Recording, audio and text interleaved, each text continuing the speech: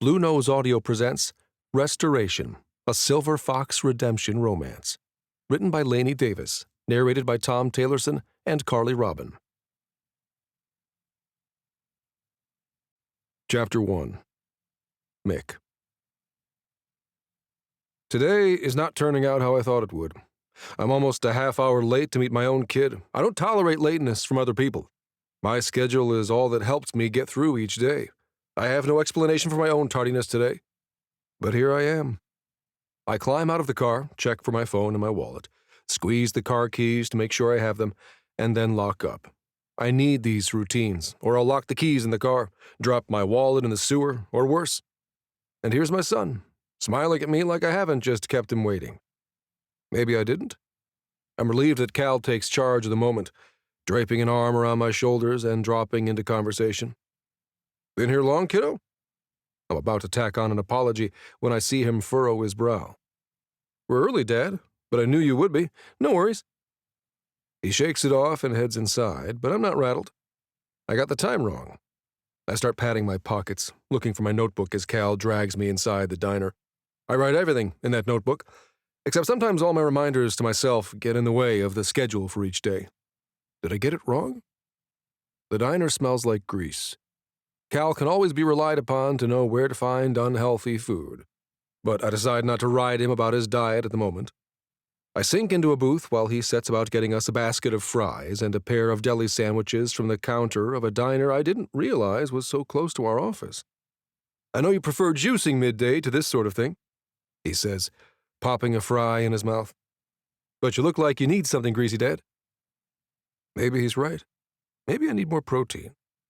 I swallow and reach for the fry, spinning it in my hands a few times before going ahead and eating it. I like the crunch on the outside, and decide to eat another one. So why the late lunch invite, son? I thought you were deep into that fire detection project with Orla. He nods, chewing and swallowing. Today I wanted to talk about something personal.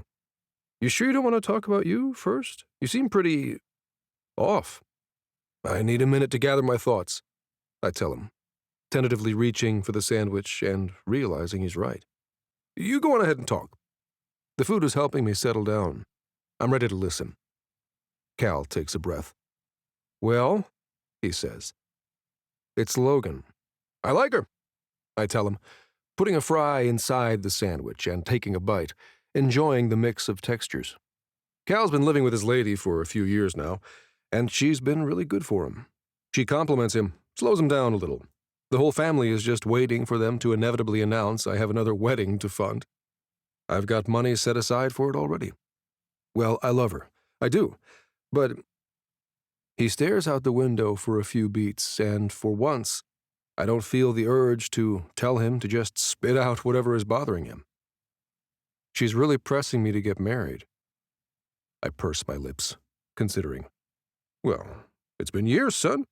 It's a reasonable expectation that she'd want to lock that down. Cal belches into his hand and then looks me straight in the eye.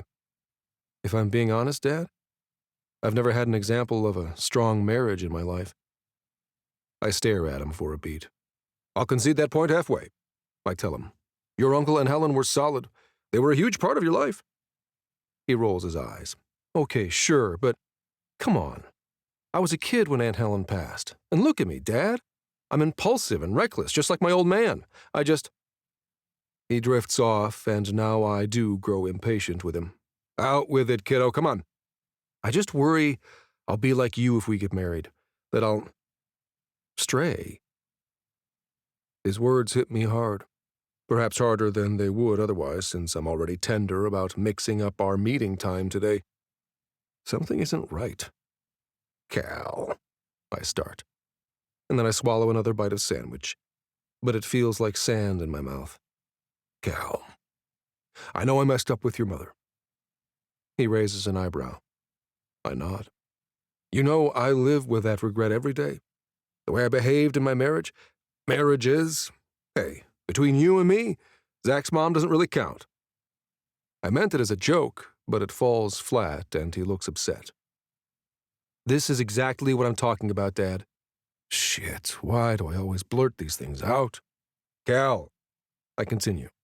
I know we've talked about this. You're not like me, not in that way. Son, you're thoughtful and kind and so present with Logan. Hell, anyone in the room can tell you think she hung the moon. I reach for his hand and give him a squeeze. You're already more patient with her and make more time for her than I did with either of my wives. I watch him relax, watch some tension slip from him that he's obviously been clinging to. I watch his relief as I assure him he's nothing like me. He takes a swig of his water and eats another fry. I appreciate you saying that, Dad. Of course, son. He can't bear the thought of being like me. My lifetime of bad choices, impulsive wrong steps. We don't say much more as we finish our snack, and he heads back to the office soon after. I decide to stick around a bit, just staring out the window. Our conversation sticks with me, hard. What sort of model did I show my kids? My son just pretty much told me I ruined his life. I sigh and wipe up the ring of water my glass left on the table. I shake my hand, trying to free the wet napkin from my palm. I don't want to make excuses for how I've behaved, but these mistakes cling to me like the soggy recycled paper. I can't change what I've done. When I do finally walk back to Beltane, I don't even stand in the lobby to give thanks for the business my brother and I were able to create. I don't look around at the building we own and remember our beginnings sitting on milk crates above the machine shop on Smallman Street. Instead, I think of Logan, a woman I already consider my daughter-in-law, and how she's missing out on the wedding I know she dreams of because my own son doesn't want to end up like his old man. Chapter 2. Celeste. I don't know why I thought I could do this. Drive into the city during rush hour? What was I thinking? I should never have canceled my car service. Does this meeting really need to start at 5:30 and not 7 once the roads have calmed down? My son's partner, he keeps reminding me I'm supposed to say partner, Orla, attends meetings with brash women and, well, they invited me to join them. It felt like such a pity invite when they first told me to come, but I couldn't decline because I've behaved so terribly. I need every chance I can get to show Orla how sorry I am, how much I want to be part of her and Walt's lives, and their children's lives, my grandchildren. Thinking of Nora and the unborn new baby helps me calm down a bit. I can do this. I remind myself, these women all work, and the meetings begin at 5:30 because they come straight from their various offices. Another reminder of how very different I am from all of them. When have I ever worked in my life? I've been a kept woman and spent my entire life up until recently trying to fit in with society. Orla is the absolute opposite of that, and my son adores her. I hate that I tried to break them up. I showed up uninvited to one of these meetings when Nora was a newborn, and I confessed to Orla what I'd done to drive a wedge between her and Walt. And then I found myself just spilling all my secrets. A lifetime of bottled-up anger at the way I'd been groomed to live a particular sort of life, and I just blurted it all out to a room full of women. And then the strangest thing happened. They told me to stay. And to come back. And to tell them more. Foof, they call themselves. I can hardly bring myself to say what it stands for, but then they told me I have to work on it if I want to be welcome. Another driver cuts me off, sliding into my lane with inches to spare, and I scream, "Fuck!" And then I look around as if someone might be standing nearby to wrap my knuckles with a ruler. Fresh Out of Fucks is the name of the group. Foof. I, Celeste Sheffield, am driving into downtown Pittsburgh at rush hour to go to a fancy new bar and learn to let my fucks fly with Foof. It's not actually rush hour, not yet. I get anxious about finding parking, and I left my house in the suburbs at 3. I decided to find the closest garage, pay whatever fee is asked, and then I'll find somewhere to read until the meeting. Maybe sip some tea. No more alcohol. I stopped drinking gin at my husband's funeral when I realized how heavily I'd been relying on it to get me through the agony of living that sort of life. How strange that stopping all the Ativan and liquor for lunch feels carefree. My head has never been clearer, even if my conscience aches with all I've done and said. And here I go, shouting out, "Fuck!" when someone cuts me off in traffic. But I didn't call for a car service to bring me in today. Instead, I spent the morning researching parking garages and drove to the bank for cash in small bills so I could tip a valet if it really came down to it. How pathetic is it that driving into the city feels like a victory? What on earth have I let my life become that I get a thrill coaxing my sedan through a parking garage? This isn't exactly something meaningful I can contribute to the conversation tonight. Most likely, I'll wind up just listening again while the others, 20 years my junior, share details of publishing contracts and elections they've won, clients they've landed. The sort of talk I always associated with my husband. I slide out of the car, careful not to nick the door against the car parked to my left. I make sure to put the garage ticket in my purse and find the elevator down to street level. Esther's bar is open already, but I don't feel right going in 2 hours early. I looked up cafes nearby when I was researching my trip. As if this were an international vacation that required planning, rather than a 20-minute drive to meet with acquaintances. As I wait for the elevator, I decide to finally click send on the message I've been not sending my daughter. Rosemary has been telling me for years how my words and behaviors have hurt her, how she felt I was putting my friends' opinions ahead of her needs. In the past few months, I've been trying to tell her that I hear her now, acknowledging that I am at fault for our strained relationship. This is something the Foof group has helped me with, something I have felt all right sharing with them. Rosemary is the same age as all those young women. I often find I wish she were with me at the bar, holding my hand while we both express our hurts and our hopes. Not that we've ever actually done such a thing before. Rosemary doesn't respond to my text, but I hadn't expected her to. I ride the elevator down to the street level and turn right, reciting the steps I memorized to find the cafe without having to look at a map like some sort of tourist. A few minutes later, I find myself outside the door, and I actually clap my hands in excitement at having navigated there on my own. I check quickly to see whether anyone saw this little outburst of joy, and then I feel guilt at this instinct. Why can't I just let myself take pride in doing something new? I can celebrate even small things, I say, pushing open the door and looking around for an empty table. I'm never sure if I should sit or wait to be seated by the host, but this seems like the kind of place where I can tuck into a corner table and read the magazine I brought with me. Then I hear the last thing I expected to hear today. "Celeste? Yoo-hoo! Over here!" Michael Brady has his hands cupped around his mouth, hollering across the cafe to me. I freeze, not sure how to respond. Every time my son brings me to a Brady family function, I'm flustered by Michael. When Walt first brought me to Orla's family Thanksgiving, the year my husband died, I thought it was just my grief that gave me strange, tingly feelings about Michael. But then I remembered how he came to the funeral, when all the rest of my husband's former friends stayed away. That Thanksgiving, when I was overwhelmed, Michael offered me comfort and even gave me a ride home. "I know what it's like to be alone," he'd said. I've always thought he was ruggedly handsome, but I don't think I ever realized how very kind he is, too. And now he's waving at me across a restaurant like he's delighted to see me.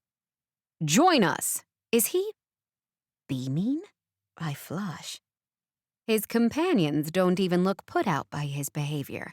I see his son Liam is sitting there, along with an older gentleman I can't place, but vaguely recognize. Probably someone my husband impacted with his unsavory business dealings. Finishing school training takes over, and I raise my hand in a timid wave. I make my way to the table, and before I can think twice, I'm being tucked into the chair by Michael's side. Should it surprise me that he rose to pull out my chair? Should I feel this flutter in my stomach that he did so? Clayton, Michael is saying, gesturing toward me. Why does he always seem to shout? This is Celeste, another grandparent to a Brady kid. The man's face brightens. Maddie's mom? Michael shakes his head. Nah, Walt's mother. Lives with Orla. Say, you probably knew Walt's father. Sheffield. He drifts off, and we all seem to wait to see how Clayton will remember that name. Clayton tilts his head to the side, considering. I see the recognition pan across his face, followed quickly by sympathy. He clears his throat and offers a hand. Clayton Monroe, he says. Pleased to meet you, Celeste. Likewise. I plaster on my public smile, choking down the simmering anger at my deceased husband for violating all the trust we had from our community, for plunging me into this awkward space where I have to relearn to be a person in a world where I don't understand the rules. I wonder how Clayton Monroe can stand to be in a room with me. I'm sure he thinks I was complicit in my husband's behavior. You hungry, Celeste? Michael leans close and offers me a small bag of nuts from his shirt pocket. Flustered, I shake my head. You brought your own food to a cafe? He shrugs. I get hungry all the time. He starts cracking pistachios, his long fingers working the nuts open as I watch. He forms tidy piles, stacking the shells, and I hear Clayton mention that Maddie, too, always has snacks on hand. You'd think she was born a Brady, Clayton says, and Michael and Liam both laugh. Michael furrows his brow and points a shell at Clayton, asking, How do you know our Maddie again? I'm curious about this as well, since I know Liam's partner works in healthcare communications and is an unlikely companion for any client of Beltane Engineering. I owe her my life, Clayton says, patting Liam's hand warmly. Seeing that Michael and Liam appear just as clueless as me, Clayton explains that he and Maddie are both type 1 diabetics, and that Maddie convinced him to try some sort of insulin pump and monitor system. Liam's eyes widen. She talked to you about all that while I was busy trying to get your business? Clayton beams. I'm free from pricking my finger and injecting multiple shots into my thigh every single day of my life, he says, dabbing at his eyes with a napkin. She gave me the courage to take back control of my time, of my wife's peace of mind. Liam seems so proud he might burst, chiming in that his partner takes her own health very seriously. I marvel at the personal touches happening here at a business meeting. I seem to have crashed. Michael and Liam genuinely care about Clayton as a person, in addition to whatever they have going on together professionally. No wonder my son loves the Brady family. Michael squints and leans back, crossing his arms over his chest. I didn't think old dogs like us could learn new tricks, Clay. Clayton turns very serious and leans forward. I used to think that way too. But we can. Even old barnacles like us can make a big change. You just need the right motivation. Michael raises his glass to that, and I think about my son. Walt always seemed to be following along in his father's footsteps, and then he told me the pressure of that was killing him on the inside. He changed his entire life. I think about how Walt is so happy now with his strange-to-me job and his beautiful daughter, and his own son on the way. I think about Rosemary, how I never knew what to do with a child who wanted nothing to do with the world I inhabited, and I think about how I've been kicked out of that world for all intents and purposes.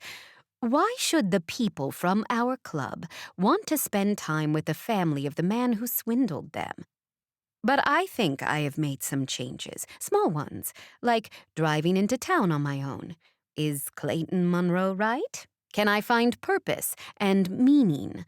Or will I continue to drift along at the outskirts of my family, dragging the heavy weight of my mistakes?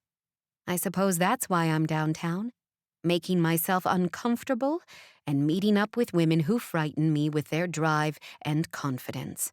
The problem is, I don't know what I want. Just that I want it all to be different. Chapter 3. Celeste. I try to stop focusing on the fit of Michael Brady's suit pants as he walks out of the cafe. His smile and parting wave are just friendly. Nothing more, surely.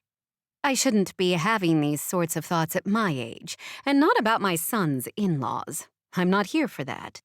I finish my tea slowly and wander over to Bridges and Bitters, Esther's bar, where the Foof ladies gather. I've been to a dozen meetings by now, but still bite my lip as I push open the door, feeling inexplicably self-conscious. From behind the gleaming bar, Esther greets me with a wave and a smile that seems genuine. That first time I came here in a desperate attempt to find Orla and apologize, Esther came after me with a chrome pipe. She never swung it, but she held it the entire time I was speaking, and I remember thinking I doubted anyone would ever protect me so fiercely. "The gals are in the back," Esther trills, mixing up a tray of something fruity. Maybe strawberry, since those are in season right now. I make my way up to her. "Can I do anything to help?" As the words leave my mouth, I realize I don't think I've ever uttered them before, yet I didn't even think about it, and they just popped out. It feels warm and wonderful when Esther slides me a tray with 6 wide glasses on it. "Sure. You want to take this first round back for me while I mix up some more? I'm doing strawberry basil shag today." I thought that was strawberry. I watch as she muddles the fruit and the fresh herbs before shaking in enough vodka for 2 more glasses. The fresh berries are so delicious right now. She grins. "Got these at the market this morning along with the basil. There's a woman-owned farm nearby. I like to buy their herbs and stuff." "That's so lovely that you support other small businesses." Esther shrugs, and I can tell I've said something uncool, as Rosemary would call it. I probably should have assumed Esther would support other small businesses, just because it's the right thing to do. I take a deep breath and smile, trying not to tip the tray as I walk toward the back room. Esther's banquet room is done up to look like a speakeasy. The entire establishment is very polished, very gilded age, but this back room has velvet settees and an ornately carved table in the center of the room. I half expect to see flappers with long cigarette holders, but it's just a group of modern women in business attire. I teeter over to the table and set the tray on the edge, beaming when I don't splash a single drop of the beautiful cocktails. "Holy shit, Celeste brought booze." One of Orla's friends notices me arrive, and soon I'm crowded in by a band of smart, professional women who cuss like sailors. "Esther says they're strawberry shag," I say. And seeing my pregnant daughter-in-law on the settee, I add, "I believe she's bringing in a round without the vodka, too." I find a seat and just listen while Foof gets going, giving each other high fives and releasing loud, genuine peals of laughter at each other's jokes. I don't even need the vodka to feel intoxicated by this group. I know I'm decades too old to be hanging around them, but I can't seem to stop coming and trying to absorb their confidence. I like being here one week when someone mentions a goal, and then hearing a few weeks later that she's achieved it. When I was in a sorority at college, we had regular meetings like this, but I always got the sense that the sisters were secretly banding together to undermine one another. They talked in coded language about how to throw elections for organizations or cheat on difficult exams. "Ah, I wish I could have a do-over." Samantha Vine slips into the seat next to me. "What's that?" I startle, realizing she's talking to me, that she came over to talk to me. Samantha rolls her eyes and sips her drink. "I'd put my foot in my mouth at a meeting at work today," she says. "Stick me in a boardroom with fundraising guys and I take off running. But when I'm talking to nonprofits about ways Vinia can give back to the community, she slumps into the seat. "I'm lousy." I open my mouth to say that I'm sure she wasn't lousy, just as Orla says, "Tell us what happened."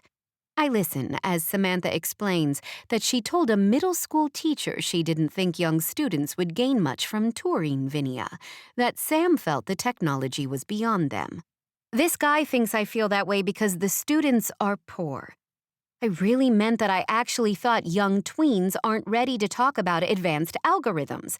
But either way, it was utterly stupid of me to say that because, duh, the kids can benefit from the same presentation. She groans and shakes the ice around in her empty glass. I pat her leg and say, "What if you called and explained?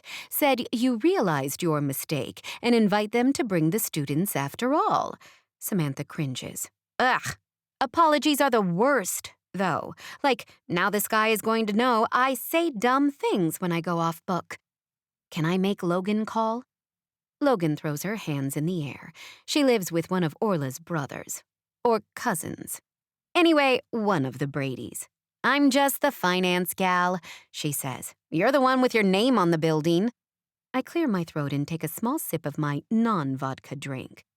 You all are the ones who have taught me the value of apology and of the growth that can come from it.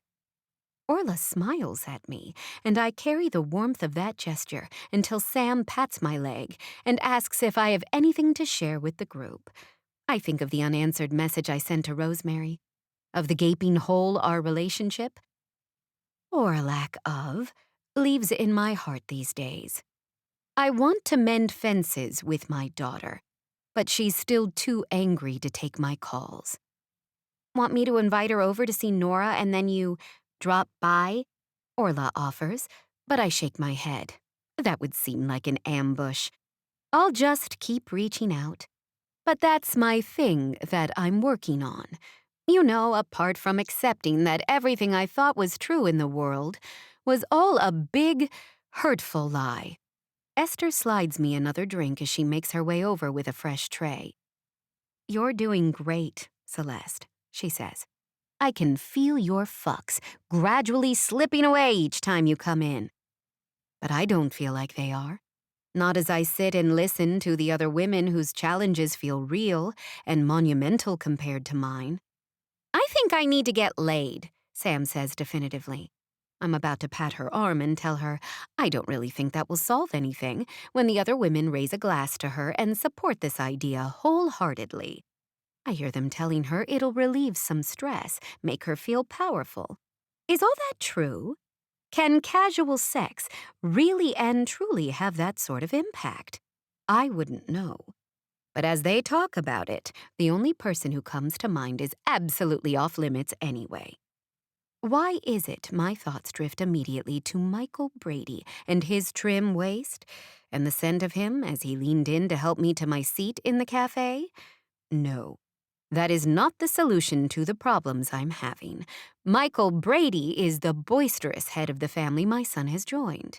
He's not for me to fantasize about. After all, most of the women in Foof are fighting against problems caused by society and inappropriate expectations. My issues, I brought on myself. Chapter 4. Mick. Marathon Sunday is a Brady family tradition. We each run one leg of the corporate relay, meet up at the race finish line after our portion, and then we feast at my brother's house afterward. That's just the way things are done. Only, my brother quit running on roads a few years ago when his feet got bad. That worked out okay in the end, since Nicole takes his spot now. But Orla has gone rogue. She insisted on running the full marathon instead of her usual 5-mile leg through Oakland. All the dominoes began to fall after that. Instead of my usual pre-race routine, I felt anxious, on the verge of panic, thinking about shifting our roster around. I said if she insists on running a marathon 6 months pregnant, that's her hill to climb. But of course, the family felt differently. It is Pittsburgh, after all, so there are plenty of hills along the marathon course. Maddie and Logan made complicated plans to show up along the course with signs and snacks if she needed them. All my kids wanted to stick by Orla the whole race. So we lost the competitive edge that made it all so special for me. We're not running for time this year, oh no. The Brady family is running for fun. The kids are all gung-ho about this, as if they haven't been killing each other to beat their own personal records since they were old enough to register for the race. And damn it, this is my last year to clock a 7-minute mile in the 50-plus age group. Everyone else seemed to take all the adjustments in stride. "What's the big deal?" they kept asking me. "Walt is running Orla's leg, and we're all running a little bit slower in support of her," they kept insisting. They're probably right. I sigh and look over at her, and she beams at me as we huff along the 10th Street Bridge. Well, she huffs. I'm pouting. I admit it. But routine is all I have these days. Detours don't seem to derail normal people. But I've never been normal. It's going to be a long time before I feel like I'm getting the steps right for the new Brady Marathon Sunday. I hear a familiar voice shouting, "Woo, you look fantastic!" Orla waves over at the sidewalk, and I see Maddie and Logan waving their signs. Orla starts blowing kisses. I must be frowning because Maddie yells, "Wipe that sourpuss off your face, Mickey. It's a beautiful day for a run." I do chuckle at that. I've said the same thing to Maddie when she started tagging along on some of our family runs. She does okay for someone who claims she's not a runner. I remind myself that it's a good thing that my kids have meaningful relationships, that they've adapted, and rather than using running as a way to get away from their partners, my boys and Orla keep bringing their partners along on our adventures. We push on for another few miles, and someone sticks a medal in my hand at the relay exchange.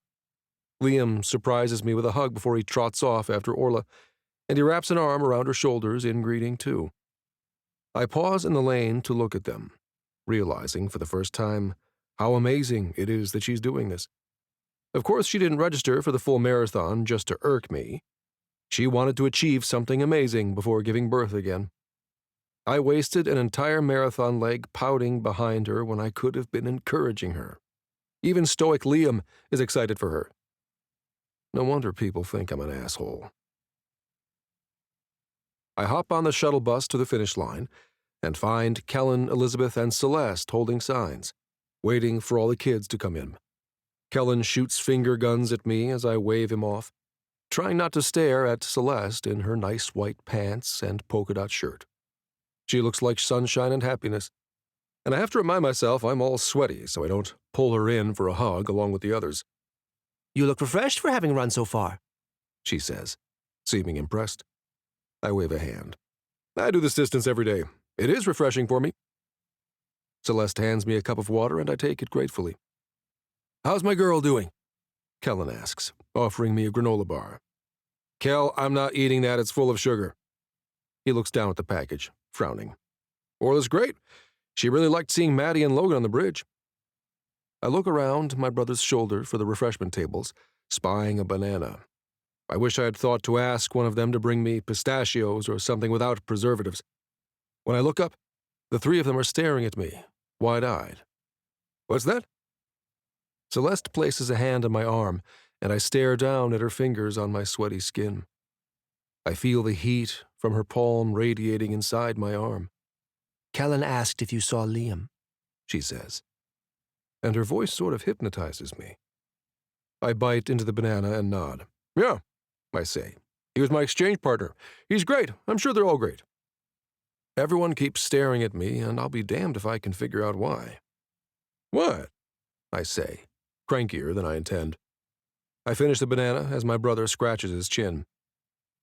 "I just got the sense that the kids are up to something," he says. He takes a breath. "I'm sure it's nothing." "It's not nothing to change our tradition," I say. "This was a very big deal." Elizabeth sort of squints at me, but Celeste translates again, putting that hand back on my arm. It's like she activates some sort of pause switch in my brain when she does that. It's unnerving, how good it feels just to have her touch me and then look at me kindly. "It seems like maybe Orla is trying to cram in some adventures before the baby comes," Celeste says. "Running the full race, maybe some other things." She shrugs. Kellen takes to pacing and checking his phone obsessively, and I remember again that being 6 months pregnant is hard on the human body. I drag a hand through my hair, wondering what's wrong with me that I'm not more worried about Orla. Celeste leans in close so I can hear her above the pep band at the finish line party. "He's worried, I'm sure, but Orla is so tough," she says. I look at her. She nods. Orla wouldn't want anyone to be anxious. If anyone can do this sort of thing, I think it's her. You're absolutely right, I tell her. It didn't even occur to me to worry. Celeste grins. I'm more worried they'll lose track of Nora when Cal and Walt swap out. Her worry is quickly abated, though, because I see Cal spring off the shuttle bus with Nora on his hip. Dude, he says, jogging over to us.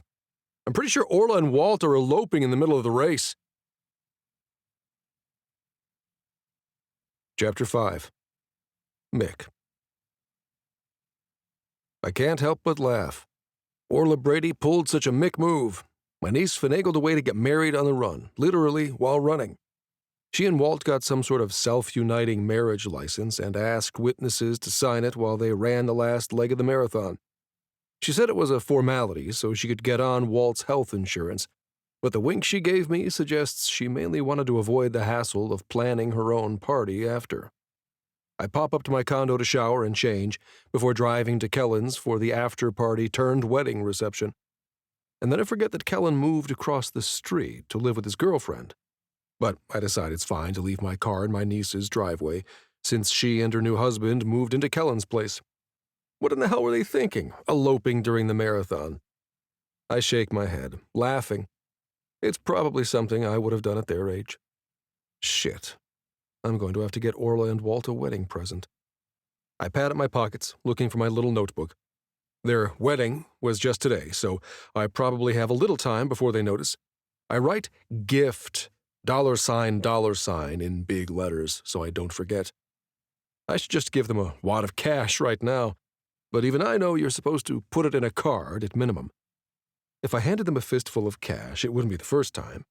People expect that kind of thing from me, and I think it's me just being weird. But the truth is, I often do that because I know I will never, ever remember to pay someone back if I wait until I have an envelope or my checkbook. Maybe I should keep a bunch of envelopes in my glove box. I hear the ruckus of the whole Brady crew and make my way around back. I pause for a moment under Elizabeth's dogwood tree, just watching everyone. I still marvel that they all turned out so great. All three of my boys have found someone, even if Cal is feeling a certain kind of way about his prospects as a husband. My brother found love again. Despite a lifetime of me making shit decisions, this family has stuck together. I hear a high-pitched laugh that startles me, pulling my attention toward the deck. There, I see Celeste laughing with little Nora. Celeste seems transfixed by something the little gal is saying, her face utterly transformed by joy. She's just radiant. Not that she doesn't always look stunning. I've been lusting after Celeste Sheffield since way before it was appropriate. I puff out a breath, relieved again that Celeste never showed up with her husband when we used to golf together. It never bodes well to be thinking those kinds of thoughts about your buddy's wife. I know all too well the trouble those thoughts can cause if you act on them. And so, apparently, do my kids. I've been doing okay in my old age, though. It's been years since I made a rash decision in the female department. It's a shame Walt Jr. kicked the bucket so young. I would never have said I enjoyed his company, per se, but he was always good for a laugh. I've been thinking a lot more about my old friends. Orla calls them gross. Maybe she's right. It's not like I'm still going out drinking and chasing tail with those guys, though. I've kept my head down, focused on work, and it's been good. The family business is better than ever, especially now that we've got Liam teed up to take over for Kellen running the engineering side of things. And between Cal and Zach, my other boys are getting better at landing new clients and selling the idea of engineering possibilities. We've done great professionally. I know we have. But I think I've also done okay raising these boys into successful men in their personal lives. Cal will work through his hesitation with Logan, and it will be all right. It has to. Celeste laughs again, and I realize I can't keep hiding here behind a tree. And then I pause to wonder if anyone thought to get a cake. This isn't just a marathon party, it's a post-elopement party. I jog back across the street to my car, thinking I can probably grab a ready-to-made cake at the grocery store bakery. Sure enough, there's a generic ice cream cake in the cooler. Chocolate Oreo sounds pretty decadent for a family of committed runners. But how often do you celebrate a wedding and a marathon on the same day? I slipped the teenager at the counter a tenner to pipe "Congratulations, Orla and Walt" in fancy cursive on top. These little touches matter. I've always said that at work, and it's true with family too. I've always known this. So why is it so hard for me to keep all the little things in line in my life? I gave up counting the number of times my wives screamed at me for forgetting to take out the trash or stop at the pharmacy on my way home. It's like I always am forgetting something important. Case in point, by the time I get back to the car with the cake, I realize I left my wallet sitting on top of the cake counter. Story of my life. Back to my brother's house I go, eventually, blasting the air conditioning in the car in hopes the cake stays salvageable. This time I park in Orla's driveway on purpose, since I'm less likely to forget my keys in the car if I'm doing things in my routine. Cake, phone, keys, wallet? Yes. This time I announce my presence as I head out back. "Hey, you rascals, listen up. I'm coming in hot with wedding cake." Orla's face lights up when she sees me. Everyone else in the family is tipsy by now. Uncle Mick, thank you for bringing something I can actually consume at my own wedding party. She pats her pregnant belly and elbows her new husband, who looks like he's been toasting pretty heavily with Kellen's whiskey. "Anything for you, Pumpkin." I set the cake on the table and grin when Elizabeth heads my way, knife in hand. I'm about to cut into it when Elizabeth shrieks at me. Mick, no! The bride and groom are supposed to cut their cake. I freeze and stare down at my hand. Of course, she's right. This is what happens when I act without thinking. Thankfully, I didn't make it to the cake, and I step back as Orla and Walt press the knife through the crisp, fudgy icing.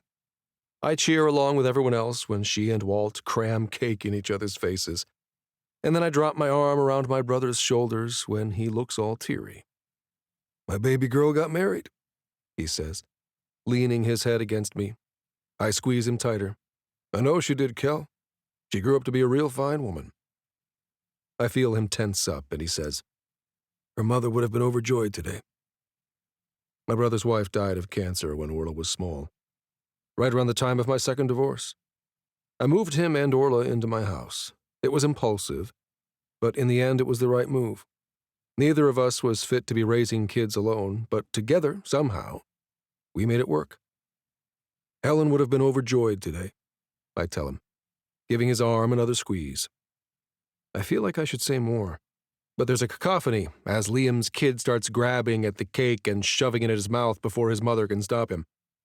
I let out a laugh, watching my son and Maddie chase Arlen through the backyard. My grandson has a piece of ice cream cake in each fist, and judging by his speed and agility ducking around obstacles, he's going to be a heck of a cross-country athlete. I pull out my notebook and write myself a note to see about youth running clubs. Maybe 3 is too young for that. I still think this kid should look into it. Celeste comes by with 2 plates of cake, and my brother wipes his eyes and takes his piece. "Thank you," I say, making sure not to let my fingers brush against hers as I reach for the plate. This woman might technically be available, but I can't start any funny business with my niece's mother-in-law, much as I'd like to. Celeste flushes and smiles, gazing over to the deck where the 4 Brady kids sit arm in arm with their lovers. She's gorgeous with a blush, all rosy and happy. But then her face tightens a little, and she bites her lip.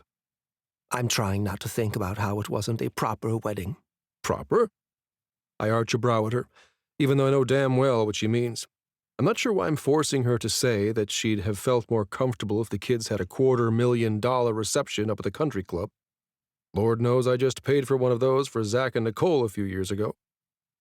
Celeste waves a hand. You know, at a church. She sighs and doesn't say anything further, still gazing over at the deck. I shrug. You know, I had 2 of those. Church weddings. I think Orla and Walt have already been together longer than my second one lasted. Kellen snorts and slaps me on the back. He shakes his head at me, but turns to Celeste. Orla was never going to do anything conventional, he tells her. I nod. Celeste fiddles with her necklace. I know.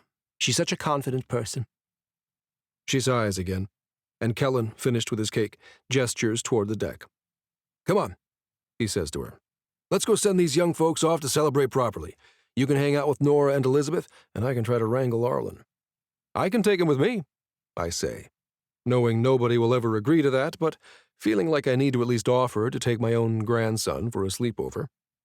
Kellen furrows his brow. Why don't you help Beth clean up? He tells me.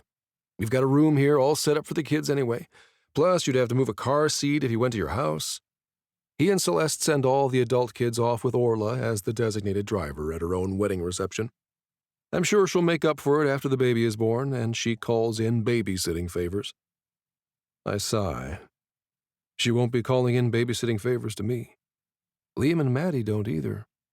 Why would they? I can't even keep track of my wallet. I wander around the backyard with a trash bag, trying to shake off that dejected feeling as I scoop up paper plates and leftover pasta salad.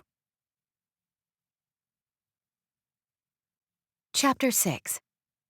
Celeste. I really appreciate you staying with Nora. My son smells like too much whiskey as he bends over to hug me yet again. Hugging is still new for us. For far too long, we've had a stiff, formal relationship. It was what I had with my parents. It was what I thought was expected for him to fit in with our friends. I wish I hadn't subjected him to all of that, especially since the friends, who meant so much to me, have been nowhere to be found since my husband died. I can't dwell on all the years of missed affection, though. I can only hug him now and hold my granddaughter tight. It took a lot for Orla to forgive me enough to trust me watching Nora. I also know the two of them prefer having her with family to taking her to daycare, and I've worked hard to build and keep their trust in me. I've got a second chance, I mutter, inhaling the sunshine smell of Nora's toddler head. She's still going strong despite a whole day with no nap. Between the excitement of watching the race and her parents getting married, she hasn't wanted to miss anything. I have too much time to think about all the ways I did things differently with my kids. I look at how Orla and Walt are raising Nora to ask questions and get dirty and belch, and I try to squash down my snap reaction that those things are improper. Says who? Who exactly made all those rules? I'm thankful that spending time with Orla has taught me to ask those questions. Because the truth is, nothing all that great came out of me being proper. What have I got to show for myself? A fraught relationship with my daughter and... Well, things are going better with my son. That's entirely because he has a kind heart. I hate that I meddled with his relationship when Nora was first born. I still burn with the shame of it, how I set paperwork in motion to ensure Orla couldn't get Walt's trust fund. I'll never forget the look in his eye when he told me I almost cost him the most important things in his world. I'd never had anyone feel that strongly about me before, fight for me in that way. All the kids have piled into Elizabeth's minivan to go out bar hopping. Elizabeth's teenaged son has retreated to his room to play video games, and I find myself alone on the deck. Michael already cleaned up out here, apart from the bar cart. Nora and her cousin are content playing in the yard, and I decide to let them tire themselves out a bit before bed. There's no harm in me finally taking that celebration shot of whiskey. There's a difference between abusing alcohol and being dependent on it. I don't crave it. Toward the end of my marriage, I relied on it to numb my feelings, but I haven't felt the need to do that anymore, and this seems festive. I've never been a big bourbon fan, but Kellen and Michael Brady have joked repeatedly about the firewater of their people playing an important role in all things Brady family. I haven't had the heart to point out that I'm not actually in the Brady family. I'm just the tag-along mother of one of their inductees.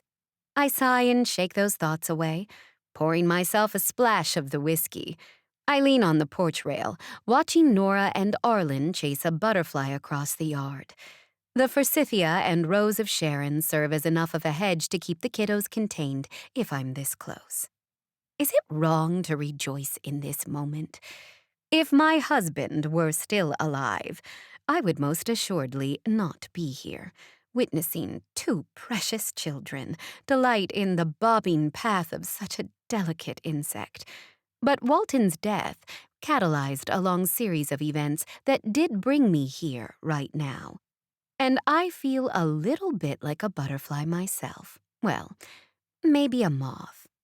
I spent 55 years crawling around slowly, taking in small specks of affection and nourishment, never feeling like I was woman enough, never feeling like my body was small enough. My son seemed to shed all of that with such ease, but I feel worried I'll never be able to shake that mantle. Seeing Nora and Arlen bend close, watching the butterfly sipping nectar from one of Elizabeth's daisies, I raise my glass to them. "Thank you," I whisper, and I slowly sip the warm liquid. I feel it hit my belly, tingly and hot. I remember again why they call it fire water. Draining the last sip, I lean inside the sliding door to set the glass on the counter, keeping one eye on the backyard where the children are toddling around. "Elizabeth? I hope she and Kellen are close by. I need to start wrestling Nora to bed, but can't leave Arlen unattended, or he'll climb the trellis and jump from the rooftop. That boy has more energy than his grandfather, and nobody has more zest than Mick Brady." Mick. It feels like such a strange name. I always call him Michael. To me, it always sounded more refined, although that never seemed important to him.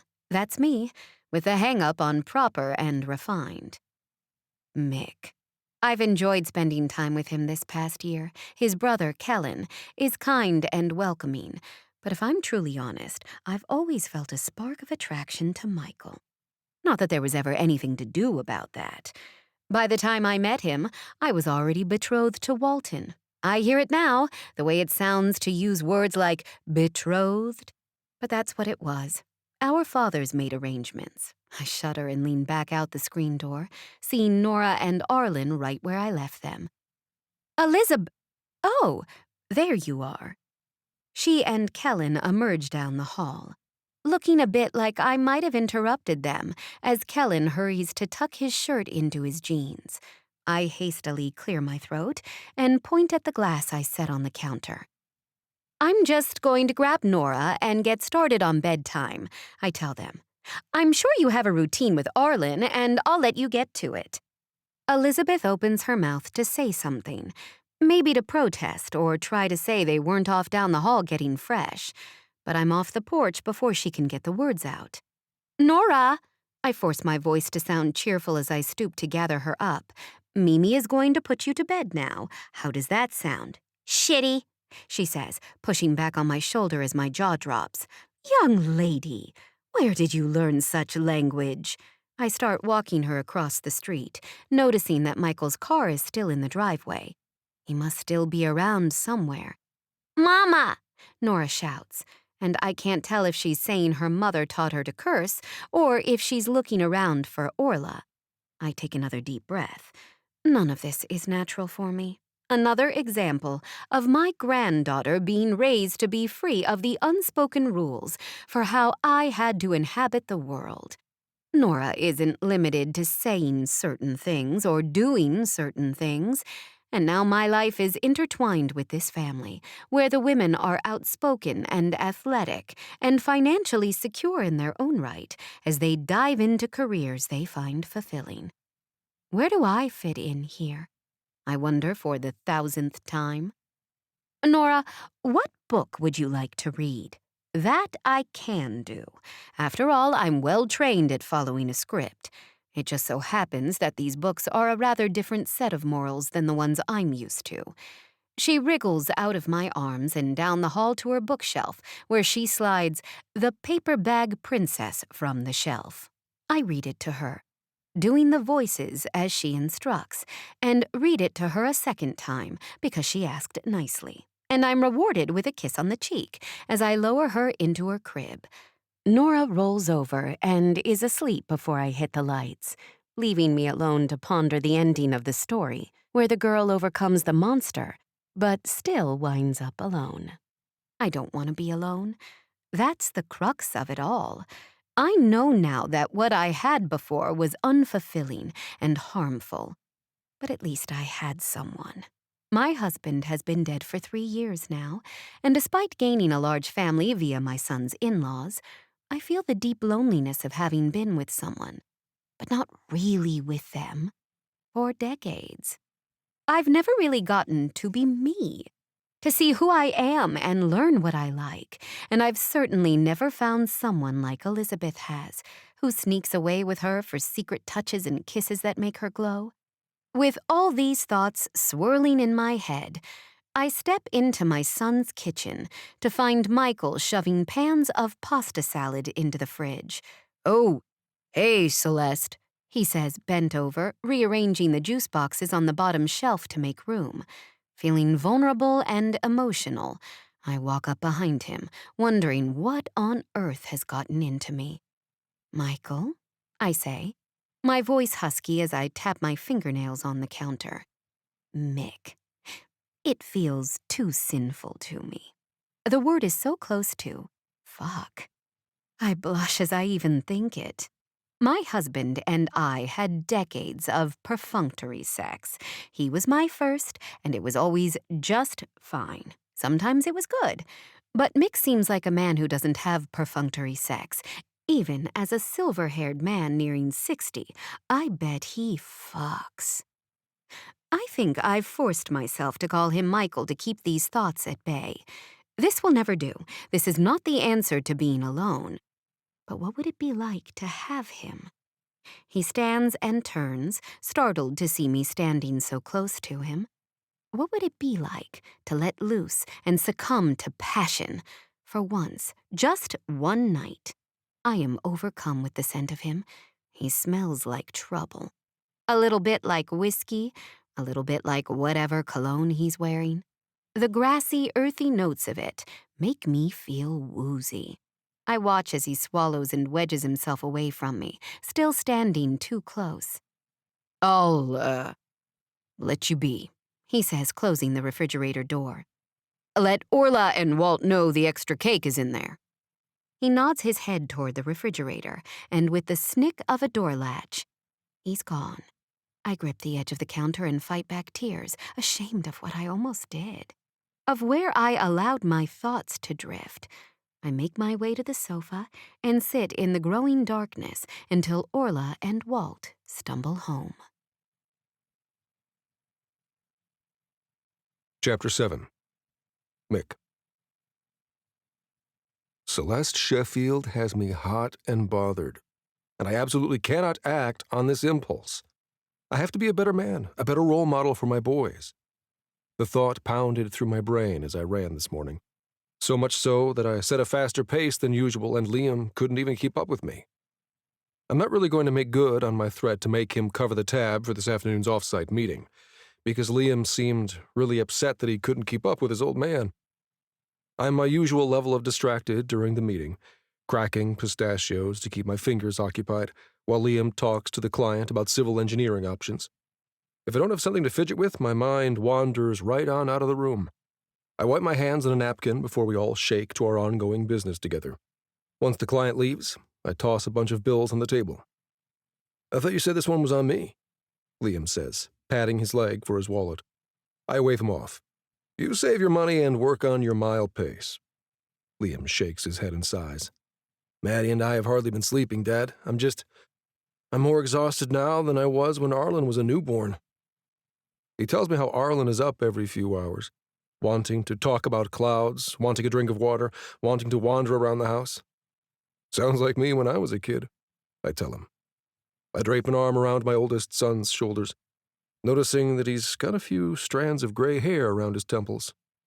"Why don't you let Arlen stay with me this weekend? You and Maddie can get some rest." I see Liam consider this. He pauses, and that pause is so telling. He doesn't quite trust me to remember to feed Arlen, but he must be desperate because he nods. "Liam," I tell him, "it's not like I'm going to leave him unattended while I go out clubbing. Your boy will be in good hands, I promise." We walk back to the Beltane office together, and he starts making verbal lists of all the things I'll need to do if Arlen sleeps over. I tune 'em out, because if I've learned anything, it's that young boys can thrive with a lot less gear than their parents think they need.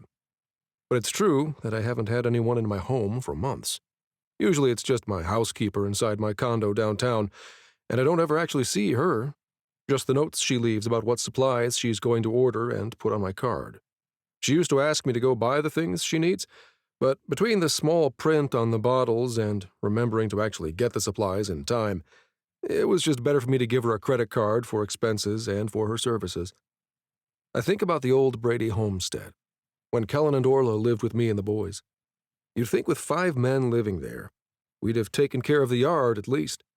But the whole place was an overgrown weed patch, and the inside may as well have been a jungle gym. What was the point of buying a sofa? I asked Kellen at the time. The kids were just climbing the rafters anyway, and nobody but Kellen ever sat still for more than a second. He bought himself a recliner, and we set up the TV across from my treadmill. Those were the best days of my life. Now it's just me alone in the barren condo in a trendy building that looks like, well, it looks like an old man lives there alone. Hey, Em. I lean on the receptionist desk after Liam swipes his ID so we can get in the building. I lost my ID ages ago. But when you own the place, chances are high you'll get buzzed in quickly regardless. Mick! Em looks up from a spreadsheet where she'd been typing away. What can I do for you? You've got kiddos at home? She nods. What sort of things would I need to get to have my grandson sleep over this weekend? Her face lights up. Ooh, she coos. Is Arlen sleeping over with Grandpop? I nod. And I remember Maddie saying his only foods right now are yogurt and strawberries. Lord knows why I can remember that, but leave my wallet sitting on counters. Can you help me order some food and... Does he need a special bed? I've got a queen in the guest room. Em suggests I buy bed rails for the existing bed and a waterproof mattress cover. We order a case of yogurt with cartoon dogs on the containers, and she even finds a way to have fruit delivered later in the week. I'm not an engineer, I start to tell her. Oh, I know that, sir, she says, patting my hand like she's offering condolences. What I mean is, even though I'm not, I know everyone else with my blood running through them likes those building toys. The logs and those bricks that snap together. Can 3-year-olds play with those? Em spins her computer monitor around and shows me a bigger version of the building blocks that Arlen can't choke on. We order enough for us to build an entire city inside my condo. And then she makes a face like she wants to say something, but is worried about how I'll react. I can always read people, even if I can't remember my keys. Spill it, Em. I rap my knuckles on the counter above her desk. You know I can take it, whatever it is. She looks over both shoulders at the artwork I've brought to Beltane from my trips. I know none of it matches anything else, but each thing reminds me of the places I've seen, the people I've met, the problems our business has helped solve. Em sighs. I wasn't sure if you have artifacts at your house, like you do at the office? I purse my lips, considering. It's just that a 3-year-old might break things. I'd be worried about your treasures. Em shrugs. You're absolutely right, I tell her. Some of the carvings I bought from Inuit elders or clay bowls from Peruvian potters are irreplaceable. I definitely don't want Arlen to smash my mementos. I only started really going on trips once my boys were a little bit older, so I never had to worry about them smashing stuff. Plus, when we all lived in the bigger house, all my stuff was in my office or my room. I do a mental review of my living room and guest room. I've got my treadmill in the living room. Arlen could hurt himself on that. I make my way up to my office, worried that my entire home is a death trap. Why didn't I do something about this sooner so my grandson could come over? I'm sure Kellen has knickknacks sitting around, and all the kids are at his house every week. I write myself a note to ask him about it later, how he decides what to leave out and where to put it all. I head into another meeting, hoping I don't forget to read my reminder. The next day, I meet my brother for a run in the park after work, which means it's more than 24 hours since I last cleared my head. I prefer to go in the mornings, but Kellen said he had something to show me. My whole day has been off, but at least I remembered to throw my running stuff in my car before I drove to the office. I know I'm supposed to ask him about something, but my notebook is back in my car at the trailhead, and it's just me and Kel running along the dusty rocks in Frick Park. I'm doing a sleepover with Arlen this weekend, I tell him, hoping to spark whatever is on the outskirts of my memory. Better rest up. That kid's like an eel in olive oil when he's running away from you. Why would he run away? I might not ever babysit him, but Arlen has spent plenty of time with Grandpop. He knows I have snacks in my pocket. Kellen laughs softly and asks if I'm ready to see what he's got cooking up. Hit me. You know that fancy new housing development? Somerset in the Frick or something like that? The mansions on the old slag heap? Kellen nods. That's the one. Wait till you hear what's going on up behind there. The whole neighborhood butts up against Frick Park, but it sits above the Monongahela River, behind where the steel mills used to dump the byproducts from their raw materials. The architects and planners of that place have been working on it for 25 years and only recently started actually building the houses. I don't know why I'm able to focus and listen as Kellen tells me about a group of hipsters gone rogue on the hill above the Somerset properties. So there's a row of, 5 houses off Beechwood Boulevard? He tells me. And the folks on the end are trying to make some sort of hillside farm back there. They had chickens, tried to get some beehives. Anyway, what do they think they went and did so they'd have better access to their tiered property? I shrug. This is a hilly area of the city. There's a reason the guidebooks say some neighborhoods look like they were designed by mountain goats. These aren't the kind of details I'm usually involved in, and Beltane has only done one residential project, for Nicole when she had a landslide. So I'm not sure where this is headed. Kellen slaps my arm. They started digging out an access road. No permit. I realize Kellen has taken us running through the section of Frick Park adjacent to the housing development in question. He starts heading up a dirt path that's pretty steep, but we're both fit enough that we can keep talking even while we climb the Pittsburgh Hills. No permit? This is getting interesting. Kel nods. Next thing you know, the hill slides away. Whoosh! One of the row house owners is friends with my plumber. Guy had 2 decks off the back of his house, and they're both just dangling off the back of the brick. Whole row of houses is condemned. There. Kellen stops and points up at a little crop of old farmhouses nestled in the hill and a giant heap of broken swimming pools and garage roofs, swing sets, and pieces of evergreen trees. The land just vanishes right at the edge of the foundations of the row of houses, a steep and jagged cliff where the earth just fell away. I imagine the heap is full of kids' toys and lawnmowers, too. Entire backyards just slid down and away. What a mess. Kellen nods, pointing at the house with the dangling decks. So the other homeowners, their insurance wants to know who caused the landslide. In other words, who should have to pay out the policies. I shrug. Road-carving hipsters, right? Kellen shakes his head. Their insurance is blaming the Somerset architects for eroding the hillside. Something about improper stormwater management. I scratch my neck, squinting at what's left of the dilapidated houses. 5 families' entire lives uprooted, either because someone didn't do their job or someone else acted impulsively without considering the consequences. You said this is a Beltane project? Kellen grins. Insurance agency wants to bring in a geotechnical engineer as an expert witness. I thought Zach might want to do some research, given his recent expertise in landslides and property reinforcement. I grin right back at my brother. I love it, Kel. Where do I come in? Sounds like this is a done deal already. He shakes his head. No, this is all second-hand from the plumber. I need you to plant a seed with the insurance company. Suddenly, the day has purpose. I head back to the office, and my energy feels laser-focused. I realize what it was I forgot to ask Kellen, but it'll have to wait. This project is hot and present, and I'm feeling ready to jump in, even though it's very nearly close of business for the Texas-based insurance agency. It doesn't take me an hour to set up a call with the homeowner's insurance company representing 3 of the impacted homes. I even managed to email them spec sheets and project narratives that Zach had typed up after he figured out the landslide situation in Nicole's backyard. All while I was on the phone, with the attachment, thank you very much. I hang up the phone and sit back in my chair, feeling conflicted. Half of me is elated at this new triumph. We brought in new business today for work we've essentially already done.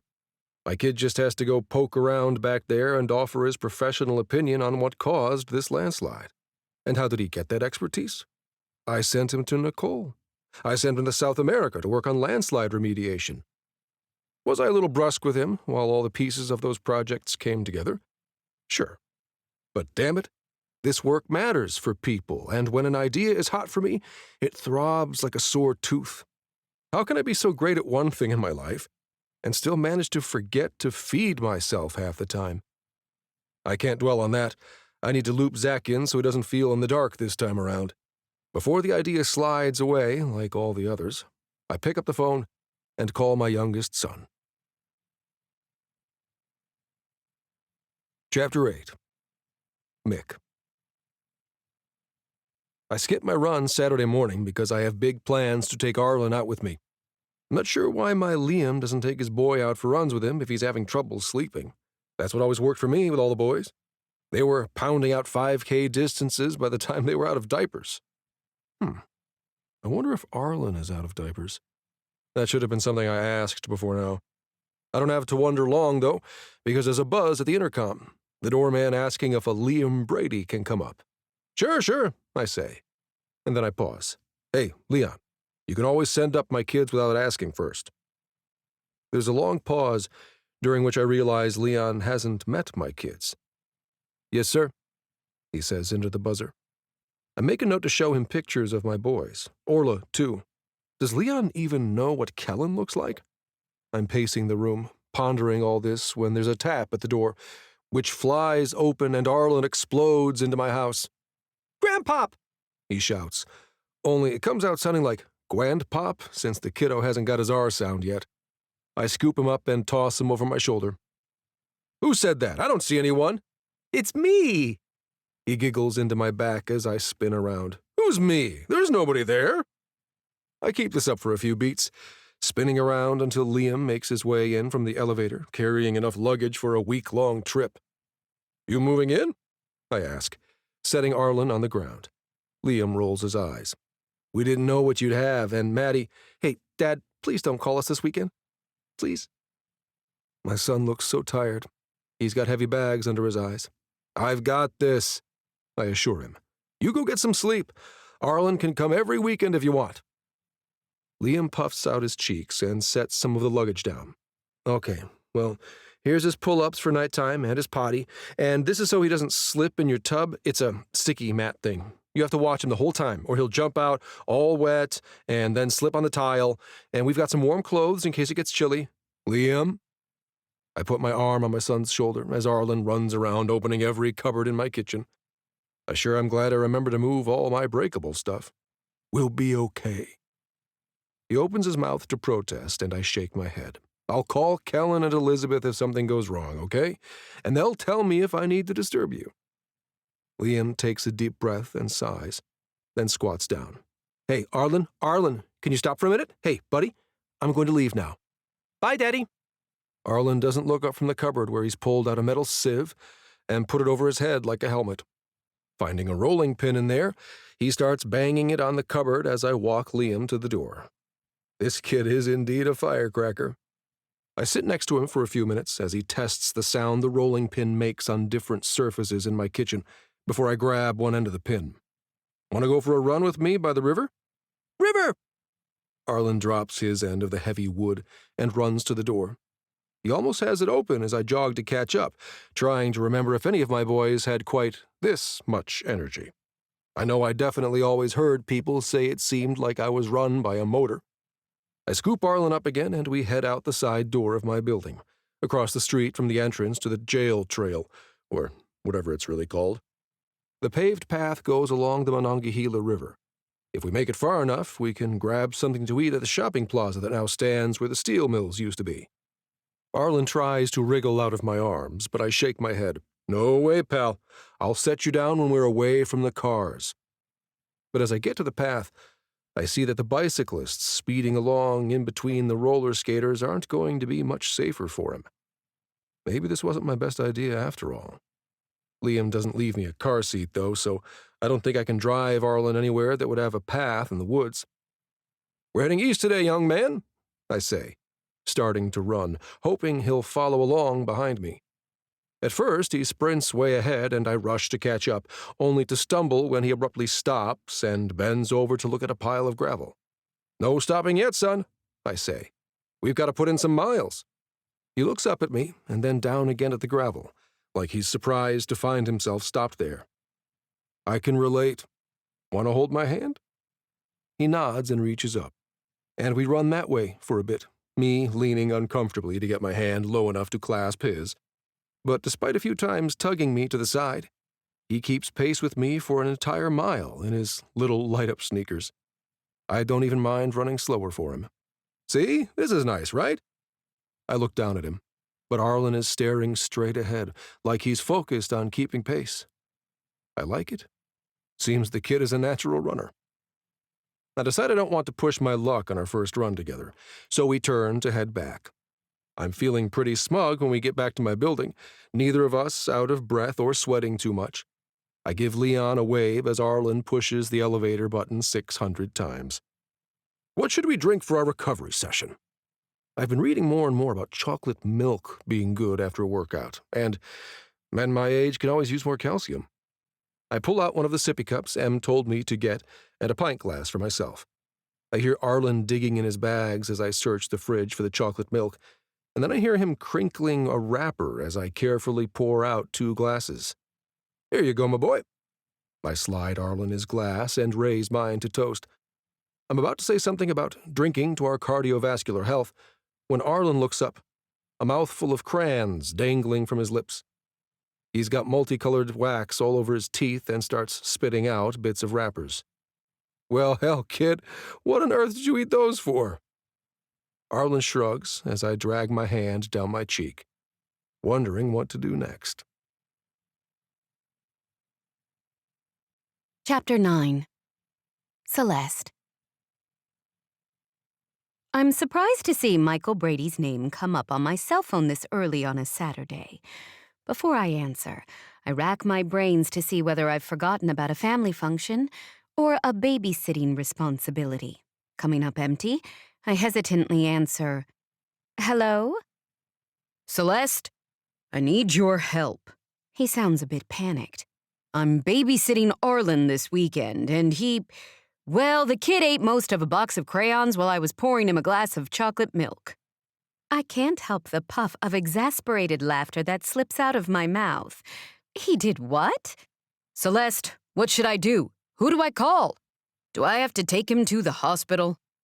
I sink into my couch, trying to recall if any of my children ever ate a crayon, trying to remember what they're even made of. Then I glance at the cabinet by the sink, where the bright green Mr. Yuck sticker assaults my decor. Walt said I had to put one there if Nora was ever going to come play at the house.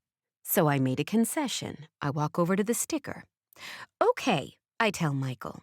"Okay, I'm pretty sure you need to call poison control and ask them what to do." "Poison control? That sounds serious." "Well, I've never called, but Walt and Orla seem to know all about it. Should I text you the number?"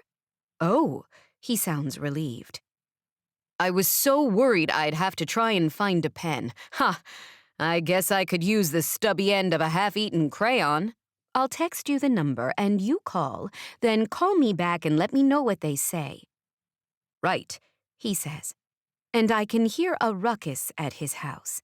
I'm not sure if it's him pacing and slamming doors, or if Arlen is still on the loose. Michael hangs up the phone, and I text him the number from the sticker, and then I wait. Foolishly, I go up to my vanity and check my hair and powder my nose, as if he's going to see me when he calls back. An hour passes, way more time than it should take to call poison control. I open my laptop and search for what to do if a child eats a crayon, and breathe a sigh of relief when I read that they're considered non-toxic. Michael seemed so upset, though. I remember that he doesn't really get to babysit Arlen on his own very often, maybe never. I check my phone again to make sure the volume is turned on. Seeing no calls, I try his number, but it rings until his voicemail picks up. I hang up without leaving a message and bite my lip, worried. I make a decision to get in my car and drive downtown. I know Michael lives in the fancy new condo building near a parking garage. I remember him talking about it before and filing away the name of the garage if I ever needed to find parking downtown.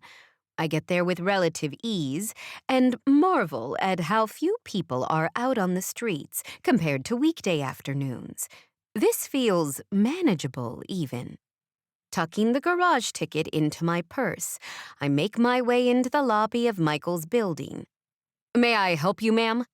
A friendly-looking doorman stops me, and I experience a small wave of panic, not anticipating security in the building.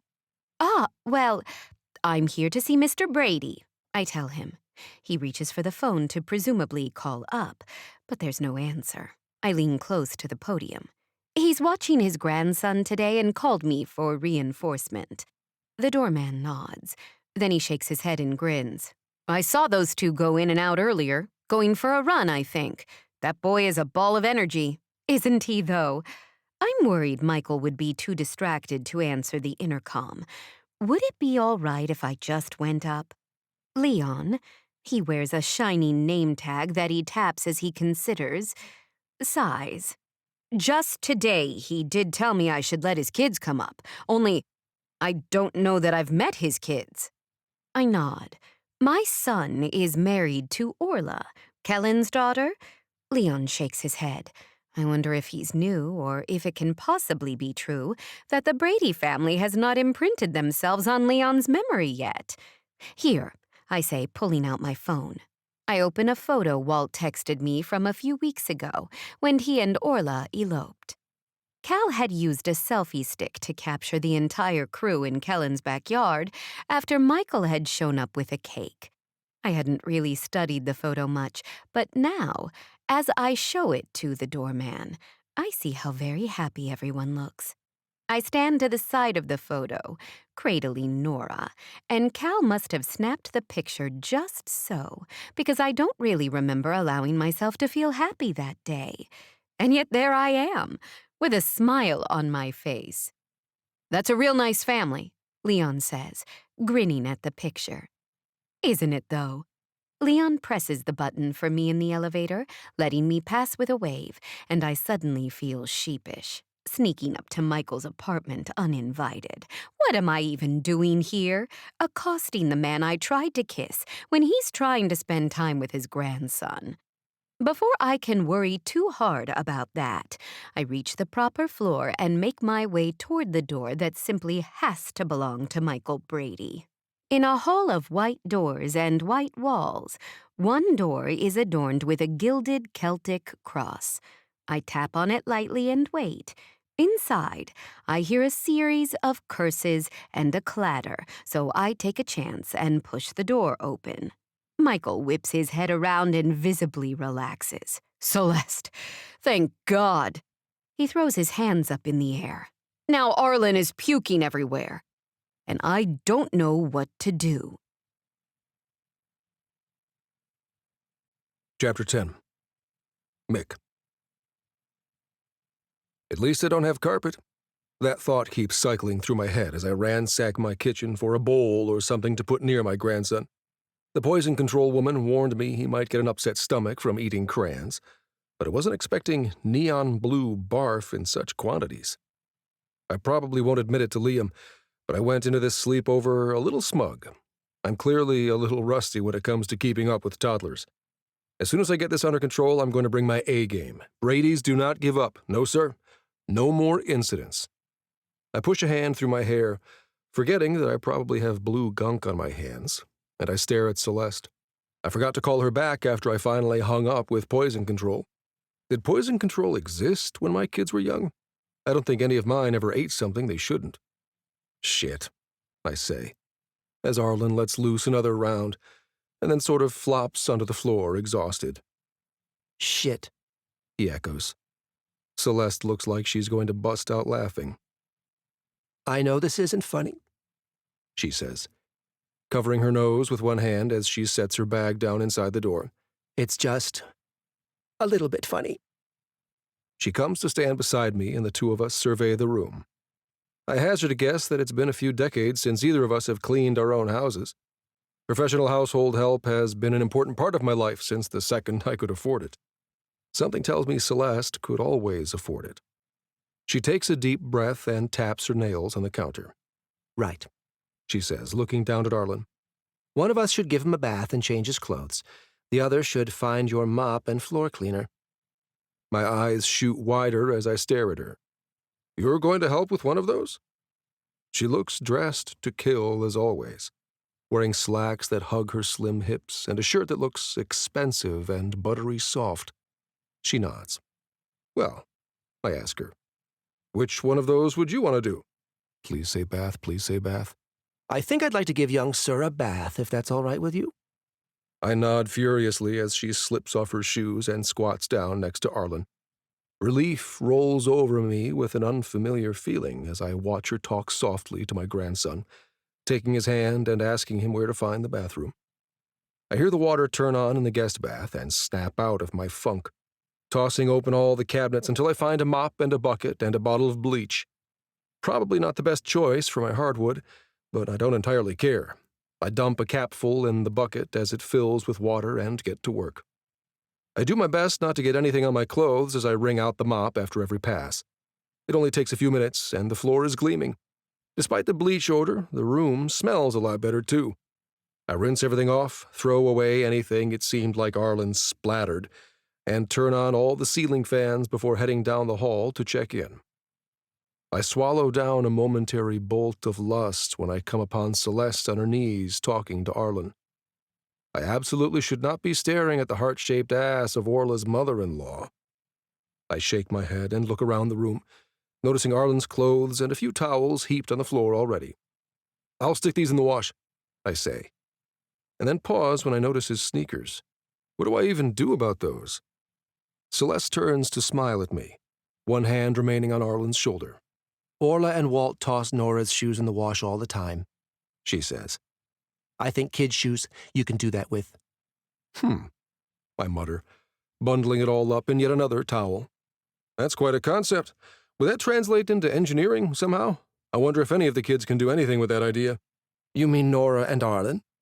I let out a laugh. Nah. I keep the messy bundle in one arm and open the linen closet to get her some more towels. My kids, Zach and Liam and Cal, they're always kids to me. Celeste nods slightly. I used to think that about mine, she says, and a cloud moves across her face. Walt is definitely a man now, and, well, maybe it is childish that Rosemary won't even talk to me these days. Crap. Her kid still isn't in touch after all this time. I remember when Celeste's husband first died. She mentioned that Rosemary and she weren't on the best of terms. I relate to this when I think of Zach's mother, totally absent since the day our divorce was final. But if it were one of my own kids treating me like that? Hell, I barely go 8 hours overnight without seeing my boys. I'll be right back, I tell her. I want to hear more about this. I quickly get the wash started and find one of the suitcases Liam brought for Arlen, thinking I could find some toys or something for the bath. I quickly give up and just grab a few clean cups from the dishwasher instead. And then I sit next to Celeste on the floor by the tub, watching Arlen make waterfalls. I thought she'd open up more about her situation with Rosemary, but instead she looks at me quizzically. What made you call me when Arlen ate the crayons? Oh. I scratch my hair where it meets my shirt collar. Well, I didn't want to disturb any of the kids, my kids, and, well, I'm not quite ready to have Kellen know I let my grandson eat something hazardous an hour into our sleepover. I shrug slowly. I thought you'd be nice about it, and know what to do. Her lower jaw drops just a little, and I can see her pulse tick in her throat, like she's breathing heavy at that revelation. And you did, I say. Know what to do, that is. I grin and lean back against the wall, bending my knees to my chest and looping my arms around them as Arlen lies on his back, declaring that he's a beluga. I invite Celeste to stay for lunch, and then we play Legos with Arlen for a few hours, using every brick I bought to make tall towers and long roads. It's great watching him come up with new ideas for the bricks. When my own kids were this age, I gave them these things to occupy them while I got other stuff done. I suspect Celeste is also pretty new to playing alongside a kid like this, because she has a look of wonder on her face as Arlen instructs her to build a stack taller than him. She slowly and fastidiously obliges him until I declare we should order pizza. The mention of dinner excites Arlen so much he kicks over his tower, and the sound of the bricks tinkling to the floor mingles with Celeste's laughter. By the time she heads out at Arlen's bedtime, I can't decide if I'm still just lusting after her, or whether I'm enamored by her willingness to just roll with the punches today. She was so relaxed and at ease, and amazing with Arlen. He clung to her and peppered her with kisses as she tucked him into bed in my guest room.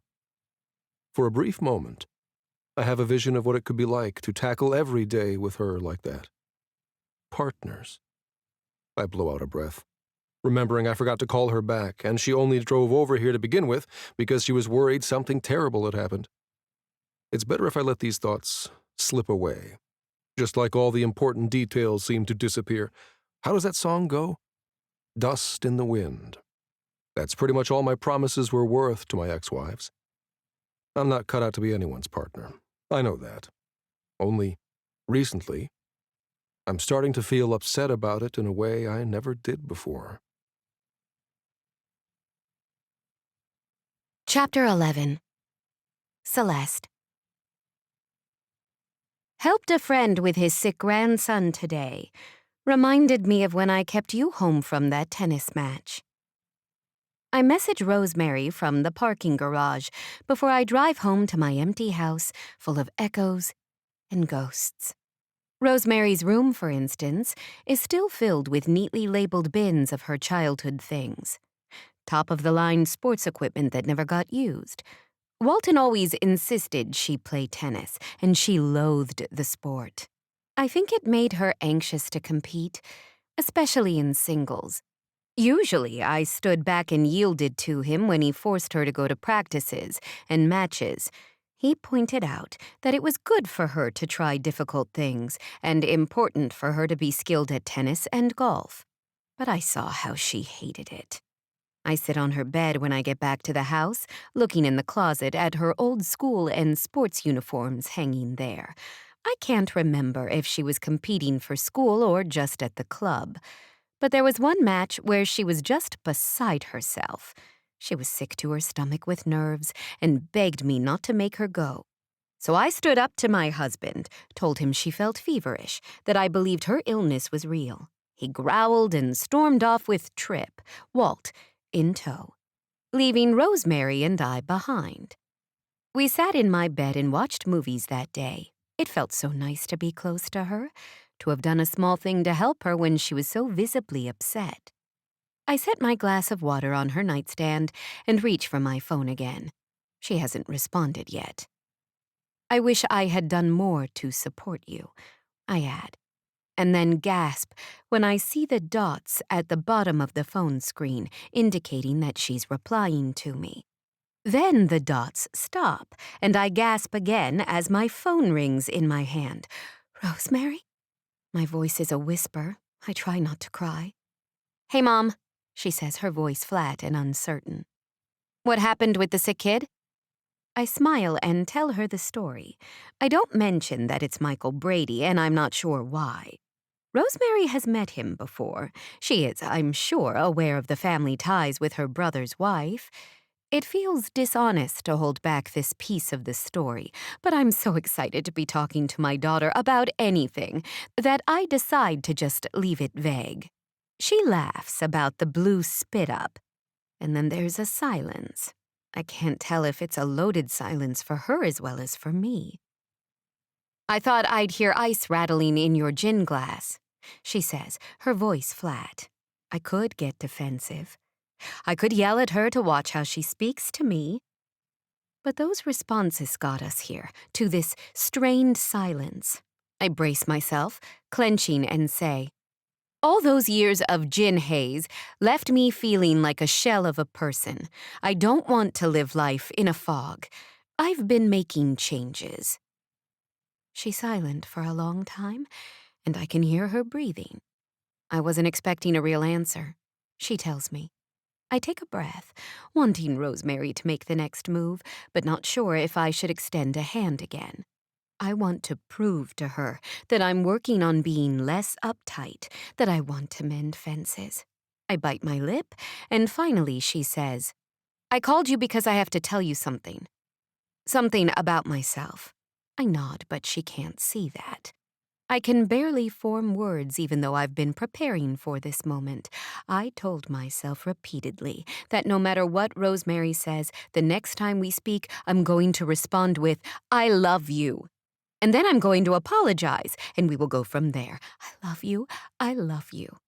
I repeated silently as I listened to her click her teeth together.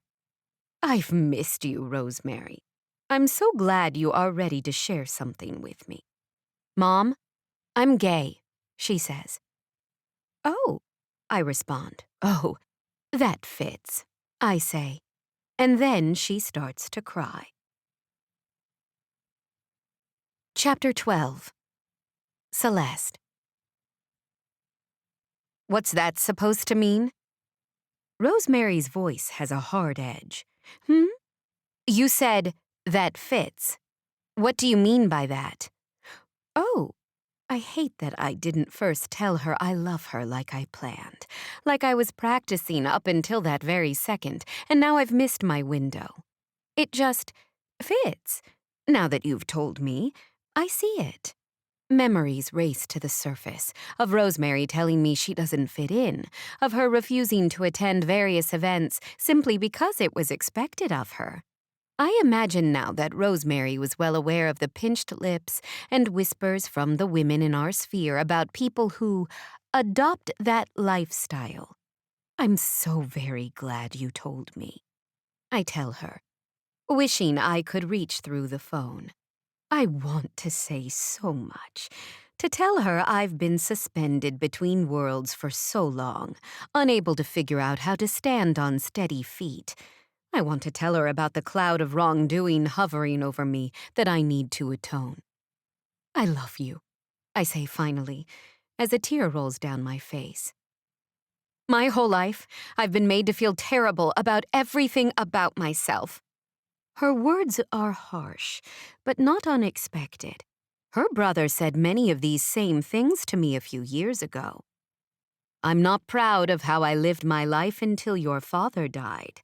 I remind myself that telling these things to my daughter is me giving fucks about the right things. Her breath anchors me to the moment. I apologize for my role in perpetuating that atmosphere, Rosemary. She snorts. Atmosphere. I can practically hear her rolling her eyes. I thought you were going to ask me if I poisoned the minds of my sorority sisters or something. I slowly run my palm along her childhood bedspread, feeling the smooth material as I let my daughter express her hurts. You're not even a little concerned about how this will make you look in front of all your posh friends? As her words sink in, I feel the weight of our separation these past few years. She has no idea how isolated I've been, how utterly rejected I was from my entire world once word got out of her father's misdeeds. Rosemary, I don't even know how to begin to explain any of this to her. I've hardly seen her since her father's funeral. I have been banished from that life. The word doesn't quite fit in, because while I was brutally kicked out of the only network I've ever known, I now don't really want to go back. Doesn't banishment imply a mourning? A sense of loss? What do you mean? You were freaking out that I wasn't bringing you along on that trip last Thanksgiving. That was 2 Thanksgivings ago, actually. Do I launch into a long explanation of how I hadn't yet accepted that Rosemary's sorority sisters and their mothers wouldn't welcome my presence? That I was still pretending I wasn't the topic of gossip and pity? Not today, I decide. I reach for the pearls I can't seem to stop wearing, rolling them between my fingers. I want to hear more about you, I tell her. Are you seeing someone? I hear her inhale slowly. I am, she says, and it sounds like she's tapping her nails on the table just like I do. She's black. Okay. That seems like an odd piece of information to lead off with before Rosemary even reveals her name. But my daughter charges onward. I'm telling you that now, so that if you ever meet her, you don't say something awful about her looking ethnic or some shit. I reach for the water, swallowing the cold liquid down along with the hurt that my daughter thinks I would do such a thing.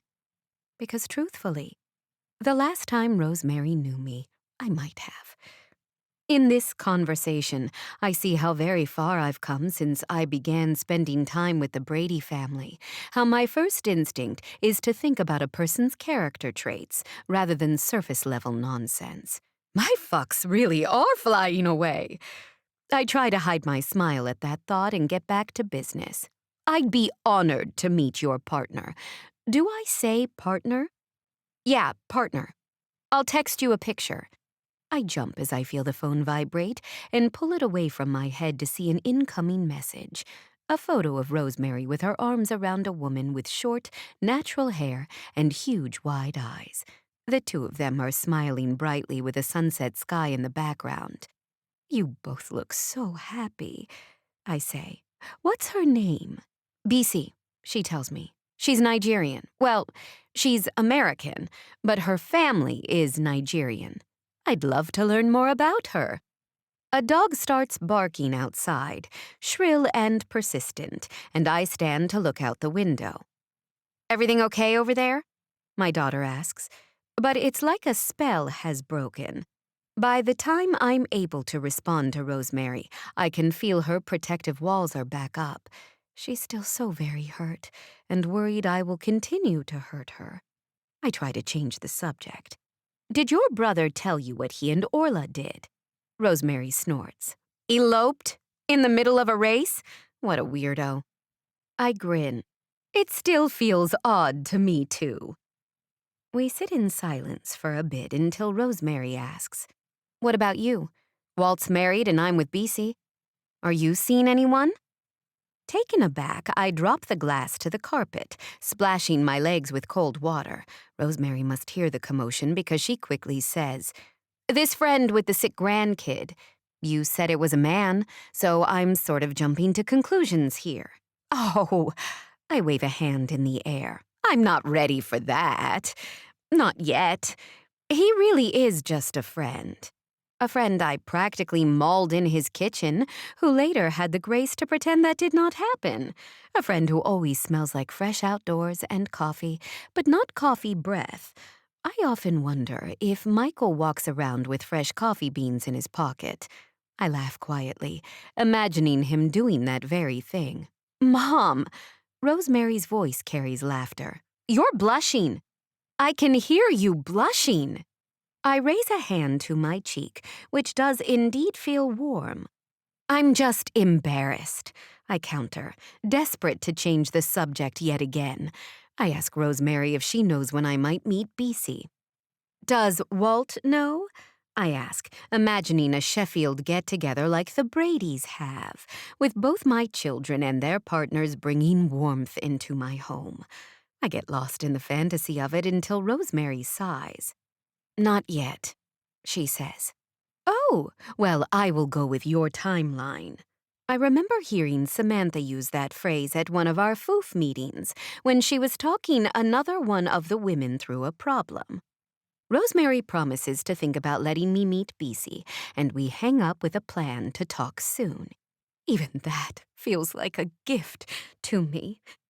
I practically float as I clean up the spilled water. I've hurt my daughter for a long time. My instincts and urges are still to first think or say harmful things, but we've broken the seal. I've made headway. Suddenly, all I want to do is share this news with the man who called me in his hour of need. Chapter 13. Mick. In a stroke of mercy, Arlen sleeps through the night. When he springs out of bed at 5, I'm already up in the kitchen, brewing my first pot of coffee for the day. "Hello, sir," I say, offering a salute. He toddles over to me and hugs my leg, and I catch a whiff of his full overnight diaper. You need to throw that thing in the trash, I tell him. And he looks at me incredulously as I measure out a scoop of beans, enough to brew 3 strong cups. You just pull it down and then toss it in the trash, I say again, adding the beans to the machine. You do it. He folds his arms across his chest. No, this is not a game I'm going to lose. You do it, and I'll let you share my coffee. Placated, Arlen deals with his garbage and somehow manages to climb one of my kitchen stools. He scoots across the counter island until he's sitting bare-assed by my coffee maker. No balls near my beans, kid. I scoop him up with one arm and push the start button, which makes Arlen scream as the grinder begins pulsing my caffeine. Sorry, I tell him, trying to help him cover his ears. I should have warned you. Why didn't it occur to me to let him know I would be making a loud sound? Hell, it's a good thing he woke up before the sun, or that would have done the trick. I help him get dressed and pour him a few drops of coffee into a mug full of milk. We're sitting at the island with our drinks and the newspaper when Liam and Maddie burst in the front door. You're up early, I say, as Maddie rushes to scoop up her son and smother him with kisses. We're not used to sleeping in anymore, Liam says, stifling a yawn.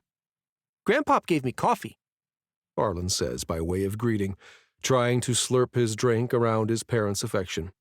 Jesus Christ, Dad, we told you he hasn't been sleeping. Liam looks like he wants to strangle me despite 24 hours of kid-free time. I wave a hand in the air. It was a few drops in his milk, nothing I didn't offer you kids when you were younger. I'll go gather up Arlen's things, Maddie says, heading down the hall as Liam leans against the wall, his arms crossed on his chest like he's about to reveal something serious.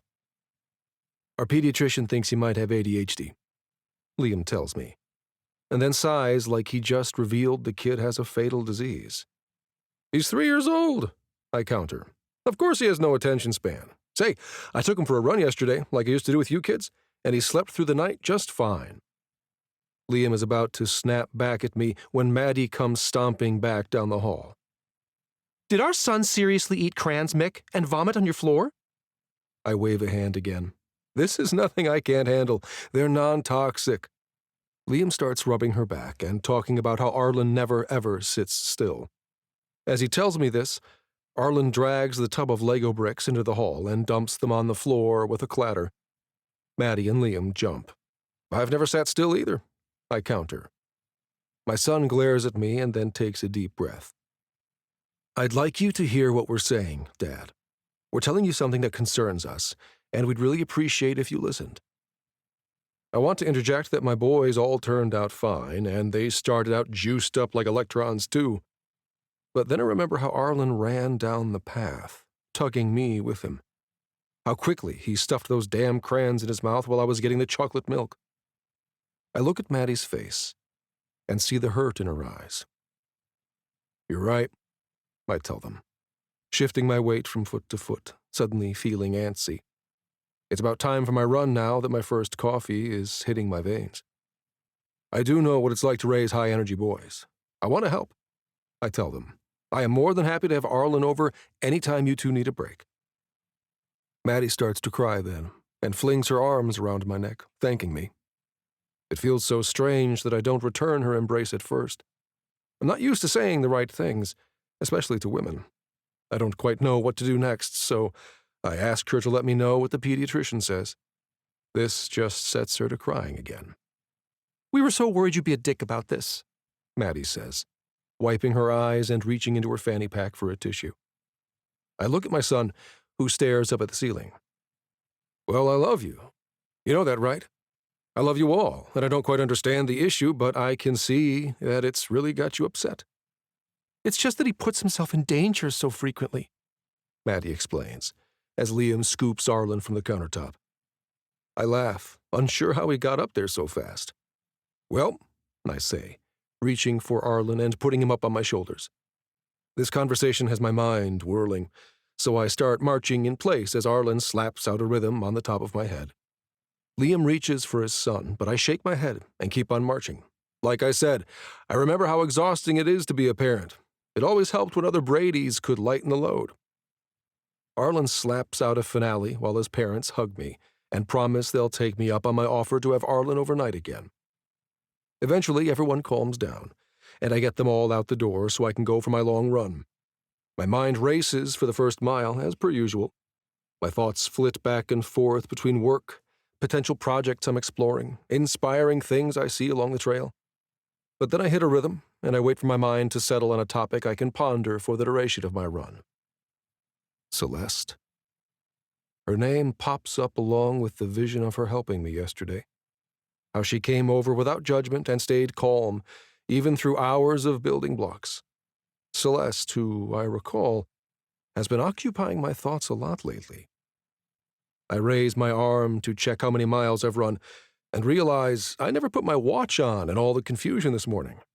I look at my surroundings, but can't decide if this has been quite 3 miles from home. So I push onward, wondering if there will ever come a time when I get myself together. Maybe I have ADHD. The thought shows up uninvited, and I freeze, hearing a muttered curse as a bicyclist behind me has to swerve around me like a speed bump.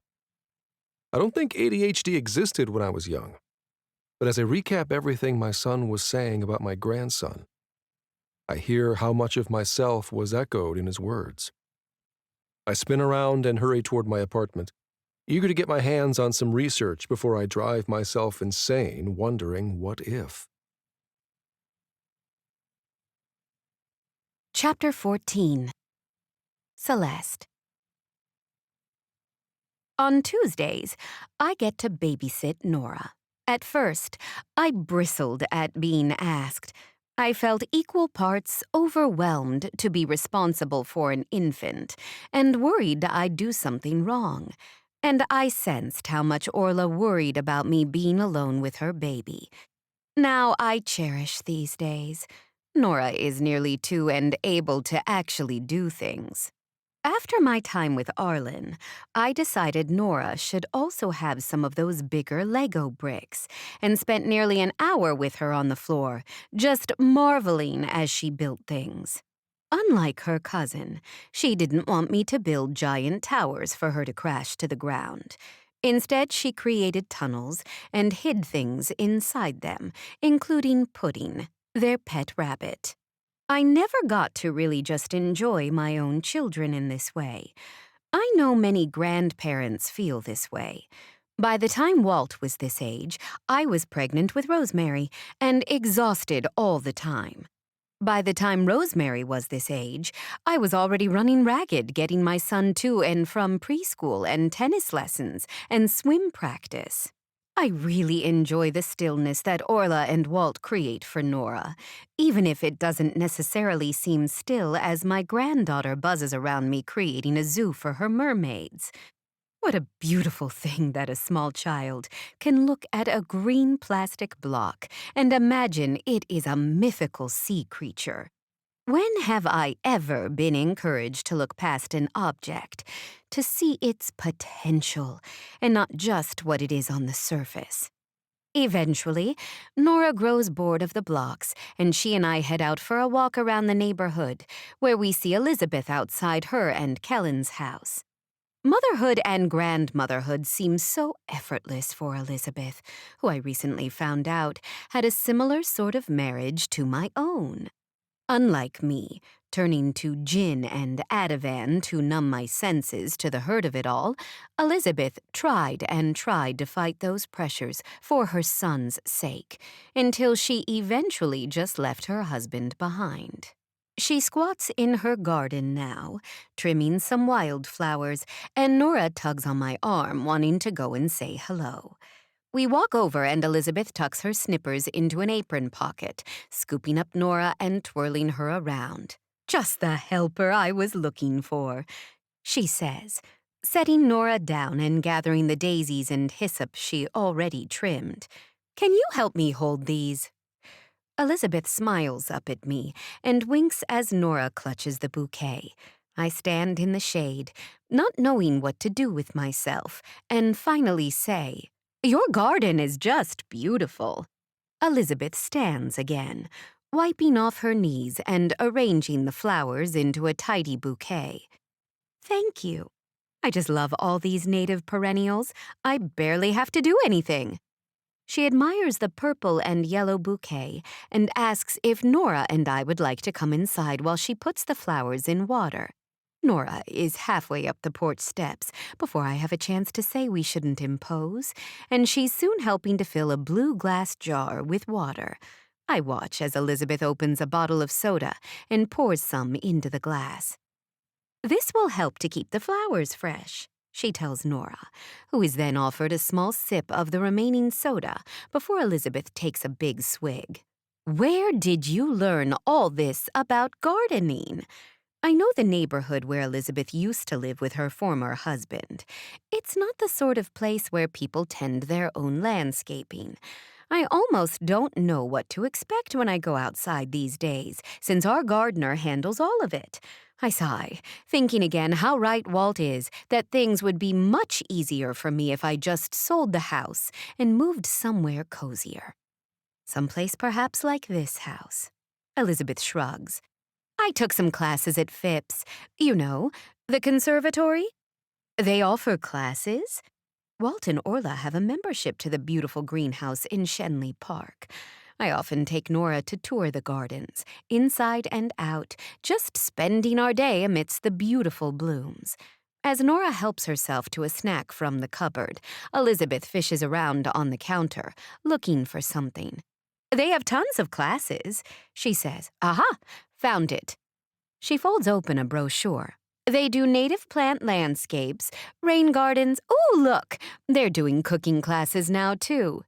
She beckons for me to come closer, and I do, admiring the colorful images advertising seminars on the history of different garden styles, as well as hands-on classes.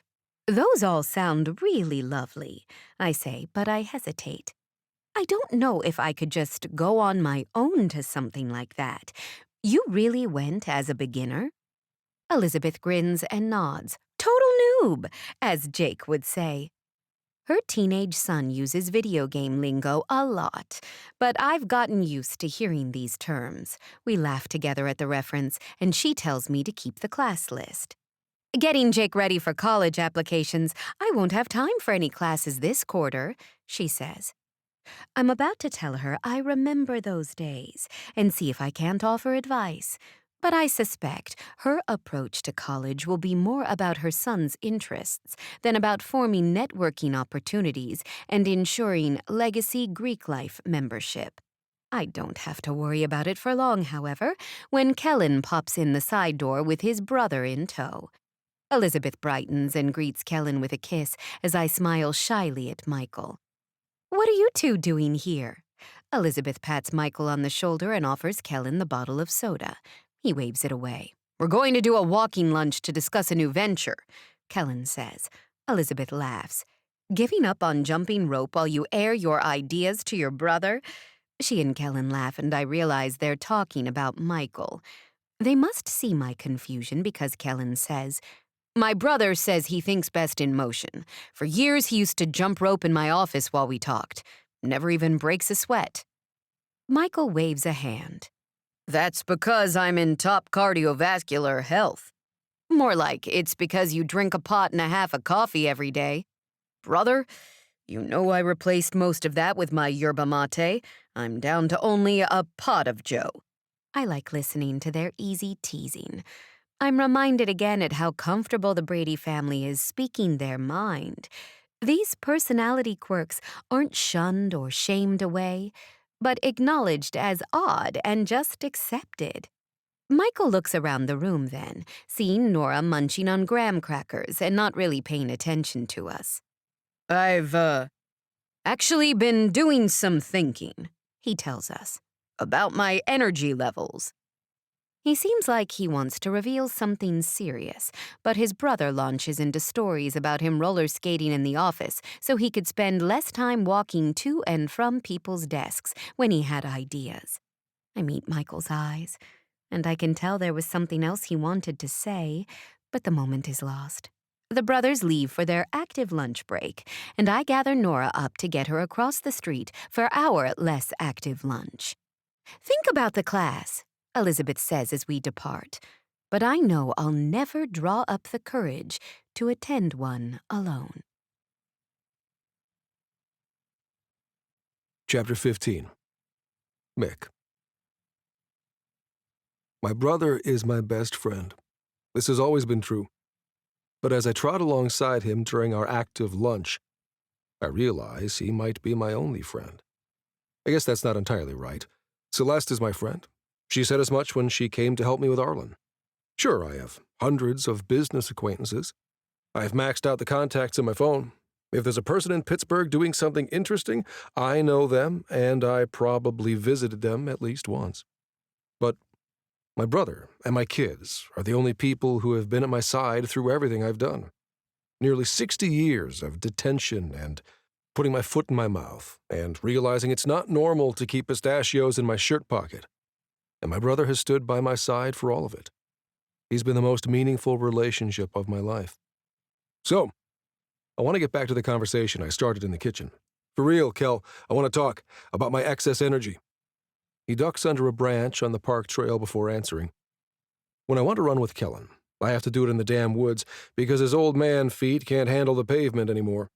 I've told him he needs to be using a foam roller. I've been foam rolling since before it was hip, but he's got... What's it called with your feet again? Plantar fasciitis, he answers right away. That's right. The trail widens and I pull up alongside him, marveling again that he doesn't care that I flit between conversation topics. We were going to talk about me and my brain. Kellen runs in silence a bit longer. Finally, he says, You know how I watch those historical documentaries? Of course I do. It's your only hobby. He shakes his head. Not true. You know Beth and I are gardening and camping, and I'm teaching Jake how to take care of the car. Okay, you watch the documentaries even though they're boring as all get out. He frowns. There was one a few years ago about Teddy Roosevelt. As I watched, I remember thinking the narrator could have been talking about you.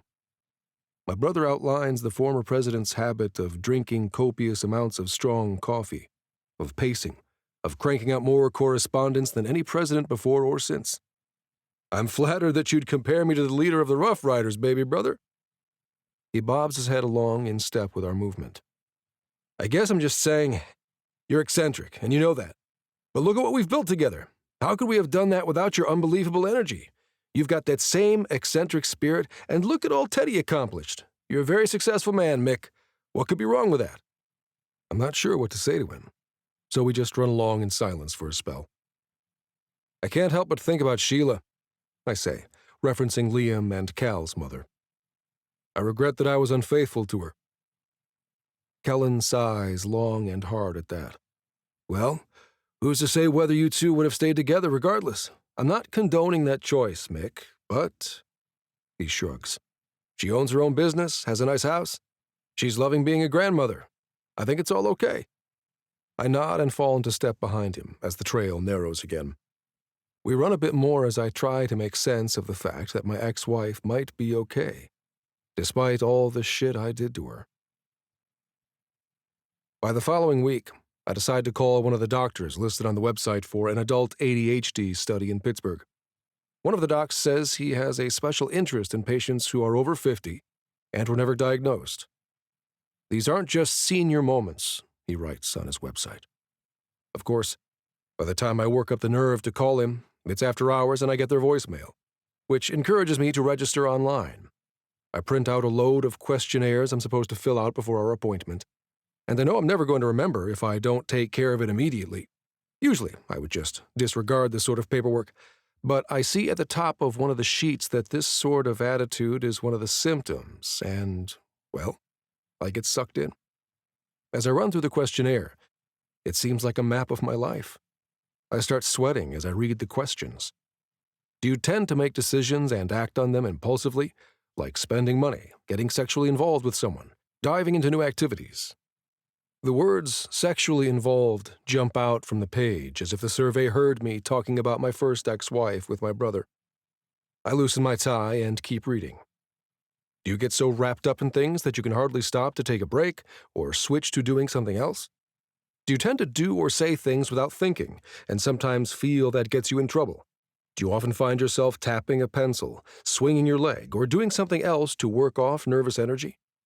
I read that question and realize I'm standing up with the questionnaire, pacing my office, where my jump rope is slung over the back of a chair in case I need to work off the ants in my skin. I swallow thickly, recalling how many nights I lost track of time, to answer the phone when a sobbing wife begged me to come home and help with the boys. I drag a hand down my cheek. I always thought these traits were me being terrible, unreliable. I put the papers on my desk and stand in the middle of the room, shaking.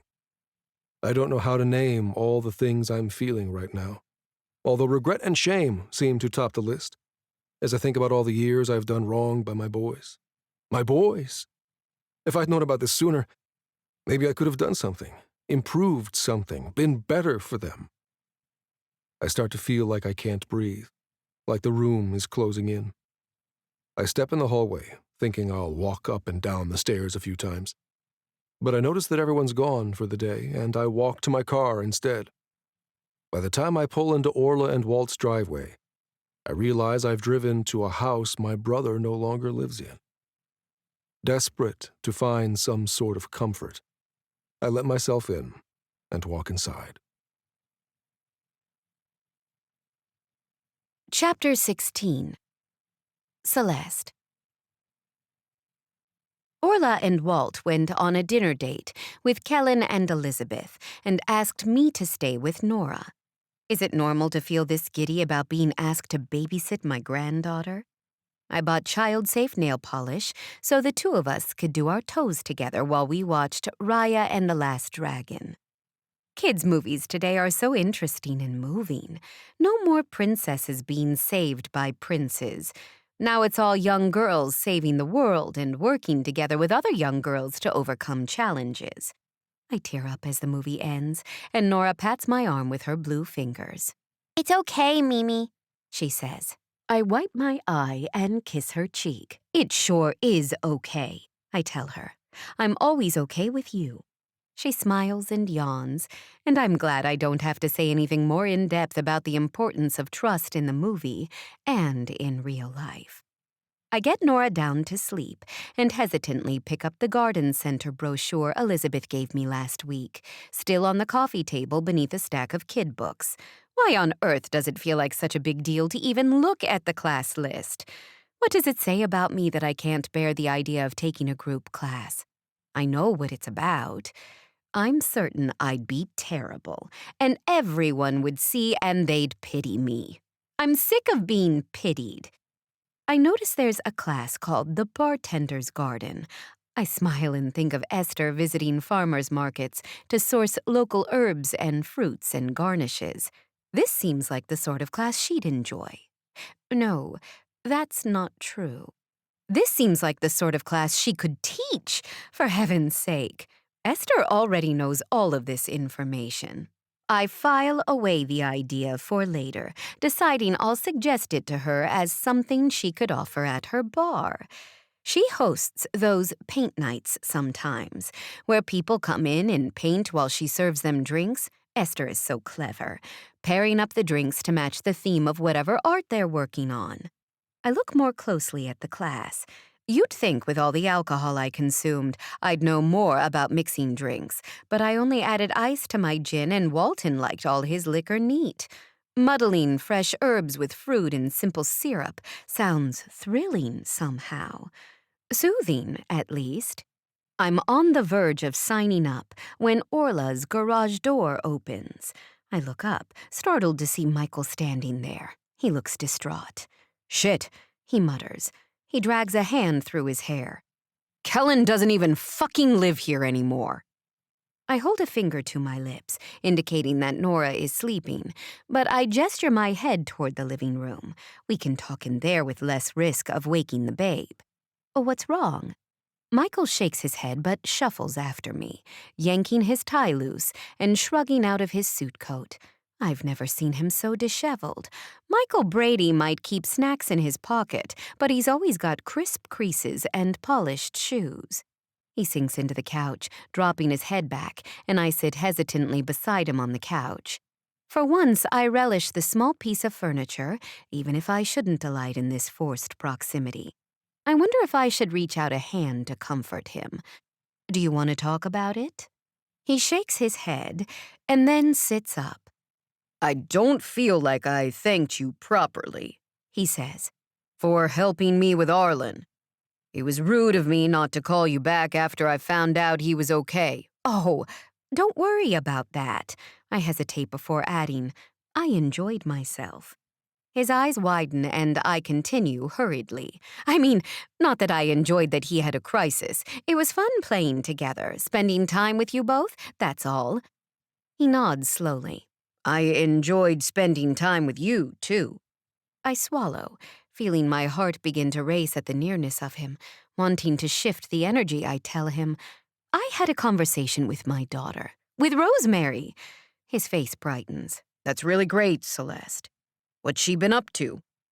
I fill him in on her relationship with BC, and he tells me about a trip he took to Nigeria, how the culture there is so entrepreneurial. I tap my fingers on my leg. I'm not sure what BC's profession is. Rosemary didn't say. Michael slings an arm across the back of the sofa, and my pulse surges. I'm sure she does something fantastic, he says, if your daughter chose her. Well, I wouldn't know, I spit out. I don't get to meet her yet. I shouldn't feel this way. I know I haven't yet earned the chance to be back in Rosemary's life or to know the people who are important to her, but I'm allowed to voice my impatience to my friend, right? His hand moves to my thigh, squeezing a few times, and I gasp at the contact. You'll get there, Celeste, he says. I'm sure I'm imagining the look in his eye, the look that says he's maybe thinking about me the way I've been thinking of him, with growing frequency. The way I find his scent intoxicating, the way I see his vulnerability when others, even in his family, perhaps just think he's being eccentric. I have to change the subject. If he keeps that hand there, I might melt in a puddle of my own desire. Michael, what happened? Why were you searching for your brother? He shakes his head again. You're the only one who calls me Michael, he says. Why is that? I shrug. Mick is... I don't know if it suits you. He snorts. It's my name. I shake my head. No, I insist. It's your nickname. An abbreviation like nobody has time to say the whole thing or something. And Michael is such an interesting name. Michael was the leader of Heaven's armies, right? He rolls his eyes at me. I didn't last long in the army, Celeste.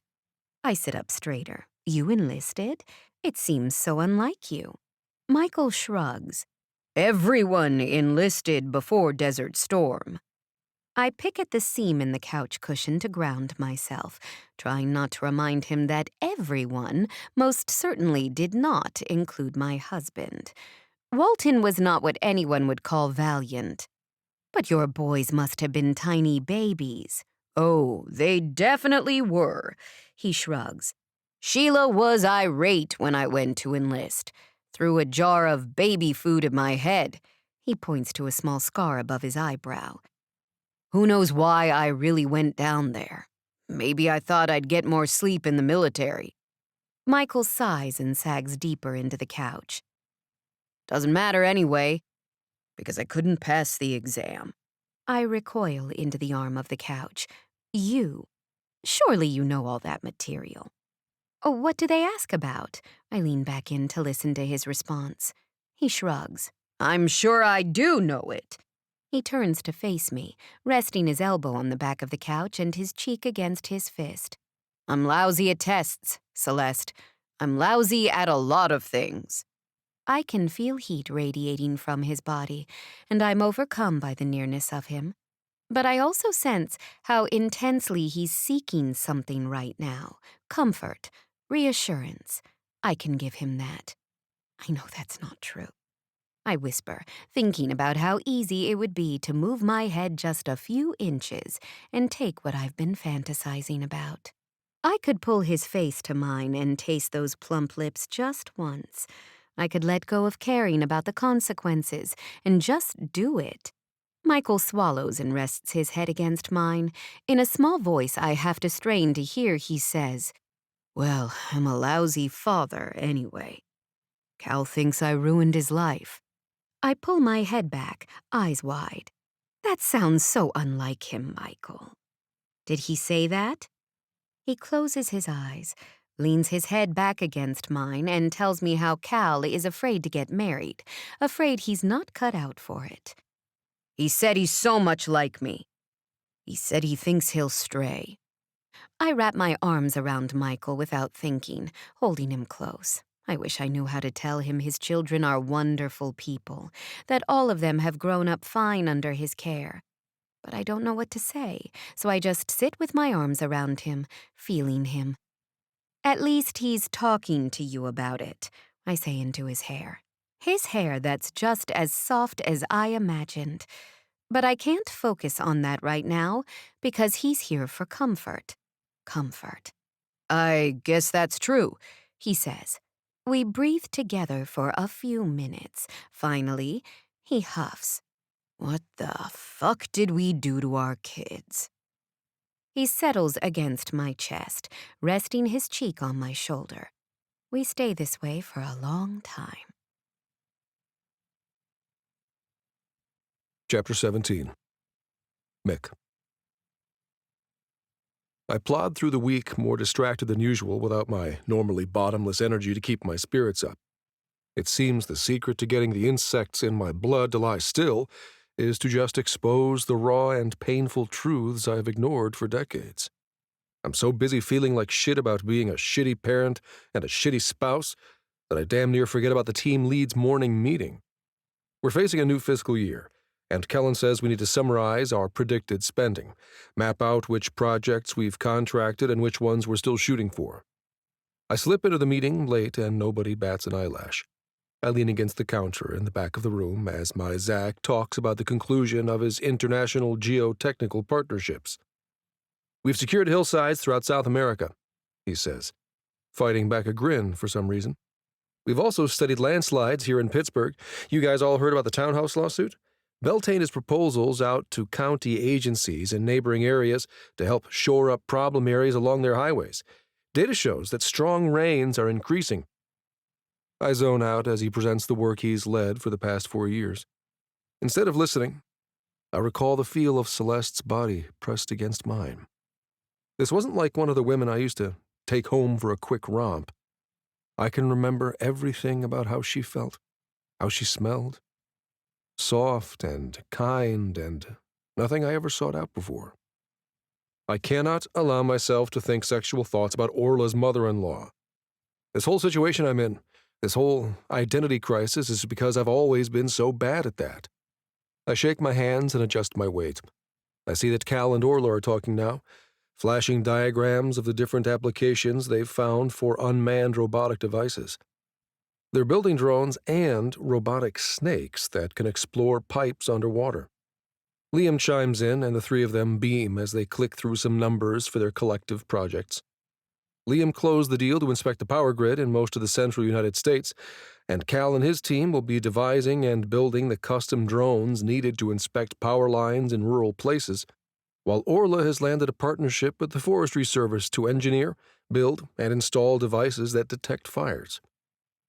I catch my brother's eye and see that he's on the verge of tears, and I allow myself a moment to feel proud of the children we've raised to be such innovative engineers.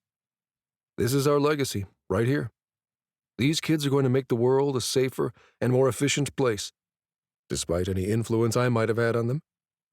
Eventually, the meeting wraps up, and Kellen announces that we will most certainly keep the lights on for another year. Everyone files out of the room, and Kellen pauses where I'm shifting my weight from foot to foot. It's pretty remarkable, isn't it? I nod and reach into my pocket for a packet of nuts, only to realize that I forgot to stock up on my snacks today. Damn it. Kellen squeezes my shoulder. You were pretty insightful to call this company Beltane, he says, as if sensing my distress. He leans behind me and grabs a pack of crackers from the basket in the conference room. I raise a brow at him. He knows I try not to eat grains. Kellen waves a hand and continues. Beltane. You know how it's a holiday that's about beginnings? We were just the beginning, Mick. He dabs at his eyes with a handkerchief. Say, he says, nudging me with his shoulder. You have a pretty important birthday coming up. We should do a big fire, celebrate our Gaelic heritage. I wave a hand. I don't want all that fanfare. Mickey. Kellen stands with his hands on his hips. We're not having a party for your 60th birthday. It's been a big year for the family. Make it a Beltane party then, I tell him. Keep the focus on the work. You're right, brother. We were just the beginning. Look at those kids of ours. We do. We admire them, heads bent together, mapping out plans excitedly, laughing at the ways their differing interests are coming together like different rays of the same sun. Beltane was a good name, Kel. It's true. And Mick Brady is a fine man, he counters. He punches me in the shoulder lightly. We'll keep it small, just the family. I snort. Just the family is 15 people. Is it that many? Kellen moves his lips and counts on his fingers, and I smile, because it's good that our family has grown like this. Not everyone needs 3 hands to count their loved ones, and even if I did set a shitty example for marriage for my boys, I made damn sure they all understood the importance of being there for their family, however we define family. Just as Kellen is finishing up his Brady count, Cal comes jogging over toward us. Hey, Dad, Uncle Kel, you got a minute? He doesn't wait for us to answer because he knows that we do, that we always make time for family. Even when I'm mad as a kicked hornet's nest, I have time for my boys. I just might not always be the best at communicating it in the moment. Listen, Cal charges on, interrupting my train of thought. Can we switch up family dinner to tonight? Kellen scratches his head. I'd have to check in with Beth before I say yes to that. Cal waves a hand. Logan and I are hosting. We already talked to Elizabeth, and Mom is going to come since it's usually our night to hang with her. You're bringing Sheila to family dinner? I feel like checking over my shoulder to see if I'm being filmed. Does she know you're inviting me? Cal rolls his eyes. Dad, of course Mom knows you'll be there. Please say yes. What's so important about family dinner tonight? I reach in my pocket for my notebook. I need to make sure I'm not double booking myself. Cal flashes a crooked grin, reminding me so much of myself when I was his age. I'll tell you tonight, he says. His phone starts buzzing in his shirt pocket, and he pulls it out. I gotta update Logan. See you all at 6. As he darts out of the room, Kellen furrows his brow, considering. Pregnant or engaged? He asks, scratching his chin. I lick my teeth and think about our conversations recently. Maybe both? We both laugh, and I ask my brother to remind me about the change in plans before he heads home for the day. The last thing I want to do is miss whatever my son has cooked up for tonight. Chapter 18. Celeste. I'm surprised to see Orla's name on my caller ID. Worried something is wrong, I rush to answer, dropping the phone on the ground. Celeste? Orla's voice comes through over speaker, which I must have bumped in my haste. Yes, I'm here. Is the baby all right? What? He's fine. I was just calling about dinner tonight. Oh. I finally pick the phone up and get it situated by my ear like a normal person. Dinner? Mm-hmm. It sounds like Orla is eating something while she talks. I'm glad she's remembering to eat. I remind myself that it's more important for her to eat than it is for her to have good phone manners. She audibly swallows. Cal and Logan are having everyone over. I told Walt I'd call you since he is on a complicated route today. Cal and Logan? Can you believe they switched Walt around? He's supposed to be the permanent mail carrier in our neighborhood, and they've got him hoofing up and down stairs on the south side slopes. He's probably going to eat at least 3 portions of dinner. I wonder if Logan knows about his appetite. Orla? Yeah? I'm a little confused about what's happening tonight. She sighs. Well, we all have a pool going to see whether Logan is going to announce that she's preggo or engaged. They're hosting family dinner, and they wanted to do it tonight so Cal's mom can come since they usually eat with her. She cuts off. I'm babbling. Can you be at their place at 6? Do you need someone to come get you? I think about driving into the east end of the city in rush hour and shudder. And then I think about Michael driving me home later, just the two of us alone with his leather interior. Maybe he'd rest his head on my shoulder again. I shake my head. He'll want to be involved in whatever they're celebrating tonight. I can make it, I tell her. Are you sure they want me there, though? I'm not even in the family. Of course you're in the family, Orla says matter-of-factly. You're my mother-in-law and Nora's grandmother. My heart swells at Orla's insistence that I'm part of her family. I know what it means for her to say such a thing, and I'm touched by her acceptance and insistence. I'm nearly overcome. Well, I stutter. What should I bring? TBD, Orla says, chewing again. I have no idea if Logan's getting catering or what. For now, maybe just bring comfortable pants. Anything could happen, Celeste. Orla laughs. And we hang up. I change into jeans. I've been wearing jeans sometimes now, especially on the days I'm with Nora. I regret all the years I spent avoiding jeans in favor of high-waisted dress slacks. These stretchy denim pants are so comfortable. I wouldn't ordinarily wear jeans to a nice family dinner, but Orla specified comfort. I'm learning that with the Brady family. I'm just as likely to wind up climbing a tree to fetch down a child as I am to pivot to a trendy bistro at the last minute. I'd be lying if I didn't admit I find the unpredictability a bit thrilling. I decide if I leave now, I can avoid busy traffic and maybe even stop by Esther's bar to tell her about that gardening class. I opt against doing that, though, because I don't want to just be that woman who drops by and tells Esther how to run her business. Lord knows she's doing a beautiful job with her bar. It's always so full in such a welcoming space. I drive directly to Logan and Cal's neighborhood instead, parking on the street and wandering over to the restaurants across from their building. I'm delighted to see a pop-up stand where I can buy to-go bottles of fizzy drinks. I buy several bottles of mojitos and pink lemonade, and by the time I get myself back across Penn Avenue to the condo complex, I run into Maddie and Liam chasing Arlen down the sidewalk. Hey now, I say, getting in the little guy's way. Where are you off to? He halts in his progress, giving Maddie a chance to catch up. What's that? Arlen asks, pointing at the brown glass bottles I've got under my arm. Why don't we go upstairs and I'll show you? Maddie mouths a silent thank you as Liam gets the door open, hustling us all inside and sagging against the elevator door. He's going to give me a stroke, I swear, he says. I want to offer up another weekend with Michael, but remember that it's not my place to do that. I wonder if they'd ever agree to have him up to my house. I have so much land that never gets used. Arlen could run around more safely without risking running into traffic. That thought will have to simmer, because the sounds of the Brady family echo down the hall from Cal and Logan's apartment already. We must be the last ones here, I say as Maddie hoists her son up over her shoulder. Hey! Logan grins and rushes over to greet us at the door. I'm surprised when she wraps me into an embrace. I'm so glad you're here with us, Celeste. Well, I say truthfully, I'm so glad to be included. Logan hustles Liam and Maddie inside, and I find a plastic cup to pour Arlen a fizzy lemonade as promised.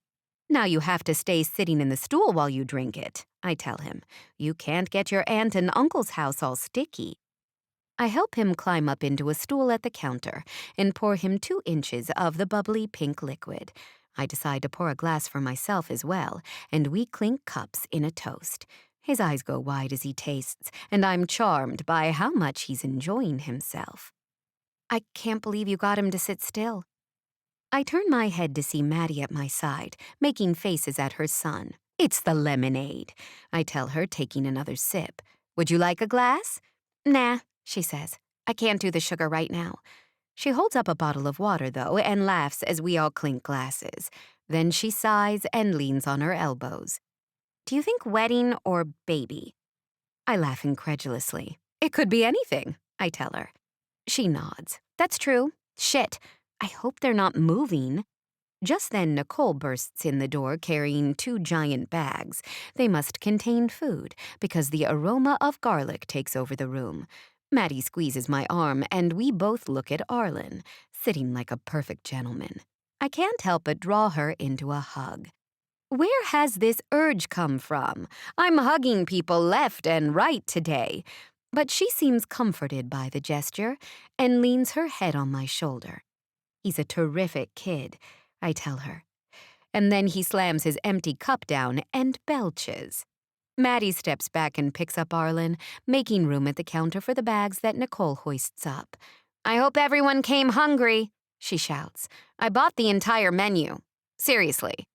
Someone comes and grabs the bottles of drinks I brought and starts passing them out, leaving Nicole more counter space and nobody to help unpack the dishes of food. I step in to assist, and she gasps. Oh, Lord, she says. It's happening. I look around, expecting to see something broken or someone bleeding. Nicole points to a woman about my age, looking sharp, with bright glasses and a short gray bob haircut. Sheila and Mick in the same room. I swallow a lump in my throat and watch as Sheila hugs Cal and Logan. I recall that this is Liam and Cal's mother, Michael's first wife. Liam and Maddie make their way over to her, and she brushes right past them to scoop up Arlen, which makes all of them laugh. And then I see Sheila catch Michael's eye from across the room. Chapter 19. Mick. Screw hot girl summer, Nicole says, passing out paper plates. This is hot Brady summer. The room erupts in laughter, but she shakes her head. I'm serious. We've got Mickey Boy turning 60. Don't look at me like that, Mick. You don't like being called boy? Stop calling me honey. She winks, and I know she means well. But given all the discussions I've been having with my family lately, her comment stings. I shouldn't be calling her any of those names. The thing is, I feel for her, Maddie, and Logan the way I do about Orla. They are all my kids, and my sweethearts, and my honeys, just like Cal, Liam, and Zach. I blow out a breath, trying to focus while she continues. From what I hear, all you geeky, grumpy engineers have been doing some exciting math all over the country. Zach interjects. We don't just do math, it's much more complex. Nicole places a finger over her husband's lips. I'm working toward a point, babe. Jake graduates high school. Orla's popping out another kid. We're celebrating whatever it is Cal and Logan are going to plunk on us today. It's hot Brady summer. We need a bonfire. My brother's face lights up. I've been saying we need a bonfire. Oh, Lord, here we go. Elizabeth reaches for the bottle of mojitos that Celeste brought and laughs as Nicole and Kellen begin conspiring. I feel a little better about the whole thing, given the diminished emphasis on my birthday. It could be nice to just have a family party. If Nicole and Kellen are co-planning it, I know it will be one for the ages. I return my focus to my main task of the evening, avoiding looking at my ex-wife. I was feeling pretty good about remembering this change in plans from when Cal approached me this morning. I didn't even need the reminder from Kellen before he left work. I had not remembered that Sheila would be here. I've seen her a few times, mostly since Arlen was born. But she's spent the better part of 30 years avoiding me, and who could blame her? Needless to say, I'm caught off guard when she approaches me with a tray of food. Mick Brady. Sheila looks terrific. She always does. She holds out the platter of shrimp. Take a tempura. Nicole says we have to eat them all. Sheila?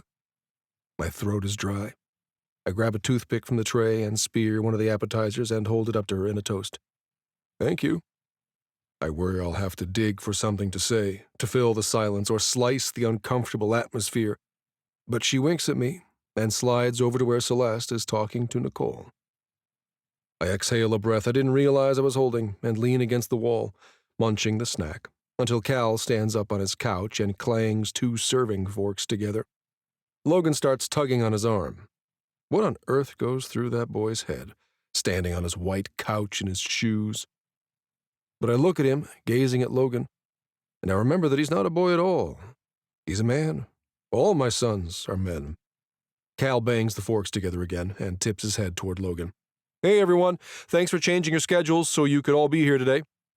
Nicole opens her mouth to add a witty retort, but Cal points a fork at her. And thank you to those of you who went across the street and bought the entire menu from the galley restaurants so we'd have 75 different things to eat. He tosses the forks on the coffee table with a clank and wraps his arm around Logan's shoulder, pulling her in close. She beams and holds a hand up to his chest, and it's then I notice the glint of a gemstone on her finger. I'll be damned. So I know all you assholes had a poll going about what our announcement would be today. Callum, please don't say swear words while we share our news. Logan bites her bottom lip and grimaces as he kisses her on the forehead. All right. Brady family, I want you to know that I asked Logan to join us officially as my wife, and she said yes. The room bursts out in cheers and wolf whistles, and Logan jumps up and down as Nicole and Maddie swoop in to get a look at her ring. Elizabeth even starts making out with my brother, and in an attempt to pull my gaze away from that, I wind up staring at Sheila again.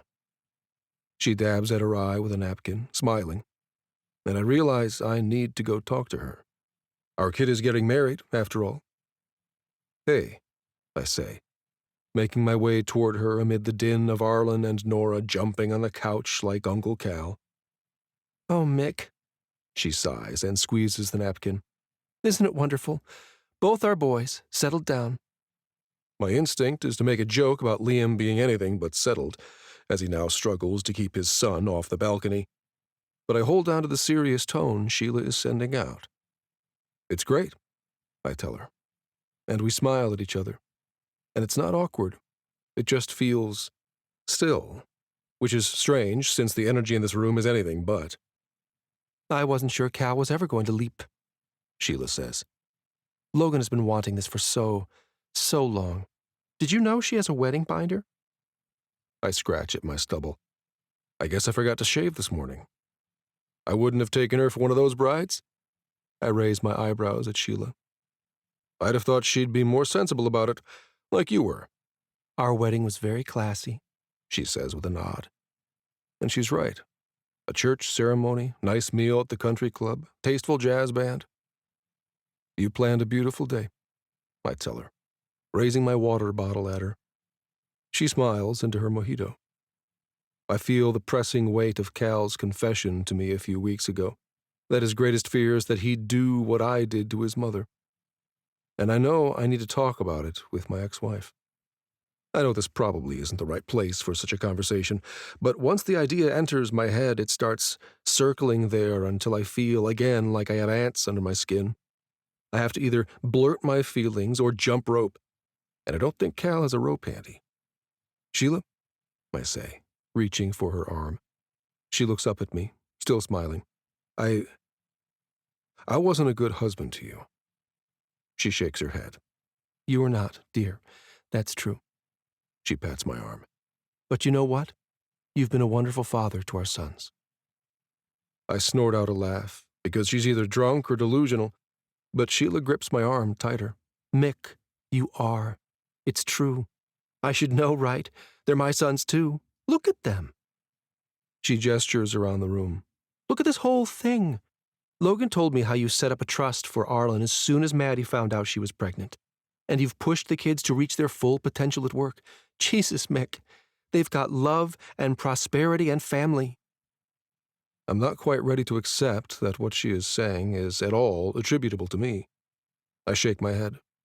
Well, I came over here to apologize, I say. I owe you an apology for how I treated you and our family. I freeze as Sheila wraps her arms around me, pulling me in for the same sort of hug I've seen her give our children. I accept your apology.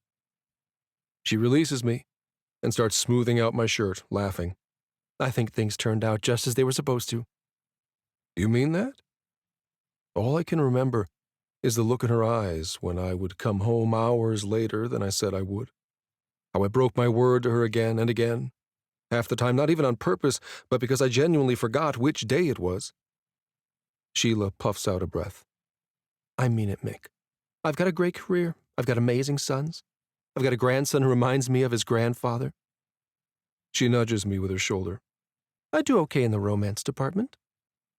My eyes widen at that revelation, and she rolls her own behind her funky glasses. Don't act like that, Mick. Be happy for me. I'm happy for me. She stretches up to plant a kiss on my cheek and walks off toward Logan, arms wide. By the time she's squeezing our future daughter-in-law, I'm slumped back against the wall, uncertain what to do with my emotions. Chapter 20. Celeste. Brady Ladies Group Chat. Nicole. So, we need a plan for Hot Brady summer. Orla. Dad seemed all about that at Callaghan's the other night. Maddie. I really don't think Callaghan is the portmanteau winner. Sorry. Orla. Portmanteau? Is that a real word? Orla. Shit. Learn something new. Maddie, you really are the best writer anywhere. Maddie. Thanks, sis. Orla. What about Logan? Logan plus Callum? Anyone? Elizabeth. I'm not sure Logan works either, but Kellen is here and says he wants to help plan the bonfire. Nicole. Elizabeth, you can't invite men into the Brady Ladies chat. Me. I think maybe you added me here by accident. Nicole. Nope, I don't do anything by accident, Celeste. Hear me out. Huge-ass bonfire at the Sheffield estate. Orla. Ooh, fantastic idea. Walt's house has an actual pond out back. We can just scoop up the pond if anything gets out of control. Nicole. We're not going to kill the koi and nothing will be out of control, because Liam and Kellen will make sure of it.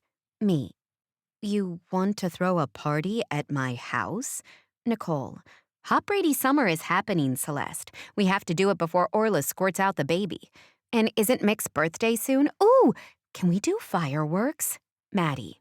No fireworks. Elizabeth. I say no to fireworks. Logan. Oh my gosh. I was in a meeting and I missed so much. Bonfire party at Celeste's house. That sounds terrific. Orla. Logan has used up all the exclamation points. There are no more exclamation points. Nicole.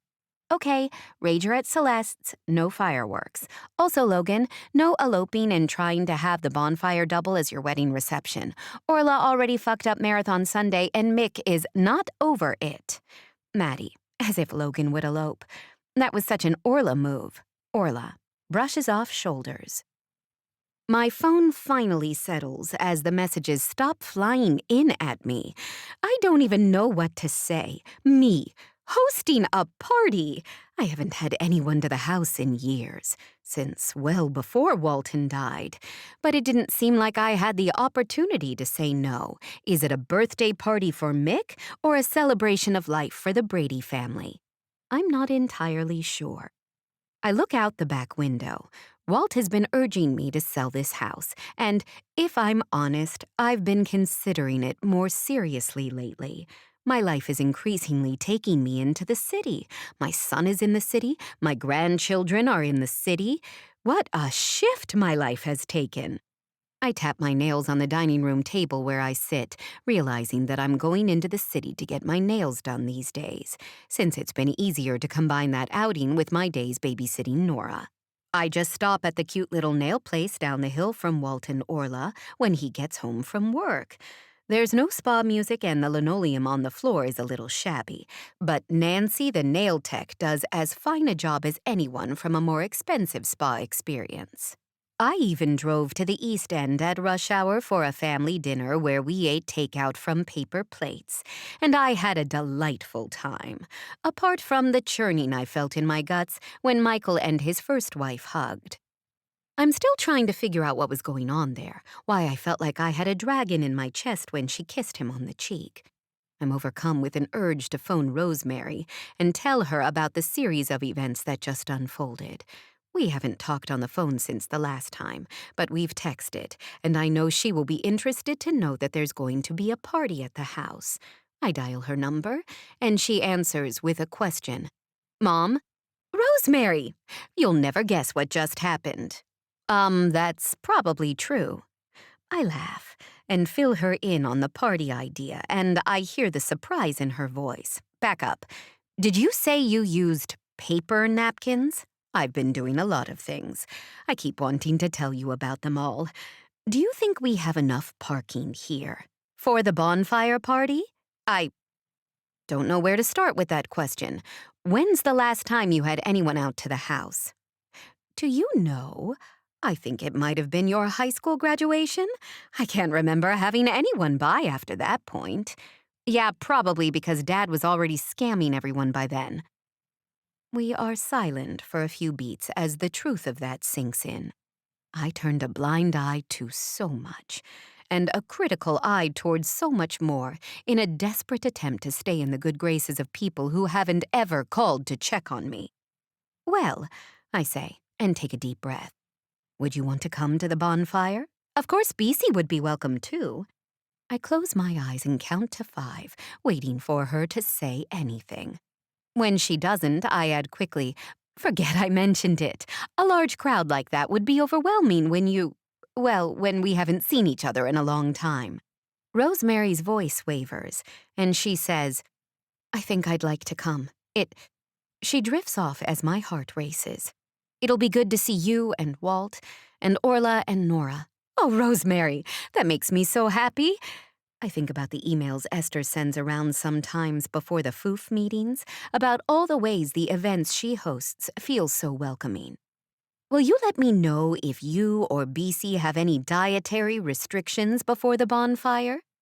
Rosemary makes a choking sound, and I hear her set down a glass. Wow. Mom. I don't think you've ever asked anyone that question before. I sigh. I know. I'd really love to see you, though. I'm learning so much from my I almost claim the Bradys and the Foof ladies as my friends. Almost. But it doesn't feel quite earned, although Michael did say he thought of me as a friend, as someone he can rely on to be kind to him in a time of need. My friends are teaching me so much, Rosemary, and I just really want you to feel comfortable. I'll message you after I talk to BC, okay? Yes, more than okay. I'll touch base soon. We hang up, and I feel an energy I haven't felt in years. I cannot wait to begin preparations for the Hot Brady Summer Bonfire. I recognize an urge to make the party perfect, not because it will look good or raise my esteem in some way, but because I want the people coming to feel at ease. I want my home to be a place where people feel welcomed. I freeze, walking through my dining room, because I realize I do not know how to set that sort of atmosphere. I have no idea how to help people have fun, apart from toddlers. But I also realize I know a group of women who know exactly how to do it. Chapter 21. Celeste. For the first time, I burst into Bridges and Bitters without hesitation. I need this Foof meeting. I need the input and opinions of all these women, and I take a moment to appreciate how it feels to walk confidently into a space and feel excited about the reception I'll receive. Esther! I rush up to the bar as she's lifting the tray of drinks she's about to carry to the back. Let me help. I got this one, Celeste. You seem a little jumpy. She winks and gestures for me to walk alongside her as she makes her way to the back. I am jumpy, now that you mention it. I am bouncing out of my pumps as I make my way to the banquet room, which is already filled with the Brady ladies. Oh, good. You're all here already. I slide into a chair next to Nicole, who is reaching excitedly for the tray of drinks Esther sets on the wooden table. I've been thinking about Hot Brady's summer, I tell her. Nicole claps her hands. Yes! Excellent! Let's compare notes. That's just it, I tell her. I don't have notes. I haven't hosted a party at the house for years.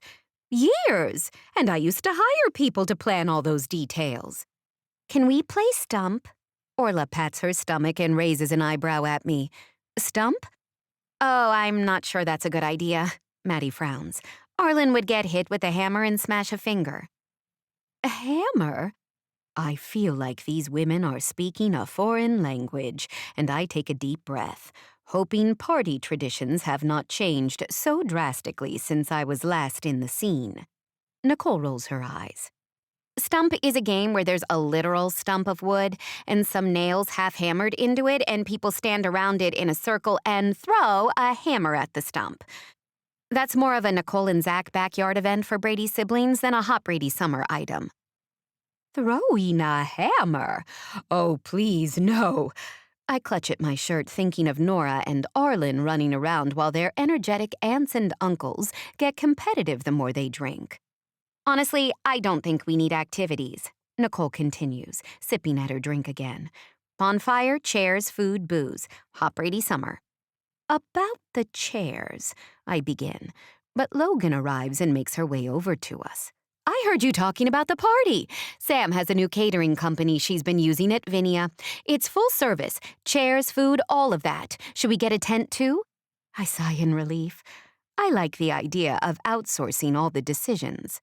I think we can always bring everyone inside if it rains, I tell them.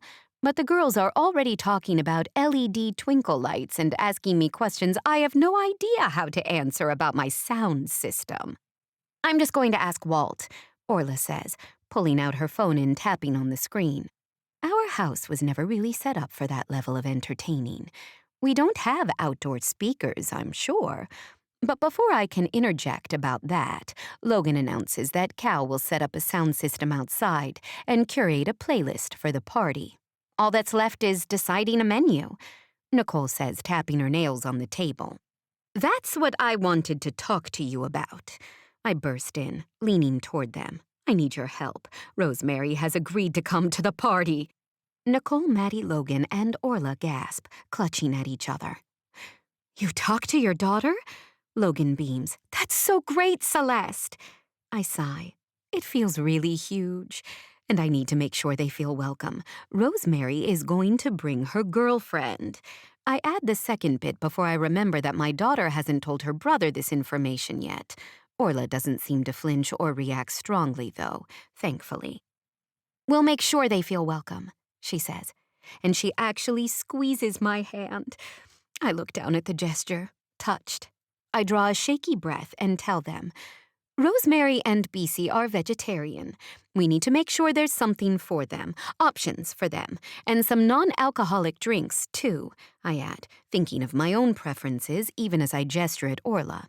Logan, can your catering company sell alcohol, or do we have to buy that separate? Because I'd really like to use that Goodlander business across from where you and Cal live. Logan furrows her brow.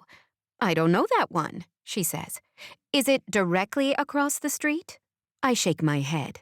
Around the corner. They did those fizzy mojitos and that wonderful lemonade. So summery. I know your family likes whiskey, but minty lime drinks just feel so festive to me. Logan has procured a pad and pen and has begun taking notes as we talk. I love that idea, Celeste.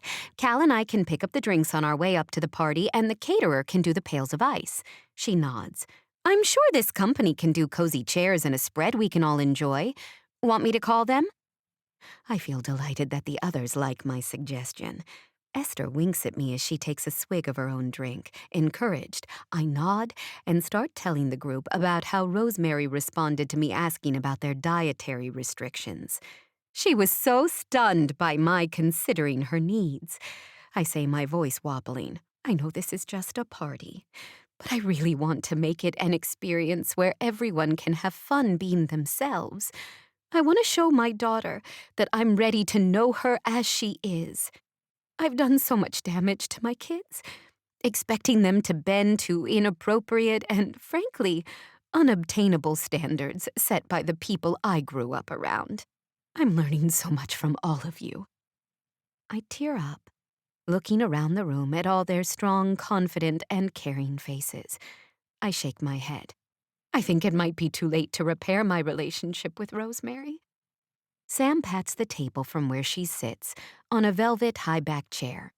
It's really, really huge that you've admitted your mistakes to her, validated what she's been trying to say for so long.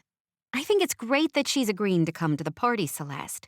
Small steps, right? I hope you're right. Sam clicks her tongue and reports that she is working on mending fences with the school teacher she inadvertently insulted at Vinia. Soon I'm lost in the din of the other women discussing their challenges. Piper is full of spit and vinegar that a group of men tried to kick her fitness class off a city field, even though she had gotten a permit to be there. Maddie is having to fight with insurance to cover Arlen's evaluation for ADHD. Everyone is going through so much, and I see how they all trust each other with their problems and work to find answers. Sam looks stern when Chloe suggests she doesn't want to share today because her problem isn't as important as Maddie's. Listen, Sam says, gesturing with the swizzle stick from her drink.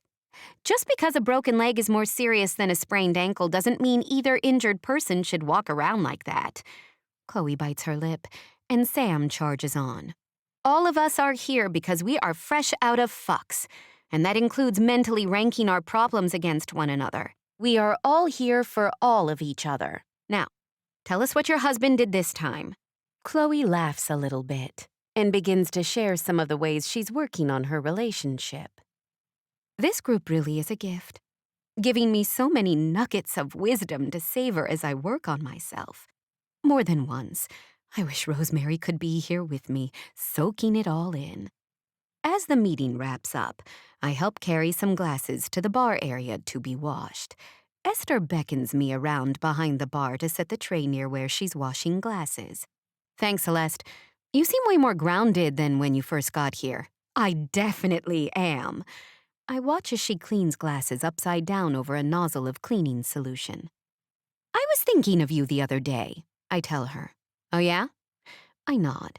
I was looking through the course catalog at the Botanical Gardens, and they're offering a class called The Bartender's Garden. I thought you could totally be the teacher for that. She laughs. I probably could, but they probably also want someone with some sort of advanced degree for teaching in their space. I bite my lip, hesitating, but decide to just tell her my idea. I was thinking, you could do something like that here, though, like how you pair the special cocktails for the paint night. Esther pauses midway through rinsing a glass and tilts her head to the side, considering. That's kind of a great idea, Celeste. It's July already, though. If I offered something like that in August, is there enough time now to market it? I shrug. I don't know much about how those things work, but you have a Facebook page for the bar, right? I think I left you a review. You sure did. She stops to fill a pint glass from the tap for a customer and dries her hands on the towel tucked into her jeans pocket. You've really got me thinking. I could totally do a little workshop muddling herbs, making the strawberry shag. People like learning to do that stuff. They see how hard it is, and they just buy more drinks here from me. She laughs again, and I'm glad I brought the idea up to her after all. I'd sign up, I tell her. Thank you, she says. She runs off to wait on another customer while I make my way out the door, eager to get planning for a hot Brady summer. Chapter 22. Mick. I wake up on my 60th birthday and stare at my hands. I'm not sure what I expected to see differently. They're still tan, relatively smooth. I use expensive moisturizer I picked up on one of my trips. I remember the woman working at our construction site had flawless skin and said she was pushing 70. We were over there so Kellen could design plans for a sewage system for a village that didn't have one. That's something to be thankful for. I've had a really blessed life, just looking at sanitation opportunities alone. The woman, why can't I remember her name? She seemed so touched that I asked about her skincare. I did my part brokering the deal between Beltane and their government leadership. Kellen was doing all the hard work. What did I have to do at that point other than talk to the people on site about their experiences? I do a quick overview of the rest of my parts. Still accounted for. I suppose that means I have no excuse to miss the bonfire tonight. I really hate being the center of attention at these things. Nicole said the party is called Hot Brady's Summer. It should be about all of us. Yes, today happens to be my birthday. I roll my eyes and get dressed as the coffee maker does its magic. I decide it's still early enough that I won't get run over by tourists if I run up to the Strip District to get more coffee beans from the Italian market. I love running through there. I can still remember it in its heyday. My brother and I going with our parents to see the wholesale produce vendors operating alongside the river. Callan loved watching the foundries and mills crank out their goods to the shipping lanes. Hell, the Strip District is probably why he became a civil engineer, and why I decided to help sell engineering services. I have no idea how to make any of that happen, but I saw how it all functioned together, and Lord knows why. But I started thinking about the future of all those machines. Now, the neighborhood is full of fancy coffee shops and souvenirs. So much of the industry we started with has moved elsewhere in the world. I try not to focus on that on my run. I think about what the kids are doing, how they're breathing new life into the work Beltane does. I think again of that sanitation work we did in foreign countries, and I wonder how Zach would feel about checking up on that when he meets with people about his landslide prevention ideas. All in all, it's a pretty good run for me, with a coffee bag in each hand for balance on the jog back home. I clean myself up and get ready to go to Celeste's house. Only, I don't like to think of it that way. It doesn't seem to suit her, all isolated up there in the woods in the suburbs. I think she feels out of place there now, too. It's like she was a different person when she lived there with her husband. I don't like thinking of him either, or of her life with him in it. Nope, focus on the party, I tell myself. I run a razor up and down my face, and splash on some witch hazel, slip into some dark jeans and a nice shirt, and brace myself to have my family pick on me for the next few hours. When I get to Celeste's, I have to laugh at the sign someone put at the bottom of the driveway. It's a massive banner with all our faces on it. Probably photos taken the last time we played the foil ball game at Christmas. We all look like we're going to kill each other, and it says Hot Brady Summer with the letters painted in a flame pattern. I park along the drive and note how someone has cleaned up the landscaping, making a flagstone path around the side of the house.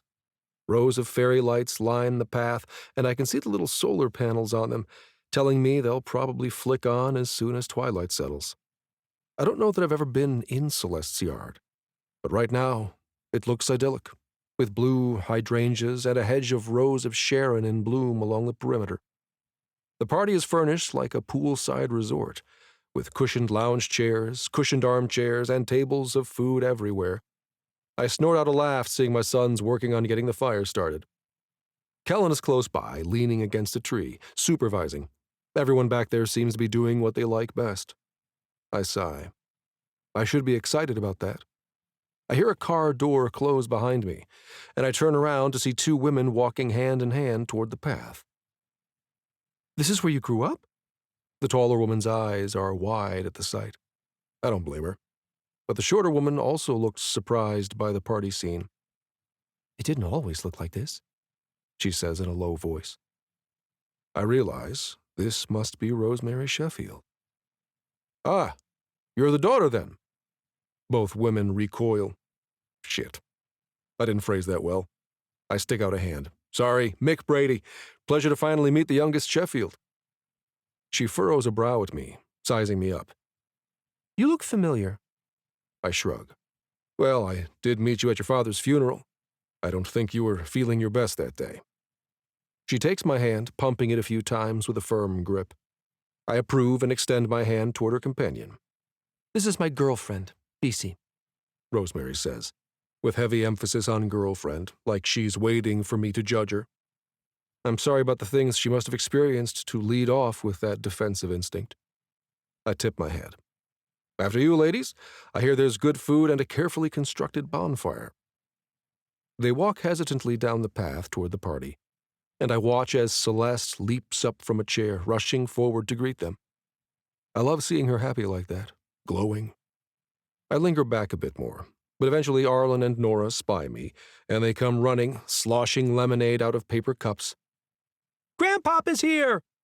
Arlen announces my arrival, and I'm not going to lie. It's nice to hear a cheer go up at the sound of my name. Sure, I'm walking into my own birthday party with my family, but it's still nice to be greeted with a smile. Maddie comes to get Arlen and pecks me on the cheek. "Now we can get started," she says, ushering me toward the food table. Celeste really pulled out all the stops with the catering.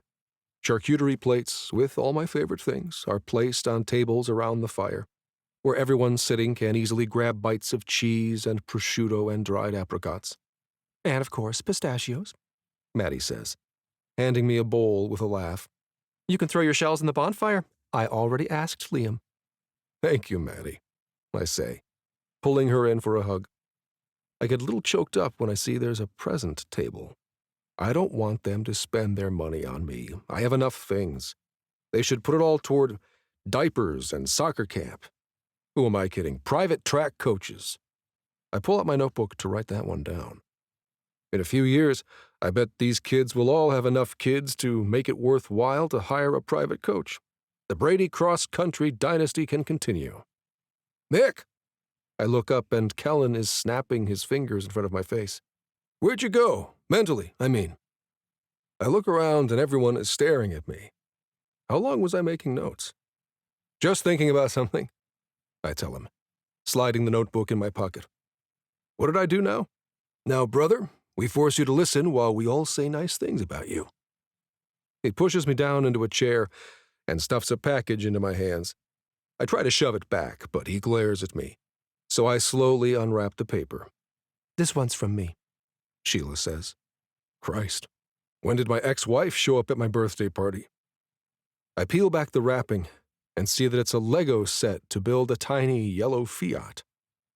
My jaw drops. Is that mine? She grins.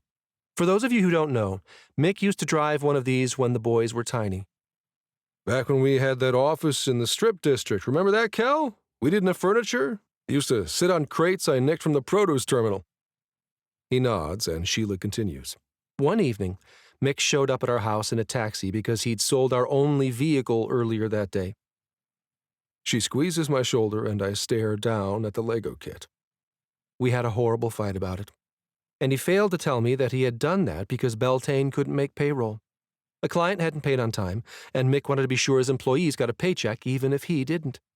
Even if it meant selling the family car and putting his own kids on city buses for a few weeks until he dealt with the cash flow problem.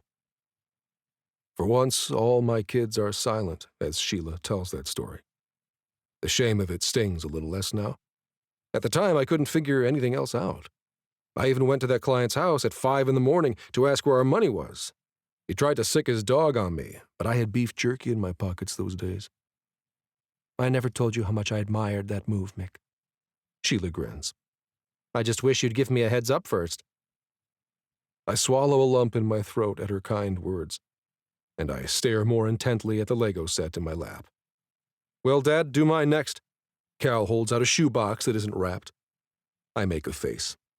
Liam said we all had to use eco-friendly wrappings. He shrugs. I roll my eyes a little and pull out a pair of truly hideous sneakers. Who are these for? Cal grins. They're special walking sneakers. See how the soles are so thick back at the heel? You must have meant to give these to your uncle, I tell him, trying to push the box toward my brother. My feet are just fine, thank you. Cal clears his throat. I got you these because I remember another time you put someone else's needs ahead of yours. You and I went to breakfast one day, just us. We took the train into Station Square and rode up the incline to Mount Washington for an adventure. I guess Zach and Liam were somewhere else. Cal shrugs. You gave every dollar in your pocket to a panhandler, and we had to walk home, down those crazy steps and the south side slopes. I kept asking you why you'd do that, and you told me to be thankful we have healthy bodies. Well, look at you, I say. All of you, top shape of your lives. Cal nods. It's true, but you also taught us to be thankful for what we have, and kind to people who don't have as much. Some of your teaching methods are unorthodox, but what I want to say here, at Hot Brady Summer, Nicole interrupts with a loud whoop, repeating the name of the party. Zach glares at his wife, and she snaps her red lips shut. What I want to say is that we're all very grateful you're the head of this strange group of grouchy geeks. You mean a lot to us, Dad. Aw, come on. I try to shove him away, but suddenly he and Nicole are both wrapping their arms around me, and her wild, curly hair is getting in my mouth. And all of it makes me feel like I'm going to choke.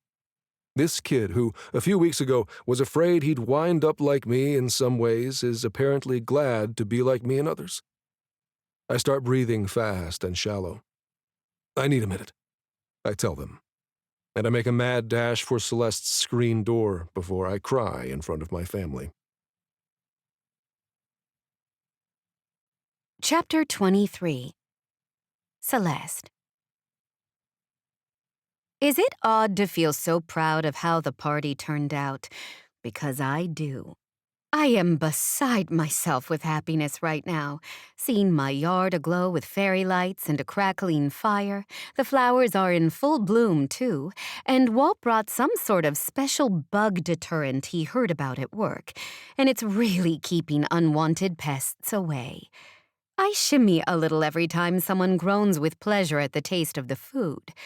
I suggested a bunch of different charcuterie plates for Michael's birthday because, well, the man loves snacks. I even have a variety of herbal teas I ordered from South America for later, when we serve his cake. I know how much he loves getting foods from the places he's visited. And then I see my daughter, and I absolutely lose all sense of decorum. Rosemary! I rush over to her and have to physically grab my own wrists so I don't wrap my arms around her. I don't want to overwhelm her. She smiles a thin smile, but then the woman at her side gives her hand a squeeze, and Rosemary looks up at her, beaming. "Mom," she says, "this is BC. "I'm so very glad to meet you," I say, holding out my hand and then squeezing hers with my other hand. "You and Rosemary look so happy together." BC makes a strange face at Rosemary and then smiles at me. "Thank you for having us." I gesture around the yard. "You are always welcome.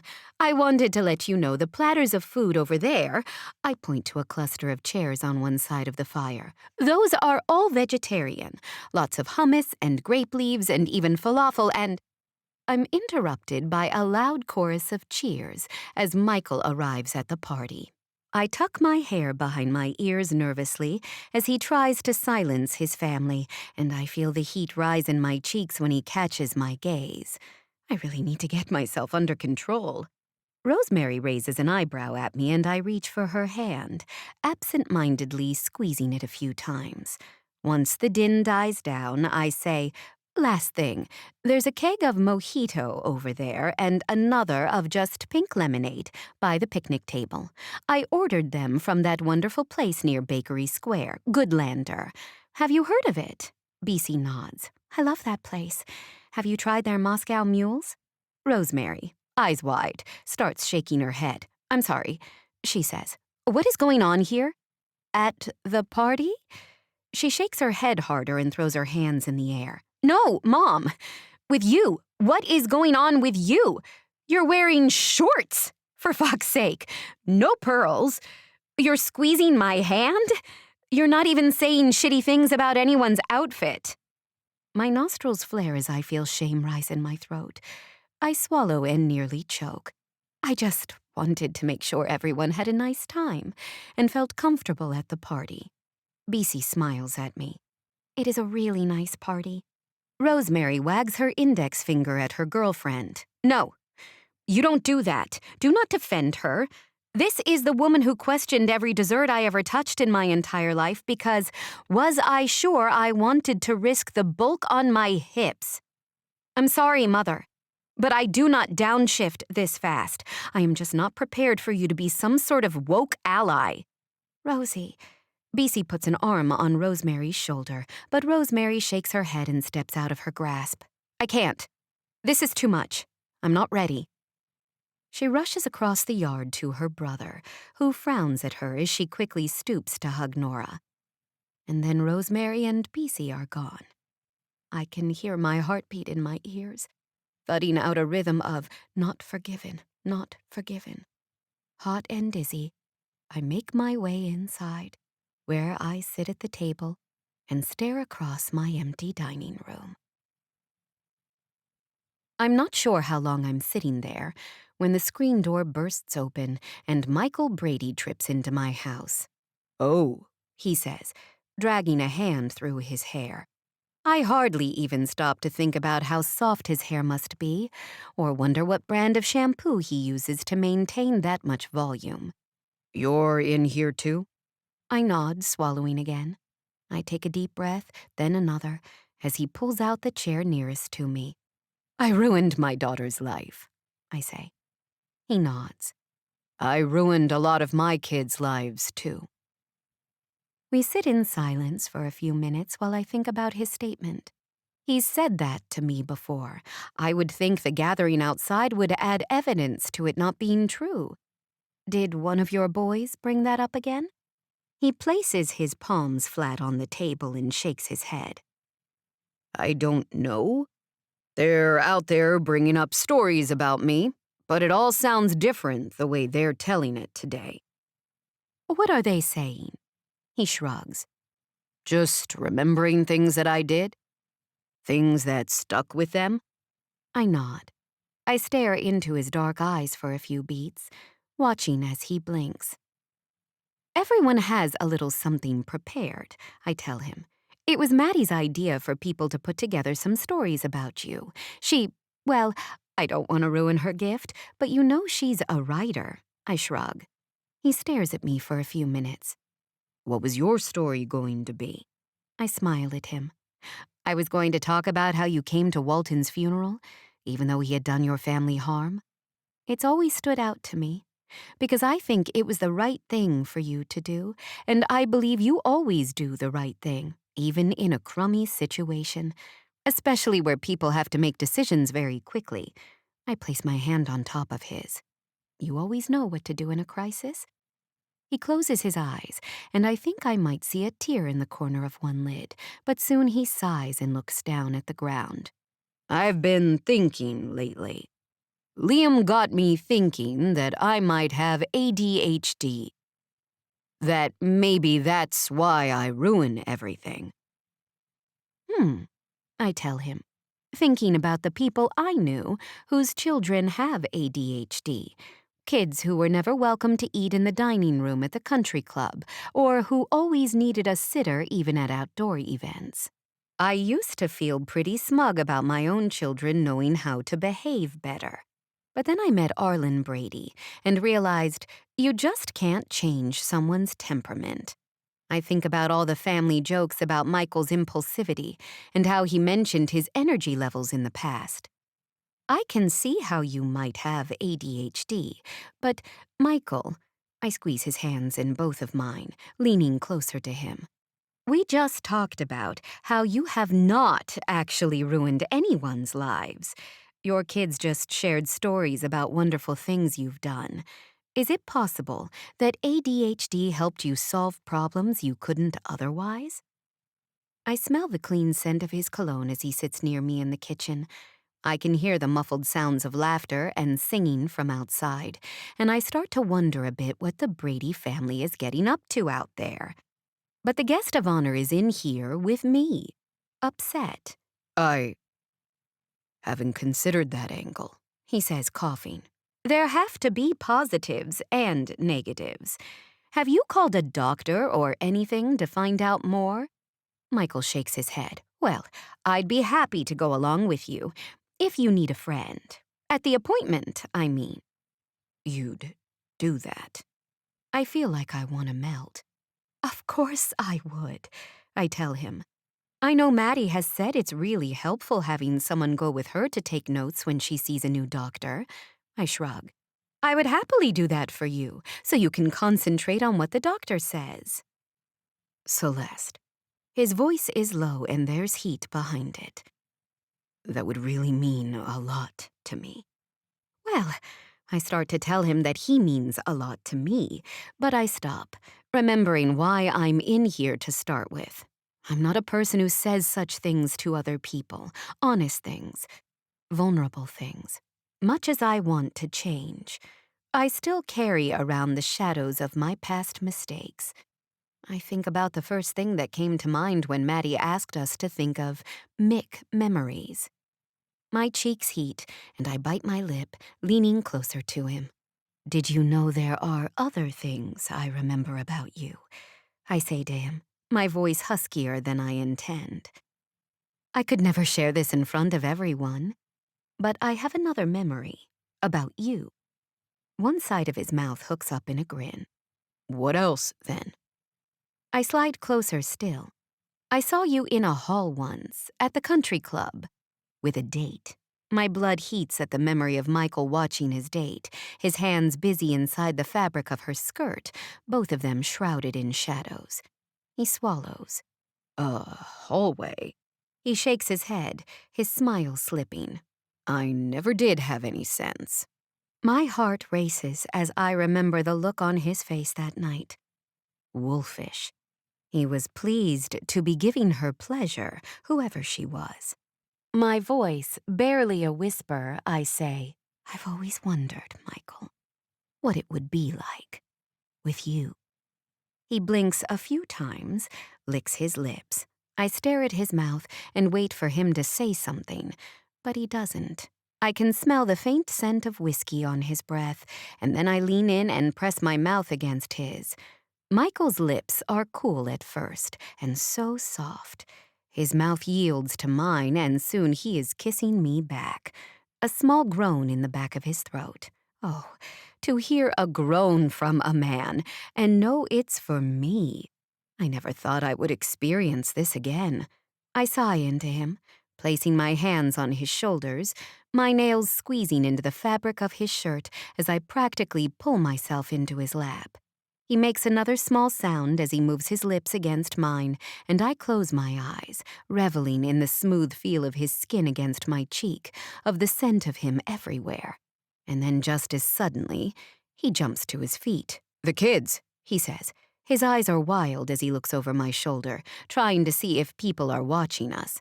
He shakes his head rapidly. We can't let that happen, Celeste. I'm sorry I let that happen. It was a birthday kiss, that's all. I lie, climbing to my feet and rushing over to him. I feel pathetic as I try to pull him closer to me again. But now that I've kissed him, I want more. I want to feel his body against mine. I want to unleash everything I've held back. And then I realize what I've done. I've made it about me. This man came inside seeking comfort, and I mauled him, brought up his past. I shake my head, wondering how to salvage this moment, certain I'm on the verge of ruining everything yet again. It doesn't have to mean anything, I say, gesturing around the kitchen. But Michael recoils, and his face crumples. That's the only way to describe what happens as he slinks away from my touch and backs toward the door. Doesn't mean anything. Like a quickie in the hall between golf rounds? That's what I'm good for, huh? Michael, no. I start, but he shakes his head again. He quickly moves out the screen door to the party, slamming it so hard behind him that it bounces back open. I hurry over to close it, wanting to follow and tell him he's misunderstood my meaning. That what I meant is we don't need to tell the kids. Not that I think of him as...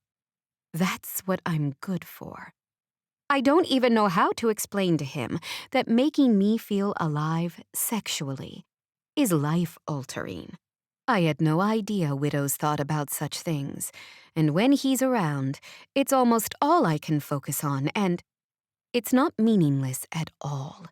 It feels special and electric, and I went and messed it up instead of cherishing him for helping me relearn something about my body.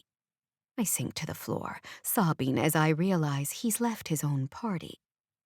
Once again, I drove someone away. Chapter 24. Celeste. I eventually walk back outside, certain I'll be bombarded with Brady ladies wondering what happened. But when I start circling the outskirts of the bonfire, picking up plates and empty cups, nobody seems to notice. They don't seem to notice that Michael has left his party either. Zach and Nicole are cuddling, her sitting on his lap at the fire despite the heat.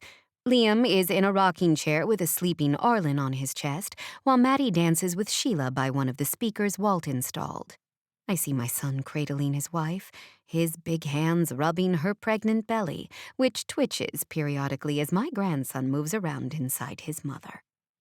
Logan and Cal seem to have disappeared as well, and Nora sits with Elizabeth and Kellen, holding what appears to be a dead insect. I can hear Kellen explaining the engineering of the exoskeleton to Nora as she looks on, riveted. I'm surrounded by contentment, as if the scenes with Rosemary and then with Michael just hadn't happened. But they did. My daughter ran away from our reconciliation, and I acted inappropriately with my friend. Brady's begin to leave the party, waving at me sleepily as they make their way down the fairy-light pathways. I continue to wander around, picking up garbage, but eventually a black-clad caterer taps my arm and reminds me we paid for them to come back and clean up, so there's nothing for me to do but slink inside. I walk up to my room, thinking how easy it would be to curl up in bed with a Valium and let the world drift away, and my guilt and shame along with it. I actually stand in the master bathroom, where I know I still have prescription bottles standing like suits of armor in the medicine cabinet, only I don't need that sort of protection anymore. No, I decide. I'm capable of feeling these feelings now. I wasn't in years past, but I am now. I think about all the things I've done recently that would have sent me into a tailspin of panic in the past. I spend every Tuesday with a toddler. I figured out poison control. I can figure out what to do next once I've made a mistake. I open the cabinet and collect all the remaining prescription bottles, stuffing them into the waste bin. With a satisfied huff, I slam the door closed and climb into bed for what I'm sure will be a fitful night of sleep. In the morning, I feel groggy but determined. I lay awake most of the night thinking about Rosemary. I should have encouraged her to meet with me before coming to the big party. I knew it would be overwhelming to jump into something like that without having seen one another or talked much in so long. I should have shouted after Michael, begged him to come back inside and finish talking to me about what happened so I could understand how he really felt and tell him what I meant more clearly. It's evident I need to speak to both of them. If months of FOOF meetings have taught me anything, it's also clear I need advice before I do. I find myself wishing that FOOF had a bat signal. Samantha seems like she would be the one most likely to design something like that. She runs a tech company. Surely she could figure out a summoning method for emergencies like this. I roll my eyes at my own foolishness when I remember that group texts serve this very function. Only I'm not in a group text with FOOF. Orla tips me off when there's changes to the meeting schedule. I'm in a group text with the Brady ladies, though. Gah, I say, tugging at my hair and marching downstairs in search of coffee. The Brady ladies can't be involved in this until I've had an opportunity to speak with Michael. The walk from my room to the kitchen feels interminable, but I eventually make my way to the little espresso machine and wrangle a pod into the top.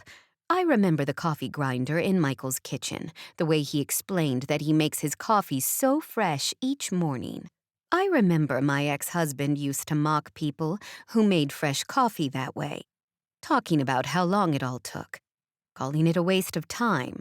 Seems to me it takes about as long for my packaged pods of inferior coffee. I stare at the machine and past it, at the empty rooms I don't even use. This whole house is just big and empty and lacking purpose. Michael does all those eccentric things with intention. His gaudy knickknacks remind him of his trips and things he learned. These stupid paintings I hung just remind me that I spent too long trying to blend in with everyone else. Why do I have all these rooms and hallways when it's just me here? When the machine beeps its readiness, I grab it and take the first sip. Then another. My head clearer already at the first hit of caffeine, I sit down to think. I can't fix my entire life in one morning. I have to choose a plan of attack, and Rosemary comes first. I need advice from Samantha. Think. Logan connected me with the caterer based on a tip from work, so I have an email she forwarded me from Samantha. Samantha puts her cell number in her email signature, and Samantha is in FOOF. Ha! I shout into the empty house, delighted to have figured out someone I can call for guidance with this pickle. I decide to text first. Samantha, it's Celeste Sheffield. Thank you so much for the caterer recommendation. They were delightful. I wondered if I could ask your advice for a more personal matter. I understand if your schedule is tight. A few moments later, my phone rings in my hand, and as soon as I press the button to connect, I hear her voice. Oh my God, please tell me you boned Mick Brady. What? No, not exactly. That's not what Not exactly. Hold on. I hear a commotion in the background, the obvious sound of high heels clacking down a hallway, the clatter of a door being slammed shut. Did you impulse bang the silver fox? Tell me everything, you glorious hero. No, Well, I kissed him. That's an entirely separate personal issue I need advice about. She cackles. This is so great. I mean, it's probably awful right now, but it will be great. Samantha, it's about Rosemary. And Michael, but mostly Rosemary is why I was calling. Okay, right. Did she and her girlfriend come to the party? I fill her in on our argument. How Rosemary was so taken aback to see me being kind that it made her deeply upset, and she left. What do I even do about this? Where do I go from here? God, I wish I could talk to my mom about this kind of shit. I recall that Samantha lost her mother some time ago and had to step into a parental role with her siblings. Oh, I wish you could talk with her too, I offer. She sniffs. I was thinking about you and Rosemary earlier, though, she tells me. Even before you said she was coming to Brady Fest. Did I ever tell you my sister doesn't talk to me? You didn't. Oh, I know how hurtful that is. Even if I felt like I deserved the distance, it hurt me a great deal. Yeah, I don't deserve the distance. My sister isn't well, but that's sort of what got me thinking. I'm not saying this is what's going on with Rosemary at all, but what I think my sister wants is for me to run after her and beg her to love me. I think she really wants our mom to still be around parenting her, but she's convinced herself she wants me to chase her down. She takes a deep breath. Anyway, it seems like you actually are Rosemary's mom, and she's probably always wanted you to dote on her like you were probably rocking that hostess role. And maybe she got jealous? I nod, and then remember again that people on the phone can't see physical gestures. That could be. I think you should fight for her. Show up at her house with a tray of party leftovers. You think so? Yes. In fact, hang up with me right now and go to her house before she leaves for softball practice, or whatever. Do you realize you texted me at 7 in the morning? Is it that early? Oh dear, I'm so sorry. I didn't sleep well and had just had my coffee. I don't ever sleep. I was already at work. But I bet Rosemary isn't. She hangs up with me abruptly, and upon opening my refrigerator, I notice stacks of neatly wrapped and labeled leftovers from the party. I grab a few with the vegetarian options and climb in the car. As I crawl along the highway, anxious to get to my daughter, I wonder why people live this way.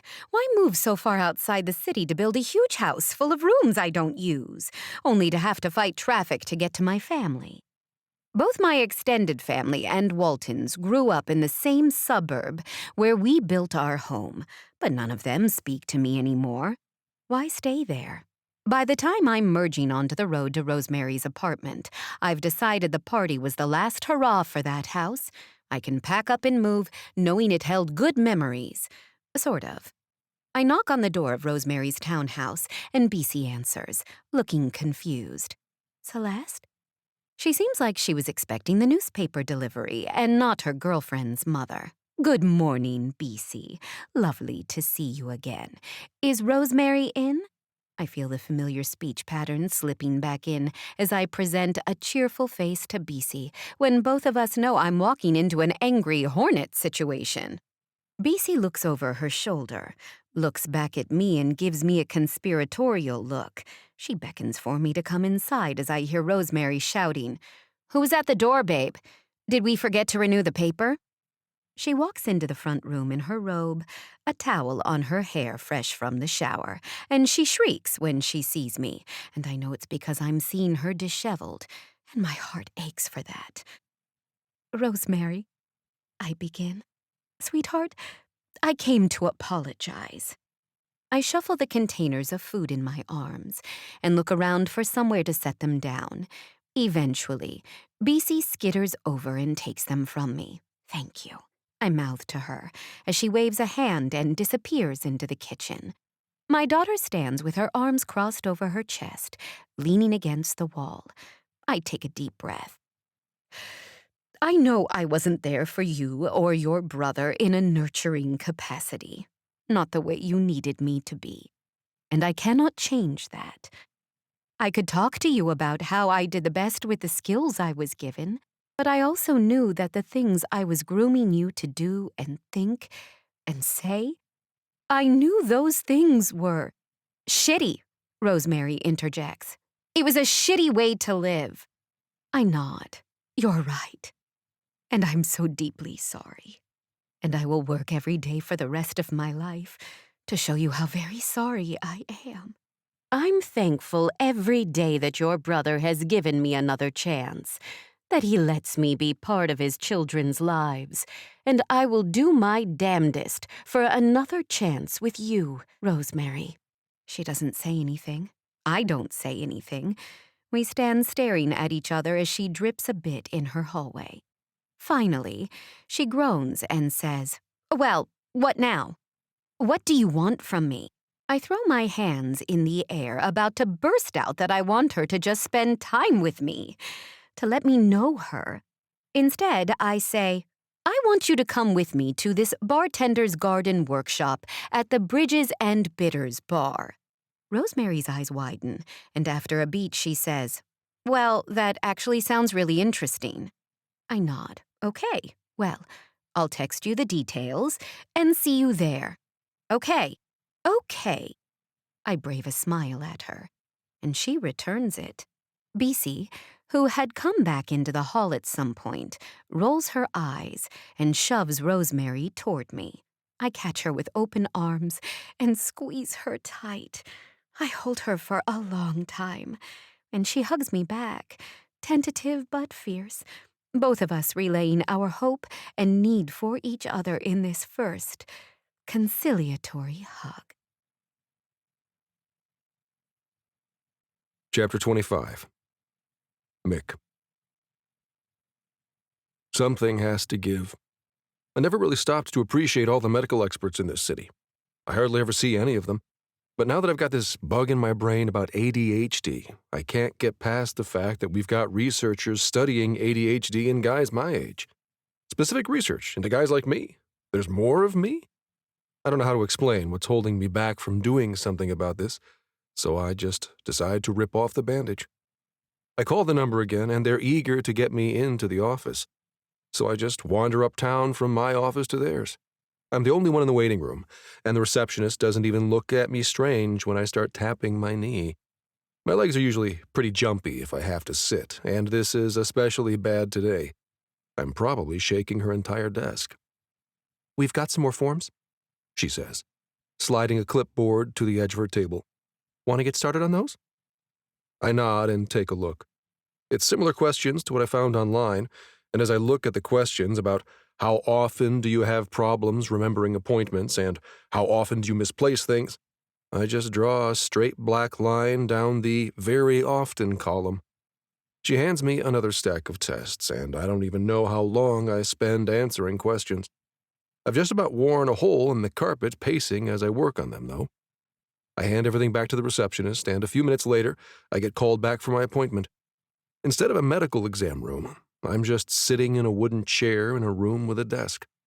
Left alone, I pace the small space, counting the doc's diplomas on the wall before he pops in the door, smiling at me.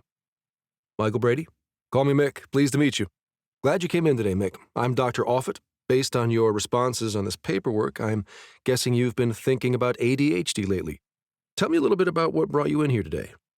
For starters, I'm sick of being the person people go to when they're looking for a good time.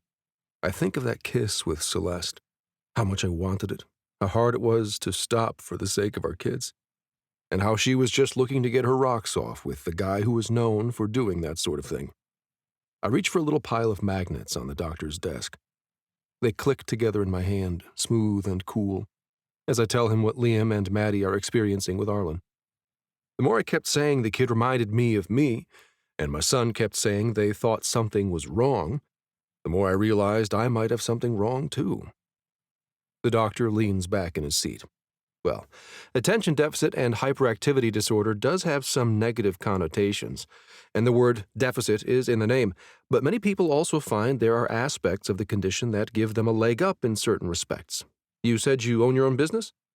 I nod. My brother's a brilliant engineer. Back when he got his degree, I started realizing a lot of people probably needed his services, but didn't know they did. And what were you doing at the time? Me? Selling cars. I can sell anything to anyone. I'm not good at much, but I can read people. He takes notes and keeps nodding. You notice small things? I notice your office is spotless and your trash can is empty. Tells me you probably pay your staff well enough that they work hard for you. That tells me you probably have everything in place so you can do your best work diagnosing hopeless cases like me. He smiles and puts down his pen. Nobody is hopeless, Mick. He spins a computer monitor toward me. You sign releases for your medical records, and I can see you are in excellent physical health. He holds out his hands. You're thinking I've got it, then? Your questionnaire and personal anecdotes would suggest that you do. In fact, I'd say you meet every one of the clinical criteria. Never got a perfect score on a test before now. I joke. He grins. You've indicated this is a lifelong condition, and not something that sprang up in your senior years. I don't see any evidence of mental decline. I feel comfortable diagnosing you with ADHD. I think you'd be a terrific addition to my study, if you're interested. You really want to study me?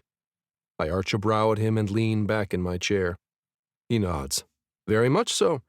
Right now, a lot of patients like you are getting misdiagnosed with mild cognitive decline. I'm working on building a screening tool for clinicians. You could really be part of a life-changing solution for a lot of people. I have to take some deep breaths at the notion of me being helpful for others, in a meaningful way like he describes. The doc goes on about taking my data, writing down my response to medication, having me talk to him about my life. I don't think my life should be a guidebook for anyone. He leans forward, his face reflecting empathy. You told me about how you notice things. Well, let me tell you what I notice from talking to you and from your chart. You've spent decades building coping tools. Some of these, like running, have had tremendous positive impact for you. I also hear you describing avoidance. You avoid carbs and sex because you can't moderate your intake, so you just don't engage at all. My jaw hangs open as this guy just lays my life out for me, like he can see right through me. He pats my hand. Mick, I believe I can help you make big changes. And I believe you can help me help others. What do you say? I nod, silently, not sure about what comes next. Doc pulls up some charts and says, I have no concerns at all about blood pressure. I'm sure you've read that a common treatment for ADHD is a stimulant medication. The right molecule and the right dosage shouldn't impact your blood pressure at all. You're 60 now, so I will bring you in 2 weeks from now to check again, and again 2 weeks after that. My recommendation would be to start with a quick-release medication. I swallow a thick lump in my throat. These pills, are they going to make me a zombie? I'm sure you've heard myths like that, but really the right medication is going to help you focus. It won't change your personality. Other patients have told me they just feel more like themselves, like the best version of themselves. I think about how I feel at the end of a long run, or when I've got a new client excited about what we can do for them at Beltane. I could stand to feel like that more often, I admit. I leave the office with a prescription and a schedule of return visits, and I head home to stare at the pills for a long time, afraid of what will happen if I take one, afraid of continuing on if I don't. The buzzer above my door rings, and I walk over to it, confused. My whole family is at work right now, and I doubt anyone sent me anything here at the condo. I squint through the peephole to see Celeste standing in the hall. Hey, I say, creaking the door just a bit. Is everything okay with the kids? She nods. Everything is fine with all of them. I came here to make amends with you, Michael. Michael again. I can't decide if I like that she calls me that. Maybe it means I'm special to her. I open the door and she steps inside. I'd like to explain what I meant the other night, after we kissed. I sigh. I guess we're talking about that, huh? She nods. You want a drink? Water would be lovely, thank you. She sits down at my counter, and I see her notice the prescription bottle and the pile of paperwork. I slide a glass of water over to her and sit in the stool next to hers. I haven't worked up the courage to take it yet, I say, gesturing at the pill bottle. You went to the doctor already? I would have gone with you. She sets her hands down on mine. I wanted to be there for you with that. I didn't want to spend another day being the person everyone remembers for bad behavior. Celeste squeezes her hands together. Michael, I don't think of you that way. I never intended to imply that, and I apologize because obviously that is how you took my meaning. She closes her eyes. I've been thinking about kissing you for a long time. I've also been feeling like a terrible person for a long time. Like no matter what I did, it was never quite enough. Until I met your family. And all of you act like all you want from anyone else is for them to just be themselves. Well, yeah. Who else are you going to be? She presses her palms flat against the counter. That's just it. I have no idea who I am, or what I want, or what it even means to be myself. I spent so long trying to conform. Then, thanks to my son, I stumbled into this wide net of people who just... You're all so comfortable at being imperfect. Huh? My laugh spits out dramatically. We certainly are that. Maybe not Kellen. One side of her mouth hooks up into a grin. Maybe not him. Celeste takes my hand again, and I like it. She squeezes, and I squeeze back. She says, I keep thinking about what your friend Clayton said at the cafe. How it's never too late to make a change. He did say that, didn't he? I pick up the pill bottle with my free hand. I'm terrified that if I take this and it's amazing, I'll die of the regret of not doing it sooner. How could you have known sooner? I shrug. How could I not have known? It's not normal to live like I have. Michael Brady, do you need another pep talk? Because you're not normal, one bit. You're extraordinary. Ah, come on. She slides off the stool and stands in front of me, putting her hands on my shoulders. I mean it. You're unfailingly kind, especially to me, and even when I didn't necessarily deserve it. Everyone deserves kindness and respect, I tell her, trying hard to focus as the scent of her overwhelms me. Her nearness, it's too much. Not everyone feels that way, she says. How about it if you just take my word for it, that your worldview makes you special? I give her a small shrug. She keeps talking. Your family has really made me examine myself, make changes. I think you've all made me a better person, and I'm starting to finally feel comfortable saying that. I've gotten better. You're like a fine wine, Celeste. I can't control my impulse to reach up and stroke her cheek with my thumb. But then I remember what happened the last time I let myself touch her, and I lean back. She squeezes my shoulders. Thank you, Michael. Thank you for being my friend. It means so much to me. I take a deep breath and open the pill bottle. I put one of the pale yellow tabs on my tongue and reach for Celeste's water, swallowing it down. She stares at me, a question in her eyes. I don't feel different yet, I whisper. Maybe we should get some lunch or something. Wait for it to kick in? I'd like that, I tell her, truthfully. Okay if we eat here? I don't want to be out in case it gets weird or something. Here is great, she says, following me into the kitchen. I walk over to the fridge and fling it open. Lately, I have been buying a lot of prepared meals from a local chef because I can just heat them up when I remember I'm hungry, and I don't have to worry about preservatives or unnecessary chemicals. You want salmon with edamame and carrots or flank steak with edamame and carrots? Someone's on a protein kick, she jokes, pointing toward the salmon. Protein is very important, especially for our old brains. You're older than me, she says with a laugh, as I slide the containers in the microwave. Is that right? How long do we have until your hot Sheffield summer?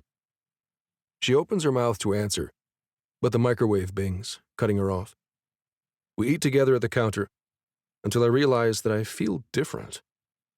I pause with my fork midway to my mouth. What's wrong? Celeste jumps to her feet and places a hand on my forehead as if I'm sick. It's still, I tell her. Inside my head. It's calm and quiet in there. Usually I'm distracted by swirling thoughts at all times. I hear everything at the same volume, the fridge motor and the HVAC system and the clock 3 rooms away.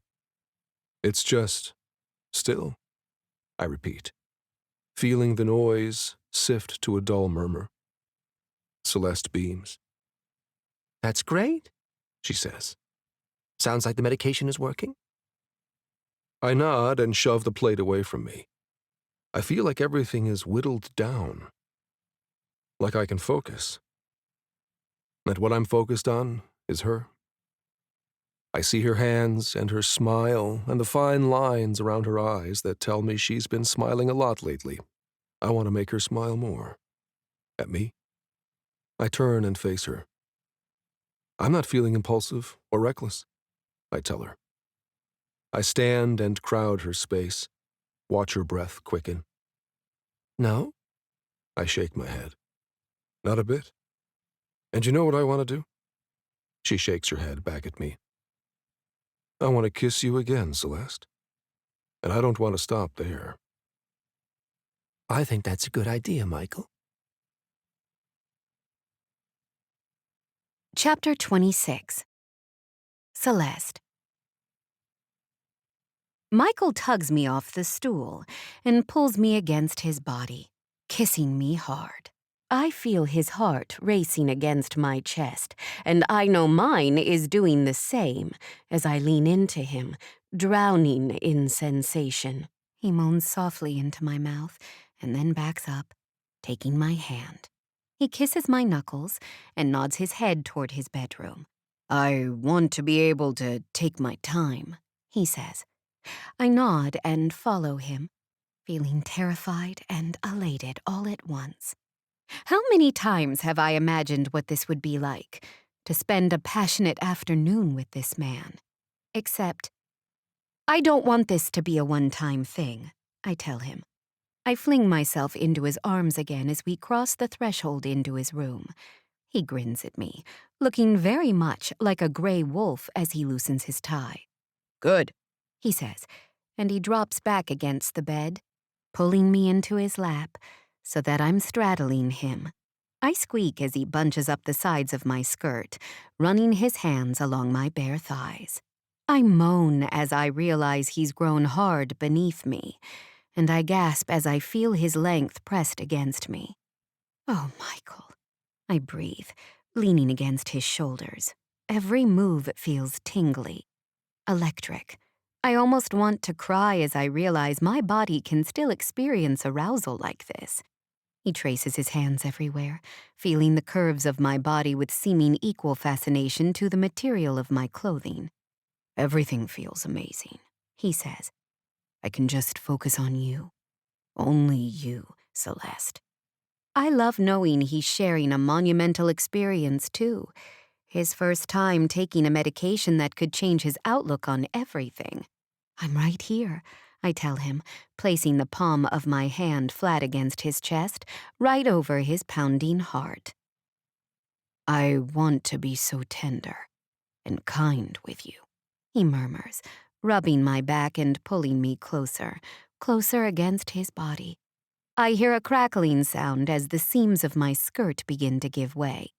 I pull myself back just enough that I can unfasten it, wriggling it down and tossing it on the ground. Tender and kind sounds nice, I say, settling back where I was. I don't even have time to feel self-conscious about him seeing my body. The feel of him against me lights me up with an energy I've forgotten I love so much. But I bite my lip, exploring his body with my hands as he tilts my chin up so I'm looking him in the eye. But I've never had wild and rough, and I drift off and he grins again. And you want to be ravaged. I nod as he places his hands on my breasts, giving them a squeeze. He bites my lower lip. Celeste, I'm going to figure out a way to give you both, damn it. It's just that it was So perfect, she tells me, kissing my chest and tracing her fingers through the hair there. Yeah, perfect. Are you kidding? We were like teenagers or something. I feel like I could conquer the world now. Her smile is so bright it lights up my entire condo. You can do anything, I tell her. I'll help you. I like that, she says, burrowing her head into my shoulder like she's settling in for a nap. I lie beside her, trying to make sense of my thoughts. I was worried I'd feel the familiar sense of dread sneak over me after having sex, but it's not there. I feel nervous about telling the kids that I'm going to be with Walt's mother, but the churning ache of regret is totally absent. This was a good move, I say out loud. Celeste startles like she was maybe on her way to falling asleep. I'm sorry, I whisper. Go back to sleep. She shakes her head. No, she says. Tell me more about us being good. Actually, I think we were very naughty. I flick one of her nipples, feeling satisfied when it firms up right away at my touch. Michael Brady, you are incorrigible. Celeste grins and flicks my nipple this time. I'm surprised to realize I like it.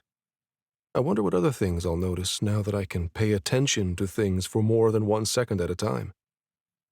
Am I Michael again? I thought I finally convinced you to call me Mick. She rolls on her side and rests her head on her fist. Only in bed. What do you call this? I gesture around the room, and she grins, leaning forward for another kiss. I remember the feel of her lips from a few moments before, and I revel in the sensation of that familiarity. And then my stomach growls, reminding me that we didn't finish our lunch. I lean back again, rooting in my nightstand and coming up with a plastic packet. How about we eat a snack before round 2? She starts laughing, and I look around the room, trying to figure out what I did now. What's funny? I'm sorry, she says, reaching into the bag and helping herself to a nut. It's just a little bit silly that you even keep pistachios in your nightstand. Chapter 28. Celeste. I keep looking around as if other people can tell what I did with Michael yesterday.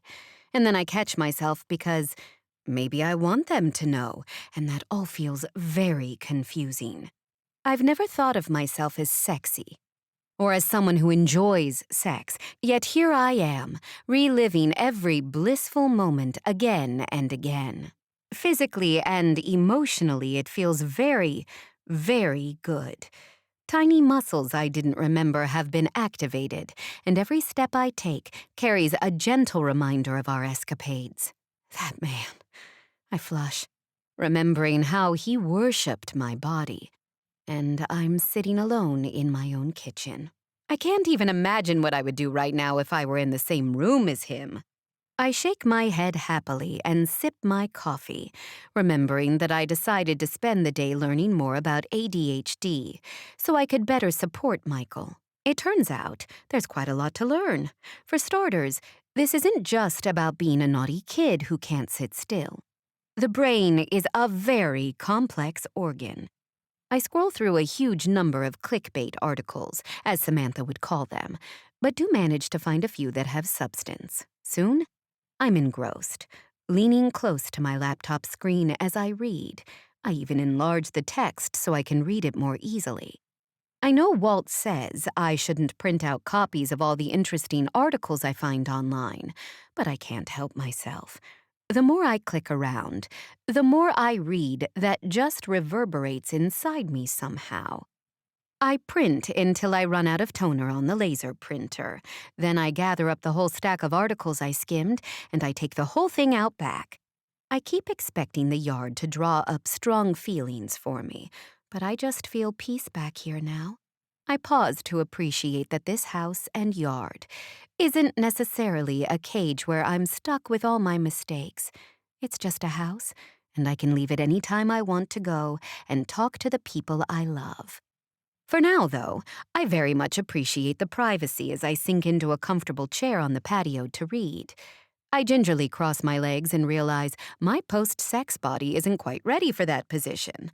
Not only am I a little tender, but I have red marks from Michael's stubble on my thighs. I have sex marks. Me. Fuck it, I say, and just spread my legs out wider until the skin no longer chafes. I sink into the love seat and pore over first-hand stories of older adults who realize they have ADHD when they can't manage the lack of structure in retirement life.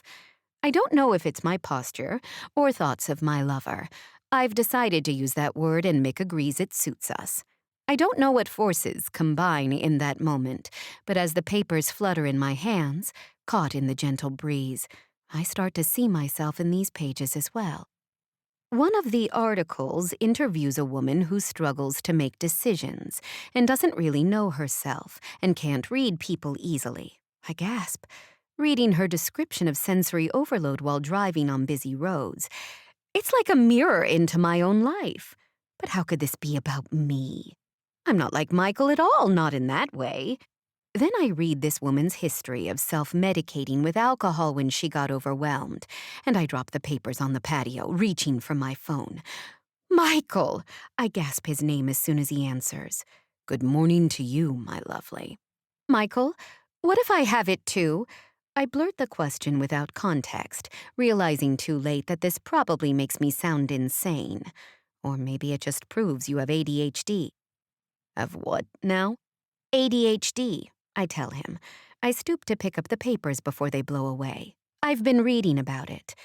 Celeste, honey, I don't want you to take this the wrong way, but you don't exactly act like you have Swiss cheese for brains. I shake my head, knowing he can't see, but needing to verbalize what I'm reading. This article says it looks different in women, that we do different things, but it's the same condition. Like what? He sounds interested, curious, not critical, and I take a deep breath before reading from the interview article. What if saying impulsive, hurtful things to my family and cleaning when I'm nervous? What if there's an explanation for all that? Michael is quiet for a bit, then I hear him inhale. Well, I can tell you, knowing the explanation doesn't erase what I've done, Celeste. But having that explanation, it means something. You know as well as me that it's still a lot of work to make amends. That doesn't go away. He's quiet a moment, and I feel my heart racing. But knowing I have it, that's been a powerful thing to realize. I tap my fingers on my leg, letting his words sink in. Did you call me first when you had this notion? I smile at his tone, liking that he's pleased I turned to him for support. I did. I thought of you immediately. I like being the guy you call first, he tells me. I know he's not anywhere close by, but I swear I can feel his breath on my skin, like he's really there whispering into my ear. Well, I like having you there to answer when I call. I hear him rummaging around in the background, maybe opening some drawers in his desk. Then he says, Aha, found it. Honey, I'm going to send you the info for this doc I'm seeing. Remember how I told you, he specializes in working with folks our age, with ADHD. Do you think it's okay if we see the same doctor? He laughs. I don't think it's like divorce lawyers, Celeste. Plus, he's a specialist. You should have the best there is, sweetheart. You don't have to tell him you know me. I bite my lip, but then decide to go ahead with the remark on the tip of my tongue. What if he asks me why I'm smiling so much? Michael laughs, a low rumble that reminds me what it felt like when his bare chest pressed against mine. If he asks that, you tell him Mick Brady knows how to put a smile on a woman's face. Every time. Chapter 29. Mick. Celeste answers the phone with a whisper when I call her at lunchtime. Michael? Nora go down for her nap already? I try to keep my voice at a reasonable volume, but I know I'm lousy at that. It's interesting, though. With the medication, I seem more able to manage an inside voice, as Maddie and Liam would call it. Interesting. I'm just backing away slowly from her bedroom, Celeste says, and I hear the roar of Nora's sound machine in the background. Whew. Celeste sighs into the phone. Honey, you can't talk about bedrooms and then sigh like that while I'm at work. Oh, She says, and I laugh. You're probably blushing. Wish I could see it. stop it, you wicked man. I won't. That's why I'm calling. Stay with me tonight? Tonight? Yeah. What's stopping you? I'll make it worth your while, I promise. I hear her tapping her nails. I didn't pack a bag or anything. Celeste, I happen to know you always pack play clothes when you babysit Nora on Tuesdays. And today is Tuesday. She gasps. How do you know about play clothes? I hear things, I tell her. And now that I'm taking control of my ADHD, I actually remember things, like the fact that my lady has a bag of spare clothes with her right this very moment. You're something else, She says. I hear her rummaging around in the background, and I hope it means I'm wearing her down. We've talked every day since she blew my mind in the bedroom, but I haven't gotten a chance to see her in person. And damn it, I miss her. I just can't stop thinking about you, and I want a repeat of last week. I can tell I've said the right thing because she agrees to meet me at my house when Walt gets home from work.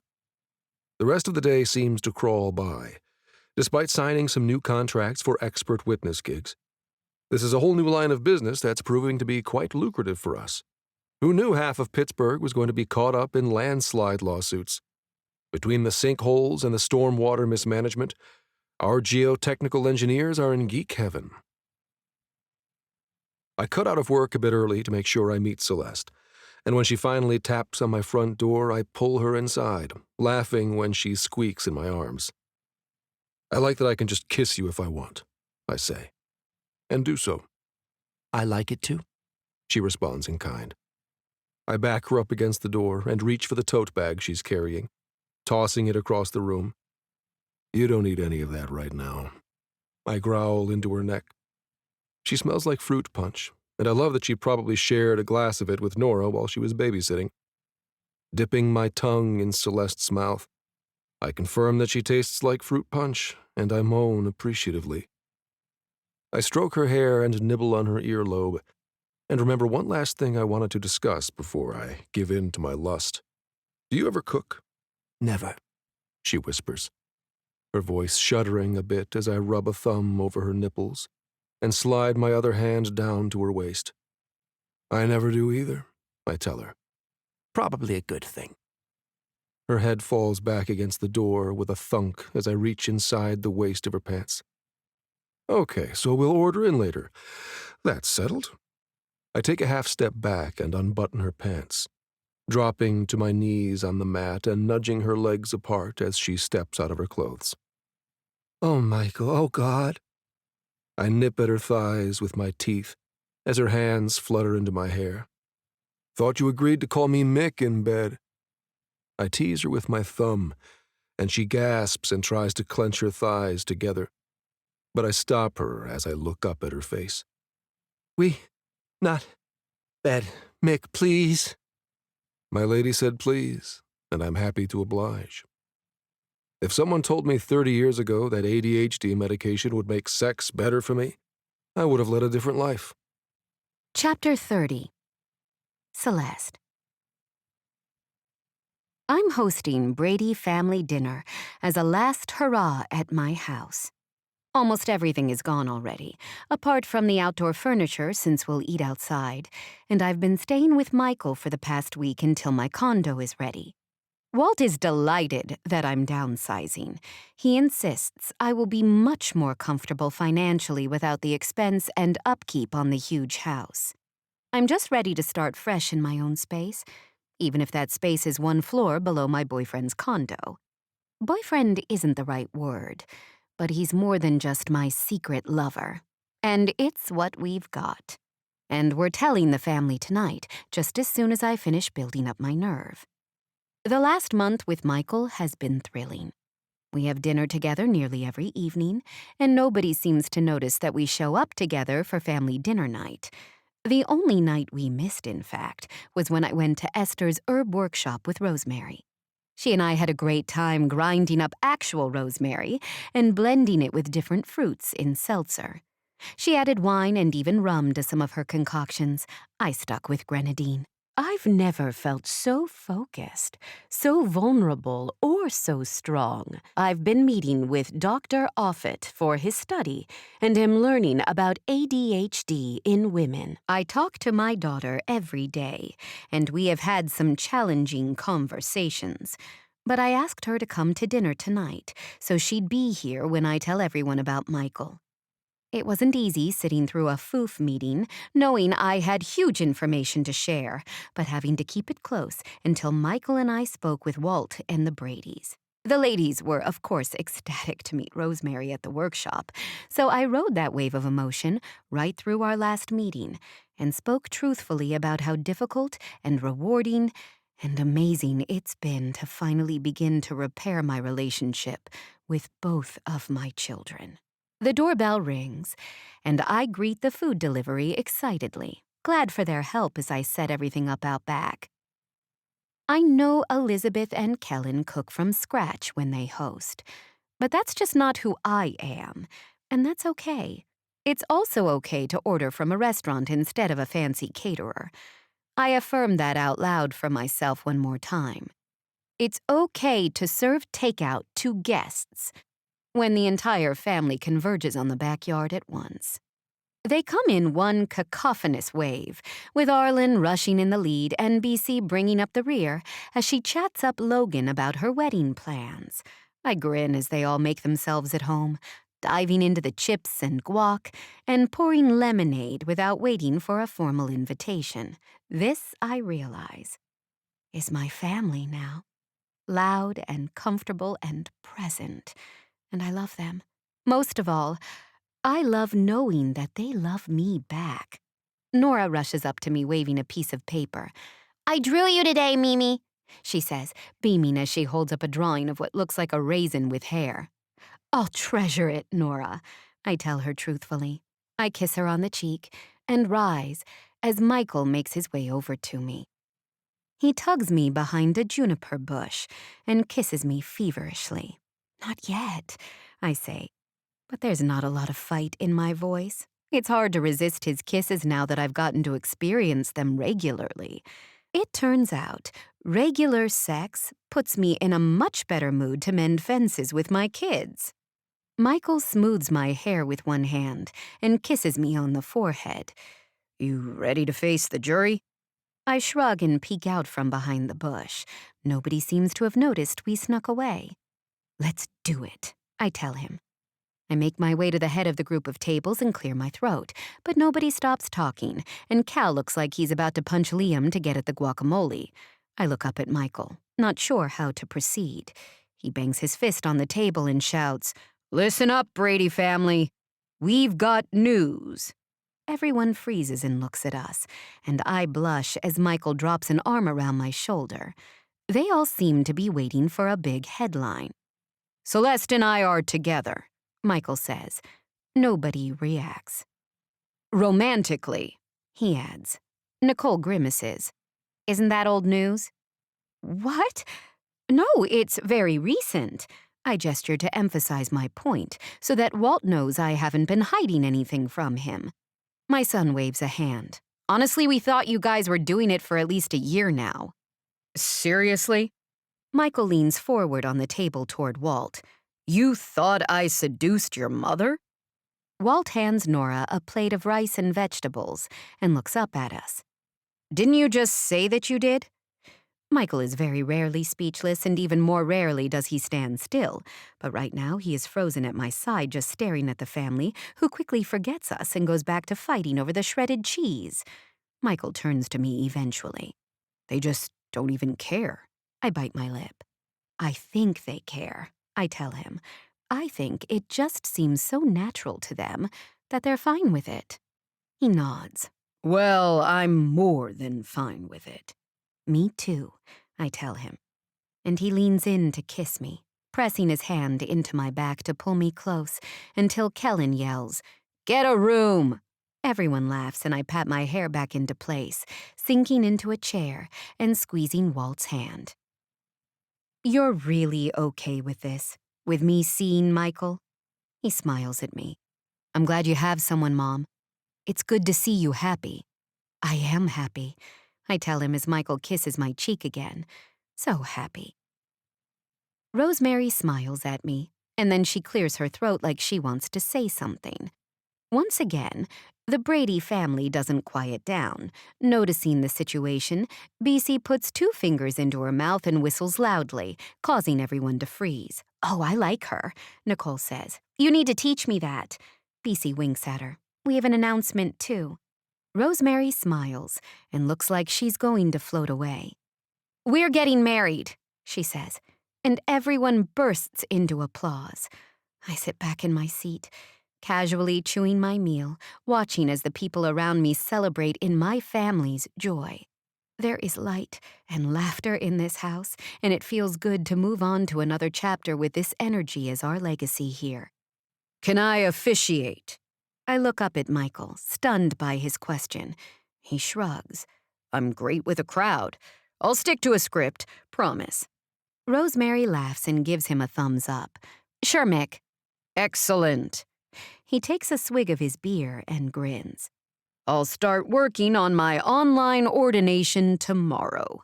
I shake my head and laugh. You always surprise me, I tell him. You blurt things, but they're always the most interesting things. That's why you love me, he says, winking just for me. You know, I think you're right. Wait, seriously? I was just kidding around. I reach for his hand under the table and take it inside both of mine. I'm serious. I love you, Michael Brady. I want to go through life with you at my side. You've got me, Celeste, as long as you'll have me. His eyes gleam as he beams at me, and then he pulls me close. He kisses me long and hard, and this time, the Brady family doesn't interrupt. Mick. Epilogue. Hey, Celeste, your phone is blowing up. My lady is in my guest bathroom with Arlen, who did not eat crayons this time, but did manage to dump an entire bottle of shampoo in the tub while I turned to get him a towel. So Celeste took over the rinse process. Go ahead and read it to me, she hollers. I pick up the phone, still vibrating like mad. Brady Ladies Group Chat. Maddie. I'm just so glad Mick and Celeste have Arlen tonight. I'm going to think thoughts all by myself. Logan. Are you sure you don't want to hop in the car and come glamping with Foof? We've got spare room in the yurt. Maddie. I'm good. Celeste. You guys doing okay with the Arlenator? Nicole. You assholes are all out doing amazing things, and I'm stuck with snobby professional athletes managing contracts at Stag Law. Elizabeth. I'm just over here sobbing as I pack my baby up for college. Don't mind me. Nicole. Aw, so proud of Jake, though. Full ride for engineering. Elizabeth. Blush face emoji. Maddie. Liam did let me know the conference is going well. All the Bradys are presenting their best practices for some sort of something. Nicole. I can see why you're a professional communicator. Orla. Hey, so I think this baby is about to fall out of me. Can anyone come get Nora? Oh, shit! I sprint down the hall. Orla is in labor. Celeste stares at me. She's got half of Arlen debubbled, but at least 3/4 of her own body is soaked in suds. She blinks a few times and scoops Arlen up in her arms. Well, we have to get to their house. Text her that we're on our way. She moves fast when she's got a baby coming. I nod. Does Arlen need clothes? Just grab something quickly, she yells, shoving her feet in her shoes and walking quickly toward the door. I've got a car seat in my car. Arlen can fit in it. Let's go. I'm naked, Bum! My grandson hollers in the hall as Celeste charges toward the elevator. Push the button, sweetheart, she tells him, angling his towel-clad body toward the panel. He pushes the button rapidly until I huff up behind them, dragging what I hope is Arlen's clothing bag. Once again, his parents sent enough luggage for a European summer tour. Knowing my luck, I grabbed the bag of toy vehicles. I've still got Celeste's phone in one of my hands, and I realize I don't have mine. Or my keys. She must notice me patting myself frantically, because she says, It's okay, I have my purse with my car keys, and we'll just stay at Walt and Orla's overnight. Or one of us can run back here. It'll be just fine. I love that you think so, I tell her, shifting the phone into a pocket of the duffel and reaching for Arlen. I hold a hand over his exposed ear and whisper, I can see your nipples through that wet shirt. She grins and swats at my shoulder. The elevator bings and we emerge into my building's parking garage. Want me to drive? I know Celeste gets nervous driving in the city, but I also know she's working hard on tackling her fears. So I add, it'll help me keep my hands still if I do. She tosses me the keys and leans across to get Arlen situated in Nora's seat. I watch, because I can see down her wet blouse. Once he's buckled, she and I climb into the front seat, and after I back out of the parking spot, she clutches my hand while I drive to Morningside. Her phone starts ringing again, and she manages to wrestle it away from Arlen. We're 6 minutes away, Celeste shouts. And then the phone picks up the Bluetooth in the car, somehow hanging up the call but starting up some music. Nice jams, I say, reaching for her hand again. In the back, Arlen sings Beyoncé's Halo, and I join in, despite my surprise that he knows that song. I squeeze Celeste's hand tighter as I croon. You're the only one that I want. Think I'm addicted to your light. I squeal the tires pulling onto Walt and Orla's street. Keep the driveway open so they can leave, Celeste says, gathering her purse like she's ready to leap out before I stop the car. I skid to a halt at the curb and I see Walt half carrying Orla down the steps. I unbuckle and rush over to help him, but she swats both of us away. I can walk myself. She takes a few steps and then doubles over, making a mooing sound, which Arlen imitates as he stands at my side, buck naked. We're here to help, I tell Walt with a wink. He rolls his eyes. Celeste pecks him on the cheek. Don't worry about a thing, she says. We can feed the rabbit, feed the kids, all of it. Take your time. Orla stands back up and waddles into the car. Let's go, Wally, she bellows. This kid is coming out. Don't forget Pudding's heart pills. Wally yells out the window as he backs out the drive. I give him a thumbs up. I reach for my notebook and write rabbit pills on a fresh page. I took my meds today, so I know I'll remember to check it despite the chaos. I hop inside their house and am pleased to discover we do indeed have clothing for Arlen. He and Nora sit playing with the pet rabbit on the floor for a few hours, while Celeste's phone continues to vibrate like mad on the coffee table. I'm going to order a pizza and then turn this thing off, I tell her. But she shakes her head. We have to leave it on at least until the baby arrives. She flits around the house, tidying things up behind the children, who leave clouds of Lego and bunny hay in their wake. I look at the phone one last time and pump my fist in the air. He's here, I say. I'm serious. I flash the phone for her to see the picture of Walt grinning over a flushed-looking Orla and a very round baby. And then I start crying when I see the name they chose. Callan Michael Sheffield. Oh, how lovely. Celeste coos. Nora, come look at your brother. I'm so overcome that my niece would name her son after me that I sink into the couch, pulling Arlen into my lap. I kiss his tiny head as he wriggles away, taking his big energy over to the phone to see what all the fuss is about. I'm still overcome later when Celeste and I tucked the kids into bed with their white noise machine blasting cicada sounds inside Nora's room. I sit in the dark living room, marveling that I'm here right now, surrounded by people who respect me so much. They named the baby after me, I say to Celeste, who pauses to pat the rabbit on the head before she joins me on the couch. She tucks her feet up under her as she leans her head on my shoulder. They sure did, she says, her fingers tracing along my chest. An excellent choice, I think. I remembered Pudding's pills, I say, wrapping my arm tight around Celeste. I know you did. He's doing great. I run my fingers through her hair, the silver strands catching the streetlight through the front window. I'm still not used to remembering to do things. I shift my posture so I can pull her fully into my lap and press a kiss to her forehead. I'm not used to having someone around to tell when something small feels big. Celeste kisses me softly and burrows in deeper against my chest. I want to make a joke about something else that feels big, she says, pinching my side in the ticklish place she discovered a few weeks ago. We were both delighted to learn about it. It's been great discovering things with her. Please mention it, I tease, pressing my hand over hers as she moves it toward my crotch. Seriously, though, can we do this here? Celeste nods, nipping at my earlobe and reaching one arm for Arlen's discarded bath towel on the carpet. We'll just lay this on the couch. I laugh.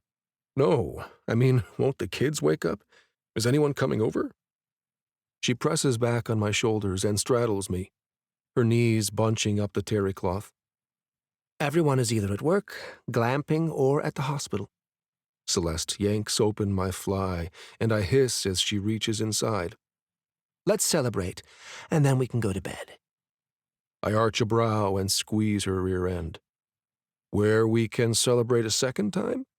Michael Brady, you are insatiable. She peppers kisses along my jaw. You love it, I tease, and she nods. I love you, she says, smiling in the sliver of light. I love you too. Thank you for listening to Restoration, a Silver Fox redemption romance. The Brady Family Series, Book 6. Written by Lainey Davis, narrated by Tom Taylorson and Carly Robbins, both members of SAG-AFTRA. Produced by Blue Nose Audio. Production coordination by Karen White. Post-production by Banvard Audio. To stay informed about upcoming titles by Lainey Davis, go to laineydavis.com. Copyright 2023 by Lainey Davis. All rights reserved.